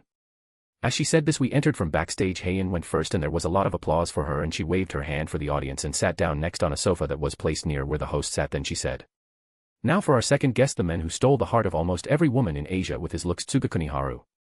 Was that necessary? I couldn't stop my eyebrows from twitching. I quickly calmed down as I walked out from backstage towards where they were sitting, and a loud applause broke out with women hooting and screaming. I waved at them, which caused it to increase more and more. I just shook my head and made my way towards the sofa and sat next to Hae-in. "Welcome to the show, both of you. Even if you are busy with preparation for the raid, thank you for coming here. Ji-hai said as she sat down as well. It's a pleasure to be here, I said to her. Thank you for inviting us. Hae-in followed. She smiled and asked some normal questions about how the preparations were and how we were doing currently. Then the topic became a bit freer as we talked about stuff we did normally and we answered as it was only a normal question, nothing too personal. Okay, then move to our next session in which we answer the question of the audience here in the studio or answer some tweets. Are you two ready? We nodded. So then who is going to be first? She asked while looking at the audience and many people were raising their hands. She pointed at random women who stood up and asked. Hunter Haru, I am a big fan of you. She said while looking at me with stars in her eyes. I haven't even done anything worth gaining fans yet, but thank you, I said with a smile that caused every woman here critical damage. So the question is, are hunters confident in conquering Jujutsu? We have failed 3 times, so is it going to be a success this time? I used to live there with my parents but they passed away in the dungeon break. She said as she looked down, tears clearly in her eyes. Yes, we won't fail this time. I guarantee it. We are working hard to make it possible. I said with a smile. See, can I have a hug? She said in a low voice. Sure, why not? I said as I walked towards her and hugged her, and patted her head when I separated from her while saying. Don't worry, we won't fail this time. I then walked back towards my seat as Ji-hai said. I don't know how many parents or relatives are going to die today. Which caused everyone to laugh. Well, next one. Then she chose a man who stood up and asked. Hunter Cha, do you have a boyfriend? Chapter 32, Cute. Hunter Cha, do you have a boyfriend? He went straight to point like fuck the raid, I am here trying to confirm this. And no I don't, Hae-in said a bit flustered as she looked at me. Okay, next one then. Then a woman was picked and she asked. Hunter Haru, why do you have a girlfriend? Every woman was listening to this intently as Hae-in was looking at me from the side. Nope, I don't, I said, which shocked everyone. Why you don't have a girlfriend? Ji-hai said as she looked at me with disbelief in her eyes. No, I don't. Is it that such a surprise? Of course, it is Sai *. Okay, next. She gave up explaining and pointed to a man. Sir Haru, why do you wear those earrings? He asked. I want to ask the same as well, it suits you though, Ji-hai said. Well, it was a gift from my late mother, I answered, which caused the atmosphere to become silent. Sorry to ask something personal, the man was panicking. It's alright, I said with a smile and moved on to the next question. Sir Haru, do you know why Hunter Sung Jinwoo and Hunter Sung Il-won aren't participating in the raid? It became a trending topic on Twitter as well. Do you know something? A man asked. Well, it is because of family issues. My aunt just woke up from a coma, so they want to spend more time with her. I said calmly it was no secret that we were related and I didn't want to let the news about aunt waking up from eternal slumber become public. Then after some questions, we moved towards the Twitter question, which was more or less the same. Okay, now it is the last question. Okay, you, Ji-hai said as she pointed towards a woman. Sir Haru, do you have someone you like? She asked in a small voice and the hall became silent. Yes, I do, I said with a smile. Okay, Hido, wait, you do? Even Ji-hai was stunned. I nodded. Who is it? She said. Secret. So how is your relationship now? Well, I am waiting for her answer, I said, which caused them to stop again and all the eyes were on me. If you keep looking at me like that I'll blush, I said as I chuckled, which caused them to stop staring at me and we ended the interview on this. Though I would like to meet the lady who has kept you waiting, but let's stop here. She finished the interview. As Hae-in was looking at me with a soft gaze. And we went back home after that. It did calm down the people to some extent, but the unease was still high among the civilians. But the netizens were as active as ever. Many were denouncing Jinwoo and Uncle for not participating in the raid. And many were defending them. But the picture of Hae-in looking at me became famous with a caption of, I want someone to look at me like Miss Hae-in looks at Mr. Haru. It was chaotic for sure, but it gave them something to shift their attention towards rather than talking about the raid. I am on my way towards the gymnasium to meet Hae-in. But she hasn't arrived and I saw someone training inside. After 10 minutes she stopped and I gave her a water bottle. Here, Tawada-san. She took it but then looked at me. Kyaaaah, she screamed. I didn't know you had such a cute scream, I said, chuckling, which caused her to frown. I didn't know you had a habit of stalking people, she said. I have been standing here for 10 minutes, you were just too immersed in training, I said while looking at her. She was wearing a black sports bra and black pants. Her tattoo and toned body were on full display. Did you finish checking me out? She asked as she looked at me. Yes, you look so beautiful I couldn't look away. She was stunned hearing my answer and her mouth wide open. What did you think, I would blush and stutter or something? How cute, I said as she blushed. I shook my head. So you are a self-taught swordswoman? I asked, which caused her to become more surprised as she said. How do you know? I am a swordsman, you know. So I can tell when someone is self-taught or not. I said. I haven't seen you use a sword. She said. I just shook my head as Heian arrived and said. Sorry for coming late, the traffic was really bad. Oh, Kane, hello. She said. So they know each other. Hello, I just finished my training. She said as she sat down. I translated for them so they can talk. Okay, Haru, let's start. I am going to land a hit on you, Heian said, getting her sword ready. I just laughed. And then whoosh asterisk. There were 2 lines, one white and one red, all over the gym. You've made a lot of progress, I said as I dodged a strike to my head by tilting it to the side. She didn't answer me and kept attacking me on my vital points. I just dodged them with small movements. Breath of light, linear. A fast single thrust technique with a straight trajectory to the head, it is fast as instant teleportation. She was in front of me the next instant and thrust the sword towards me. But it only hit empty air. My, that was fast, I said, standing on her sword, which was in an outstretched position, while looking at her. She shook her sword and attacked me while I was in the air, but only attacked my afterimage. I was already behind her as I patted her head. Okay, you lost, I said, and she nodded. Then we saw a dumbstruck Kane looking at us. Is something wrong? Heian asked. How are you so fast? I wasn't even able to see your movements, she said to us. Well, Haru taught me, so I am better than before. Heian's answer caused Kane to become even more shocked as her mouth was hanging open. Close your mouth, I said while closing her mouth with my hand. And blushed while pushing my hand away. Do you want to learn? I asked as I don't see any harm in improving her swordsmanship. Of course I won't give her the breathing technique. Are you sure? She asked in shock. If you are all right with it, I said as she nodded. Then I'll practice on the things you've taught me, Heian said. And I started to guide Kane to work on her forms and make them more fluid. She would blush whenever I touched her hands to adjust the angle. What a cute reaction, I said while teasing her. Bastard. She growled. I nodded. Now she has forgotten about her embarrassment and she was able to train without any problem. After 2 hours we finished our training and rested for a bit. Kane was a fast learner, so she picked things up fast. So it was easy to teach her as she would understand stuff faster. Thank you for helping me, she said with a smile. No problem, we train here almost every day, I said as she looked at me. See, can I join as well, she said while looking away, blushing a little. If asked so cutely, how can I refuse, I said with a smirk. It's so fun teasing her like this, I thought. She was glaring at me. I smiled and she looked away. What are you guys talking about? Heian asked as she wiped the sweat on her face as we were talking in Japanese. Kane was asking if she can join us for training. Oh, it's fine, right? She looked at me as if, you decide. I guess it's fine, I said as Kane smiled brightly. I shook my head and we went back. Jeju Island. We need to find a new home. There is no food left here, my children are eating each other. I need stronger soldiers, the Queen Ed said as looked in a certain direction. I need the ultimate soldiers to lead my people. For the kingdom we will make them fear us. Pucci asterisk Pucci asterisk Pucci asterisk. As the sound of tearing resounded in the cave. SCREEEEECCCCCHHH asterisk, a loud screech sounded on the whole Jeju Island. We must feed and eat more and be even stronger. POV. Are all the preparations done? Yes, it is. I have checked it. Double check it, we need to kill him this time. TCH, you are doubting my work now. I just don't want a cute child in my race to die before he reaches his full potential. So check it again. Tisk. Quick question here. Do you want Koresh's vessel to die? Yes. No. Chapter 33, a day before the raid. HAH asterisk ha asterisk hey, aren't ha asterisk being too hard on me? Kane said, breathing heavily. I don't think so.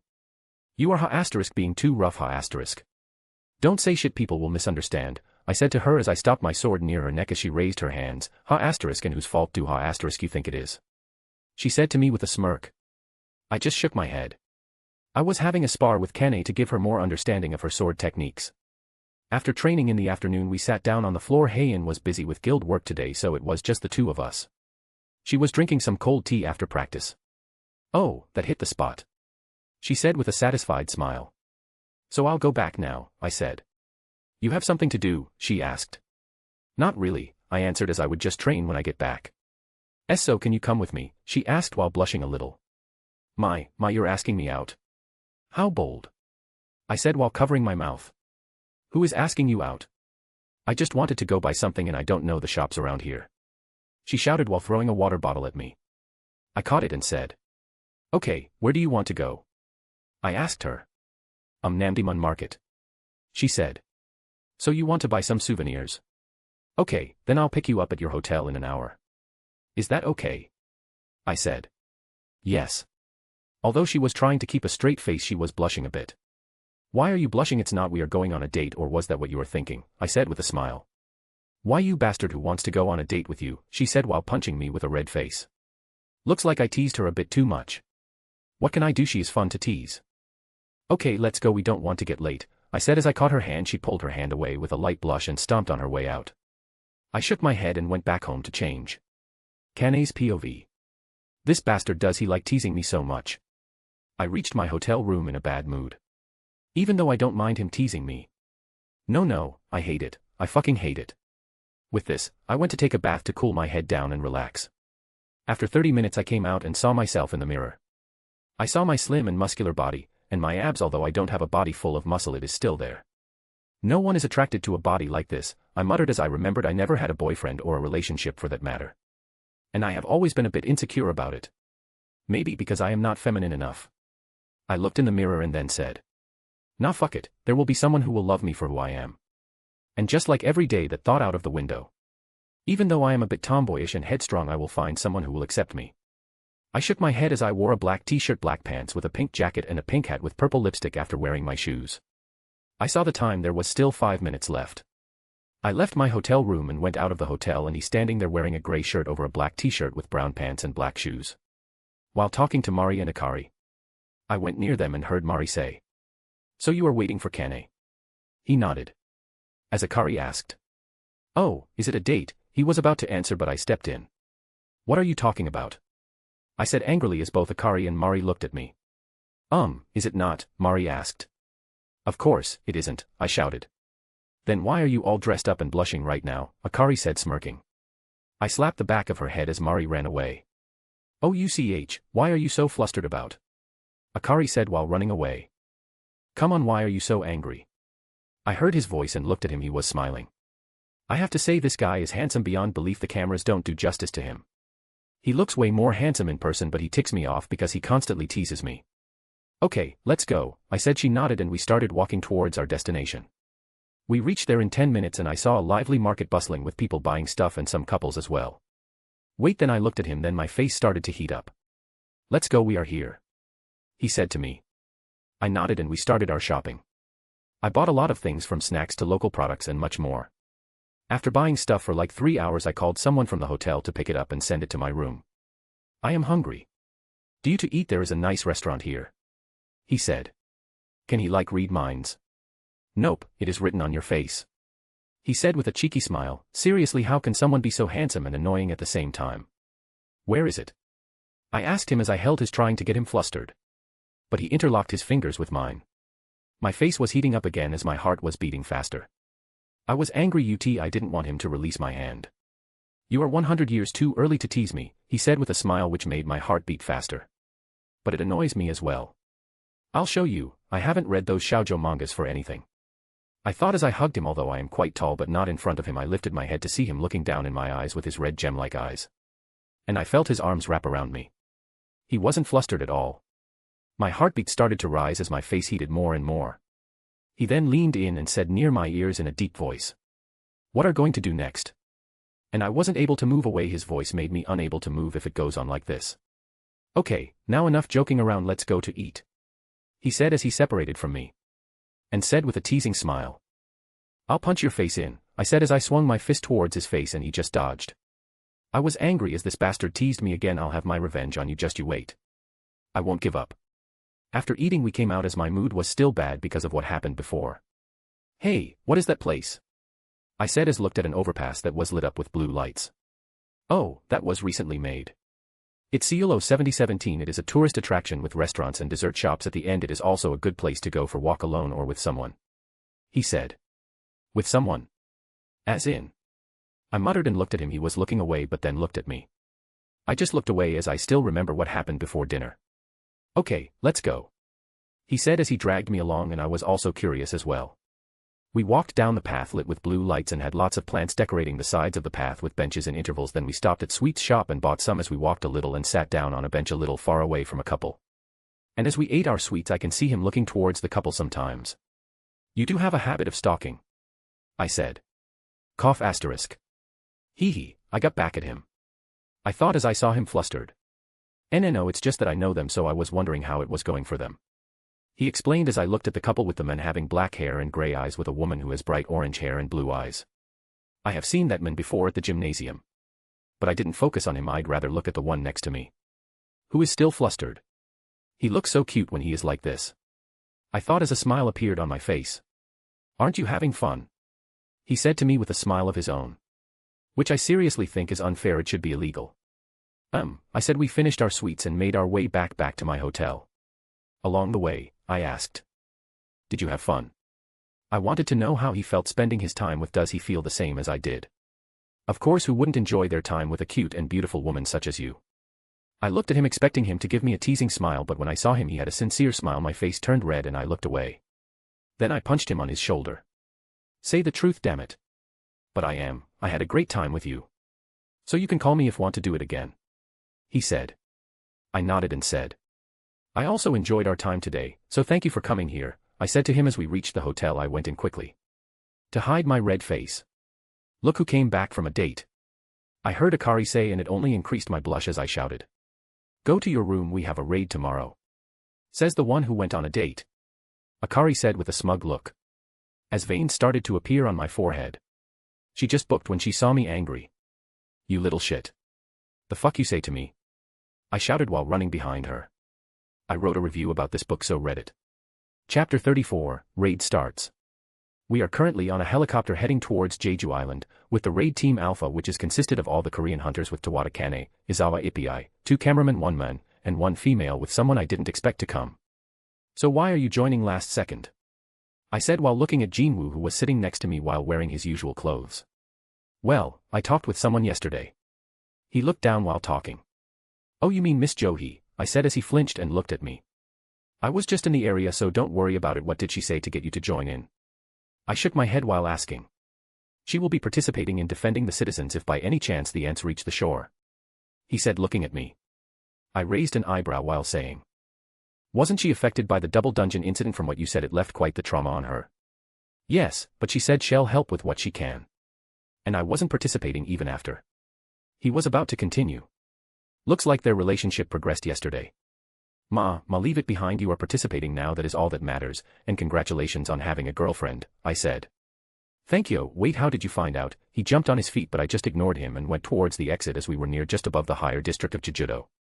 Jeju Island is surrounded by ships that have many A-rank and B-rank hunters waiting for any ants that make it past us. They will be taking care of it, and the same thing is happening on the coast of China, Taiwan, and Japan. I went near the open door as the helicopter hovered. I then saw the female cameraman following me. Minonim, you are supposed to film the raid, not me, you know, I said, scratching my cheek. No, I mean we have to take close-ups of the hunter in their gears, so. She said as she was blushing a bit. I just nodded.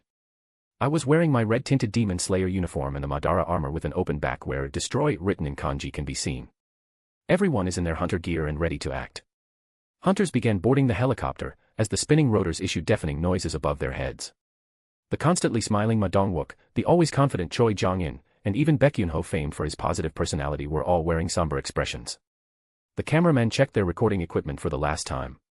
The camera itself was designed to be fitted around the head so it should not impinge on their movement by much. The place their helicopter has reached to was perhaps the most dangerous place in the whole of South Korea, no, maybe, even the world. Thinking about their destination, the male cameraman could only swallow his saliva down in nervousness. The female cameraman wasn't nervous as she was busy looking at me. No matter how hard the cameraman tried to stay calm, there was nothing he could do about the nervous tension slowly mushrooming in his heart. It was the same story for the rank S hunters, as well. Okay, we are going down, I said as I landed down first, followed by the Korean and Japanese hunter who have just arrived here shortly after us. As everyone landed and took their positions.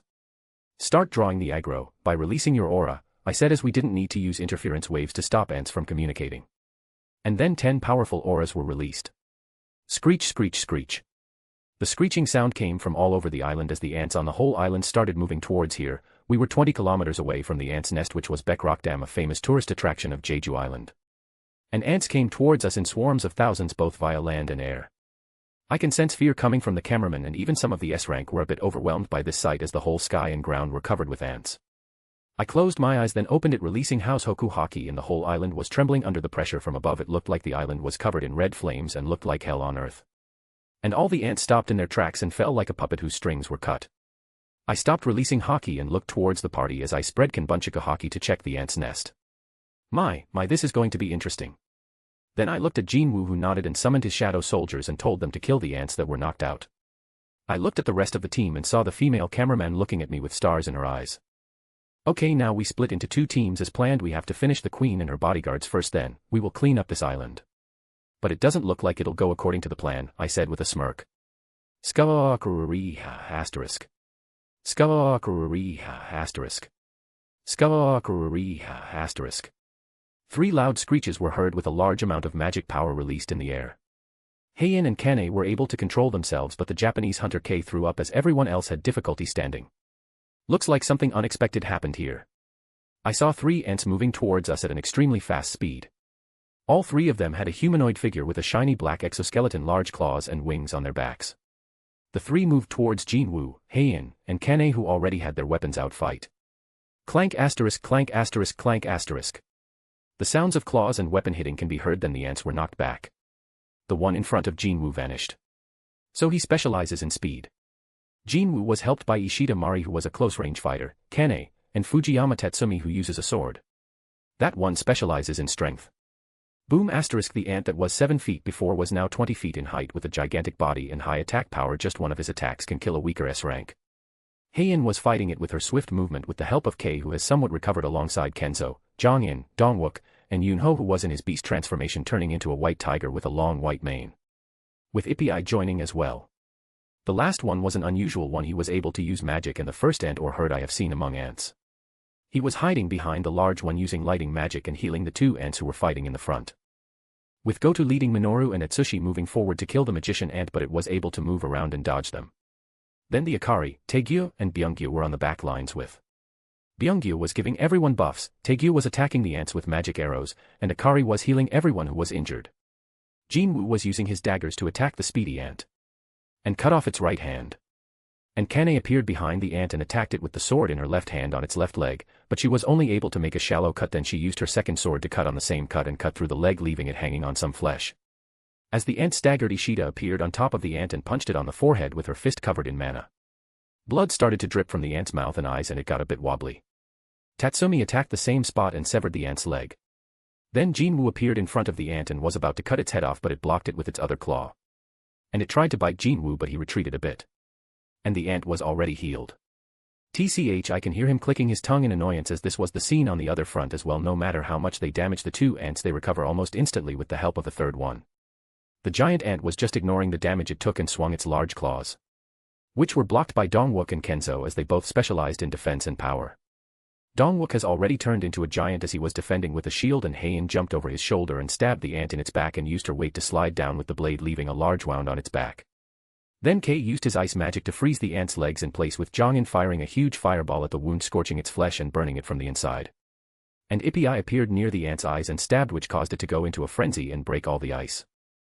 Yunho attacked and tore off one of the 2 pincers in front, and as they were about to move forward, it opened its mouth and spewed a green mist in all directions, causing everyone to be paralyzed as Byungyu debuffed the paralysis. But by the time the ant was healed by the third ant, the shell of this ant was extremely tough. The only ones who can deal damage to it are Heian and Yunho. And want that they were powerful, but they were a bit too tenacious, as they didn't die and were able to get healed because of that. I shook my head as I looked at the ant's nest and then said, Goto and Minoru help Jinwoo with the speed ant. And Atsushi, go towards the giant ant, I'll deal with that one. They nodded and went towards the spots I said them and helped the teams fight. The third ant isn't simply healing them, it is rather using its power to speed up their recovery with magic while using their lifespan as a cost. Let's end this flamboyantly. Chapter 35, What is your plot? The whole internet was lively because of the live telecast of the raid. As this was the first an S-rank raid was broadcasted for the common populace to see. So not only was it trending in Korea but around the world. The only topic being discussed right now was how Hunter Haru knocked out every ant on the island. The talk about Sung Jinwoo joining was already forgotten. This moment was seen by everyone in the world and they didn't understand what happened. But one thing was sure, that this technique isn't something they can handle. At Arion 23. Why oh, did you see that? How did he do that? At bad 69. This time they are surely going to succeed, there is no way they are losing after this. At Fuck 9, replying at bad 69, don't raise a flag dude. At hey hey, Hunter Jinwoo joined as well. At Harasimp 1, replying at hey hey. Who cares about him, I want to look at Harusama more. And there were many more, but let's just ignore it for now. After that, they saw Hunter Jinwoo summoning hundreds of shadow summons, which broke the internet again and started the discussion about his abilities again. The fight between the hunters and the three ants was shown as well, and as the fight was progressing towards a stalemate, the comments started to get negative. At GIO 67, they are not even able to fight those three with 17 S ranks. I feel like this is going to be a failure. At Zuch 999, replying at GIO 67, I also think the same, and why isn't Hunter Haru attacking and just standing? At Hunter Analysis, replying at Zuch 999, I think the technique he used to knock out the ants might have caused him too much mana, so he should be recovering right now. You can see him giving orders and such. It has to cost a lot, even the national rank hunter can't do that. At Harasimp 69, who dares to slander our Harusama will be burned on both the internet and real life, so you better be careful. Oh look, simpletons, Harusama has made his move. In the Korean Hunter Association, Chairman Go Gun-hee was looking at the television where the scene of the hunters being in a stalemate. He had a complicated expression while looking at the three powerful ants that popped out of nowhere. If it goes on like this, our healers are going to run out of magic, he said. Then they saw Haru moving. Did he recover after using the technique? He saw the television with anticipation, as he knew the one who can change the tides is him. And to do that he needs to kill the slippery ant who is hiding and running. He saw Haru move towards the healer ant and the other two move towards him to block him and attacked him with their claws. Then he saw Haru use his sword to send 2 slashes, leaving a trail of fire cutting off the claws of the 2 ants as he made his way towards the 3 ants. Chairman Go grabbed the handrest of his chair with excitement clear in his eyes as he saw Haru raise his sword above his head and brought down a vertical slash covered in a haze-like flame, but they saw the attack missed when the ant moved behind. Or that was what everyone thought when they saw the ant being cut into 2 while falling. Crush asterisk bang asterisk. Yes. Chairman Go cheered loudly as he saw this and broke the handrest of his chair. He was happy as his heart was beating faster. They can win now, the raid will be a success. It was a festival on the internet with praises flying around as they saw the hunters kill the other ants after another 30 minutes without the support of their healer. This shows the tenacious trait of insect-type beasts. And the same was true for the hunters, as both Akari and Byungyu were exhausted from overusing their mana and they were breathing heavily. The only ones who looked fine were Ryuji Goto, Tawada Kane, Cha Heian, Sung Jinwoo, and Tsujikuni Haru. As Haru was about to say something, they saw the whole island tremble. Back to M.C. Rumble asterisk rumble asterisk. The whole island shook from the magic that was just released. Heian's face was pale. Kei had already passed out because of the intense mana smell. I can see the disbelief on their face, as it was something they hadn't felt before. It was a mental attack that would affect those that are weaker than the user of the spell. Even Jinwoo was affected by this. Did the Ant King become this strong? I was thinking as I saw a black blur moving in this direction. Run, I said with House Hoku Haki in my voice, and they all started running away at the top speed. But the black blur appeared in front of Heian trying to kill her. Sigh asterisk. Of all the people. I appeared in front of Heian using Flying Raijin. And used my sword to attack the Ant King. It dodged minutes fast. And he wasn't fighting me head on, rather run away from me and attacked others and wanted to bring down the numbers. This time he went for Kane. I give up, alright. Bansho Tenin, I used this technique as I appeared in front of Kane, who was about to be attacked, and pulled this heroin killer towards me as I punched him with 1% of Gura Gura no Mi. And he flew like a cannonball. As his exoskeleton was destroyed and his intestines spilled out. But this bastard was still able to heal itself. What is your plot? I am quite eager to find out about it. I thought as I glanced in a certain direction. One thing is certain, that this Ant King has been strengthened to a high level. His strength is the same as or higher than the giant I faced before. Ki asterisk. He shouted again with that spell, and the hunters that were running fell because of it. They had difficulty breathing. They felt deja vu of the day Haru used his skill against Goto. Jinwoo stood up and Heian stood back after him, with Kane struggling to stand up as she was on her knees. Are you the king? It said in monster language. Then the Ant King attacked me with its claws and swiped it on my head. I stepped back and dodged it as I used my katana to attack him with a horizontal swing. I cut off his arms and left a cut on his chest, leaving a flamboyant spray of blood. The Ant King jumped back as he regenerated his lost limb almost instantly, as I am not using the sun breathing or he wouldn't be able to recover from the wounds. This time he used his wings to speed and attack me with a punch head on. Now that is the last you should be doing in front of me, I thought as I punched the incoming fist head on, blowing off the Ant King's arm, which he regenerated immediately. You are strong. Ki asterisk.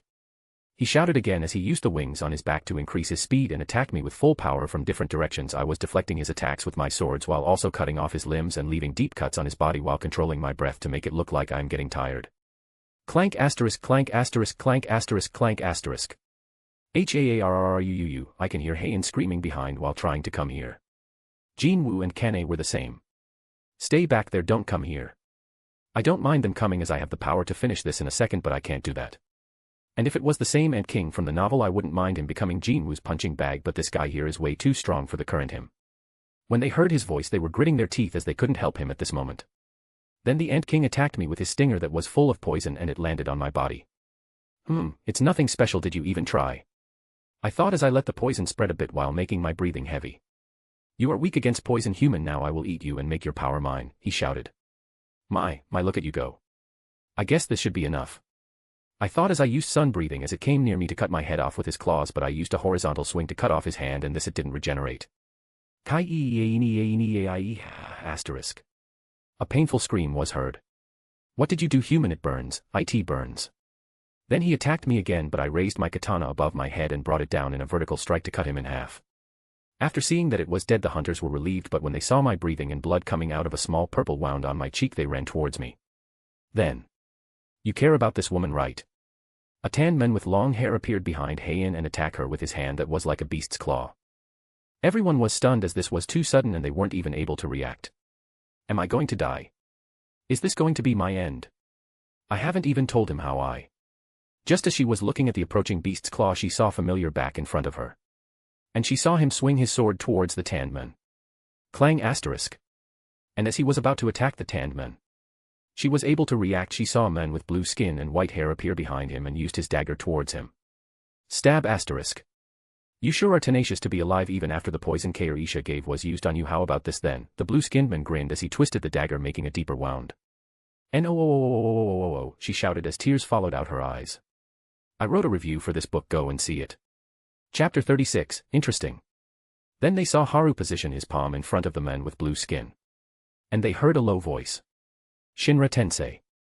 And the man with blue skin shot out like a cannon and hit the tanned man as both collided with the mountain, and the land around where the man was standing was destroyed along the path.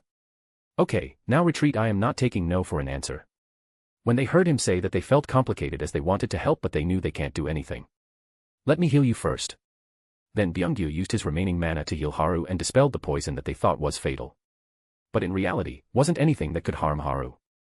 Okay, we are retreating, Goto said to the hunter as he was the second in command for this raid. The Japanese hunters followed him as everyone knew they weren't in a condition to fight as they had injuries and have also run out of mana. What makes you think we will let you go? They saw the tanned men and blue-skinned men walk out with little injuries that were already healing. Don't hesitate, you have to go fast. Or I won't be able to fight. Haru said that, looking at Heian, Kane, and Jinwoo, who were hesitating to retreat. And after hearing him they left with the rest. The tanned man released his aura, which caused them to stiffen again. This isn't something we can face. Jinwoo thought with sweat on his forehead. All of them knew that these human-like beasts were something far more powerful than the Ant King. They weren't able to do anything in front of the Ant King, so what can they do here? They felt like they were going to die here because they know that the human-like beasts had no qualm using them as a way to sneak attack the only person capable of fighting them. But then the pressure eased when they felt a familiar aura surrounding them. They turned around and saw the confrontation of a black aura and a red flame-like aura going against each other as the land started to crack around them and the clouds in the sky scattered. Go now. They heard a calm voice saying them to retreat as the flame-like aura overwhelmed the black aura. And they retreated to a safe zone, but then they saw the female cameraman put her helmet that had the camera for the broadcast down. She positioned the helmet to face the fight. When she felt everyone was looking at her. I have to share the heroic figure of Haru-sama with the world or they won't know his greatness. What can they say except this woman has her priorities straight? Then they started running as they felt tremors that shook the whole island and the sea around. Was he not fighting with his full power because of us? Were we pulling his leg this whole time? This was the thought of the raiding party as they gritted their teeth. They were S-rank, even though they had their pride, they couldn't refute the facts in front of them. As they looked back to see large pillars of ice and fire colliding with loud sounds and tremors that shook the island. They were sure they wouldn't be able even to survive being near the battlefield. Don't even mention fighting. The ones whose mood was the worst were Jinwoo, Heian, and Kane. They were extremely angry for not being able to help him. The people watching the raid have been on an emotional roller coaster. They cheered loudly when they saw the 3 ants being defeated, but that turned into fear when they saw a single ant suppressing all the hunters with its presence alone. They thought that it was all over until they saw Haru fighting the ant. The expert brought by the television station also said that if Haru wasn't exhausted he would have defeated the ant without getting poisoned. He also said that the hunters not being able to fight also played a huge part, as Haru had to be on the lookout so that they don't get killed like the ant tried to kill Hunter Cha and Japanese Hunter Tawada. There was a lot of criticism online, but a lot of people supported the hunter, saying that it isn't hunters who are weak but the monster that is too strong. At Hunter Enthusiast, then what do you call Hunter Haru who can fight that monster even while being exhausted? At Harusama 4 Life, at Hunter Enthusiast, did you just compare a normal human with Harusama? Blasphemy, I call for punishment. This post got 10,000 positive replies in like 30 seconds, which scared the shit out of the person who tweeted before. At Harrisimp67, only Harusama alone is carrying this raid. And as they watched Haru cutting the ant in half, cheers of people can be heard across the world, but it was mostly females who were cheering. What can we do? This guy's charm is on another level. This time they thought it ended. But it just doesn't fucking end, does it? They saw an unknown man appear behind Hunter Cha and tried to stab her with his beast-like claws, but they saw Haru save her in time, and then a blue-skinned old man appeared and stabbed Haru in the back. And the reaction of the audience and females. I'll leave it up to your imagination. After that, the hunters were retreating after Byungyu healed Haru, which increased his reputation among Haru's fans. The females felt sad as wouldn't be able to see the battle, but then their savior, the female cameraman, placed her camera facing the battle so that the broadcast see the fight. At Jinwoo's home, Kyung-hae was consoling the crying Jin-ah, who was looking at the screen while calling Haru's name. And Sung Il-won was sitting with Chairman Go, as both of them had a serious expression, but Il-won was in a worse state as he found out that Jinwoo was the Shadow Monarch. He wasn't sure what to do. He was torn between the thought of completing his mission and his family. While looking at the T.V, he saw the monarchs appear. He wanted to go there, but he knew he won't be able to reach in time, and he heard the voice of the rulers, which caused him to relax a bit of his tension. Then he saw the battle between the monarchs and Haru. Back to M.C. The beast monarch attacked me with his claws as I dodged to the right, and the claw fell on the ground as the island trembled. I used my katana to cut off his arm with a horizontal swipe, leaving a trail of fire. He grimaced and jumped back. He tried to regenerate his arm, but it didn't work. You are more dangerous than we thought, the frost monarch said, as he attacked me with ice projectiles from different angles. I dodged it and knocked down some with my katana. I saw the beast monarch tear off his shoulder and regenerated his arm while his black hair went white and his pupils glowed with slits in it, and his face became that of a wolf. His speed has increased as he appeared in front of me again, attacking me with his claws, leaving red streaks behind, and I did a diagonal slash, cutting both of his arms as blood spurted out. I was about to attack him again, but I saw a huge shadow over me and I jumped back. Boom! A golem made of ice attacked where I was standing, and the ground shook with rocks flying around, and then these rocks all came towards me at a fast speed with ice shards mixed in between them. I used my katana to knock down as many as can and dodge the rest. Then the frost monarch filled his lungs with air and blew out an ice breath towards me. I made a horse hand sign. Katan, Goka Mekyaku, fire release, majestic flame destroyer. I blew out a sea of dark red flames and enhanced it, as both the ice and fire breath collied. Boom! And smoke rose all over the place, covering our vision. The frost monarch appeared behind me and attacked me with daggers made of ice. I used my katana to parry his attack. Clang! Then attacked him with a kick to the abdomen from the right side. He wasn't able to react as his body bent like a bow with his hand and ribs shattering. Bang! He shot out like a cannonball out of a cannon and hit the ground, rolling and bouncing a few times before he stopped. Then the beast monarch attacked me from behind, trying to bite my head. I gave him an uppercut with my left hand and he shot up in the sky. I saw the camera that was placed here has been broken. Okay, the show is over. I wanted to show them the power of these beings and some of mine. Now my plan will be easier to implement. I thought as I waited for these two to stand up. Bastard, I'll fucking kill you, the frost monarch said as he used magic to isolate this place from the outside world. I just let him do what he wanted, as he will die soon anyway, and it also makes things easier for me. His right hand is still dangling right now. You won't be able to leave this island now. I have now separated this place from the outside world. Although you are strong, this is your end. After killing you we will finish off the rest of the humans, and we also found the Shadow Monarch's vessel, the Frost Monarch said. Show us your last struggle, puny human. The Beast Monarch was grinning while saying this, as it seems he has recovered. I sat down and crossed my leg as I supported my head with my right hand. What, you already gave up? The Beast said while grinning. Fighting you two isn't fun. Why isn't the third one coming out? I said in monster language, which caused their eyes to widen. Are you saying we are weak? The Beast Monarch shouted. Yes, Mr. Assassin, I am saying that you are weak, so tell the third one to come, or should I do it myself? I said as I find the third one to be interesting. Who are you calling an assassin? The beast monarch said. I mean, aren't you an assassin? I asked. I am the king of the beasts, the beast monarch. He growled. You can become a good assassin with your proficiency in sneak attacks. What a waste of talent. I said with a mocking smile. His face twisted in anger as he attacked me with his mouth wide open. I appeared above him and stomped his head into the ground. With my leg covered with Gura Gura no Mi's power. Boom asterisk. And the whole space shook. I looked at the place where the third one appeared. While my foot still on the beast monarch's head.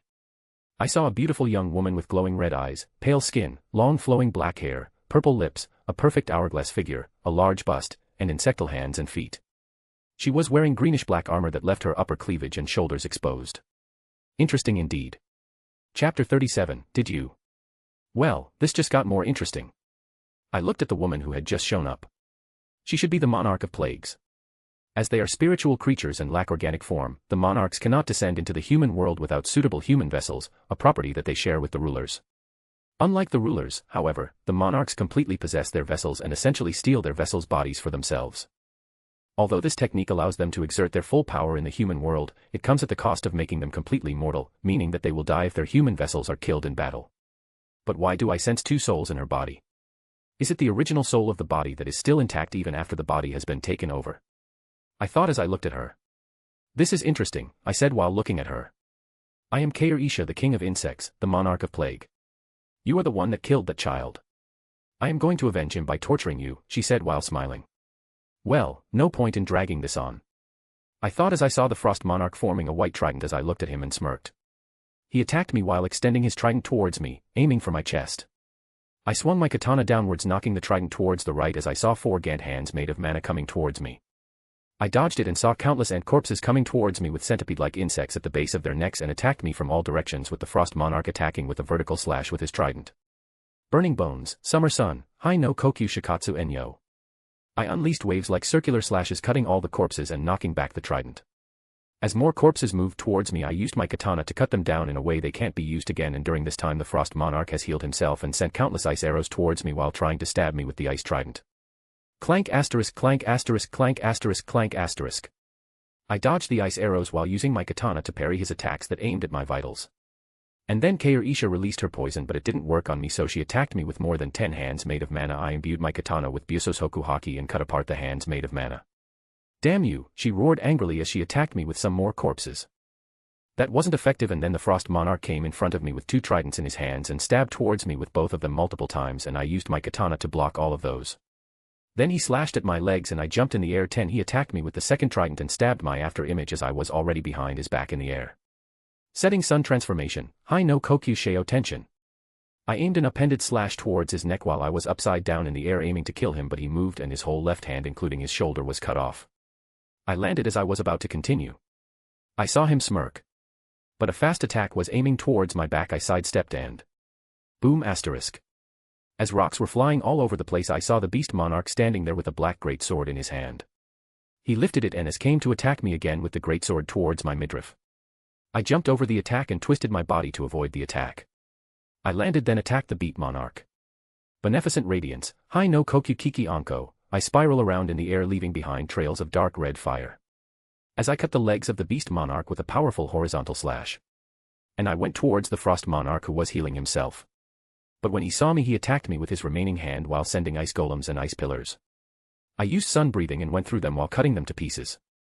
As I arrived in front of him, cut his hand and legs. He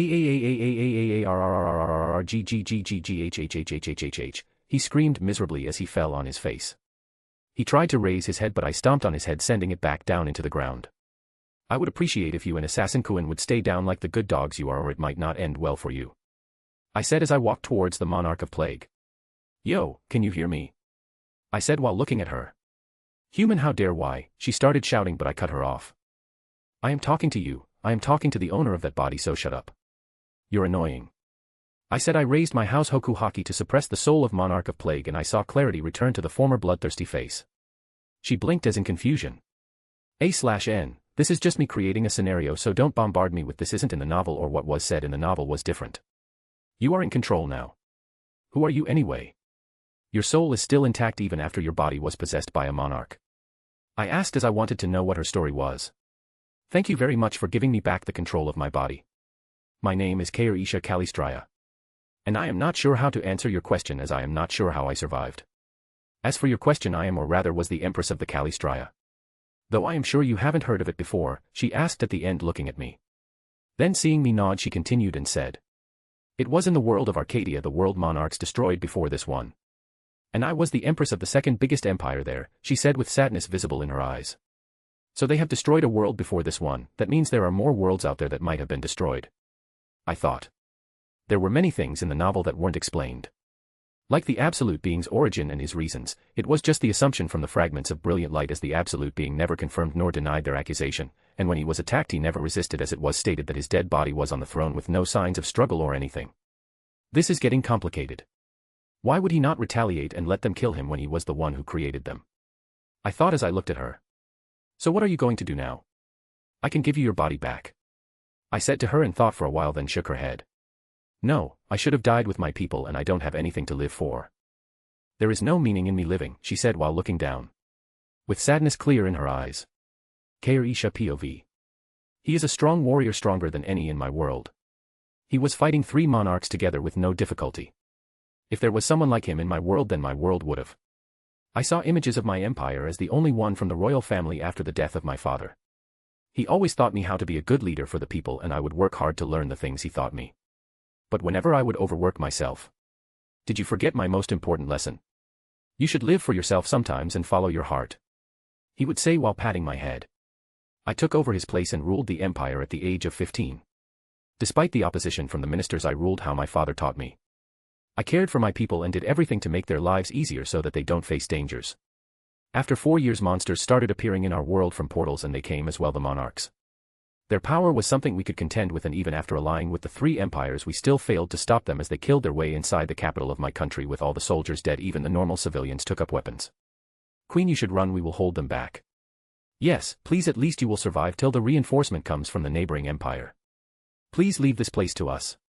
There were a lot of my citizens saying to me to run away but. No, I would die either way. I will die here in my home rather than someplace I don't know, I said with my firm voice. That is my decision no matter what they said. I didn't relent.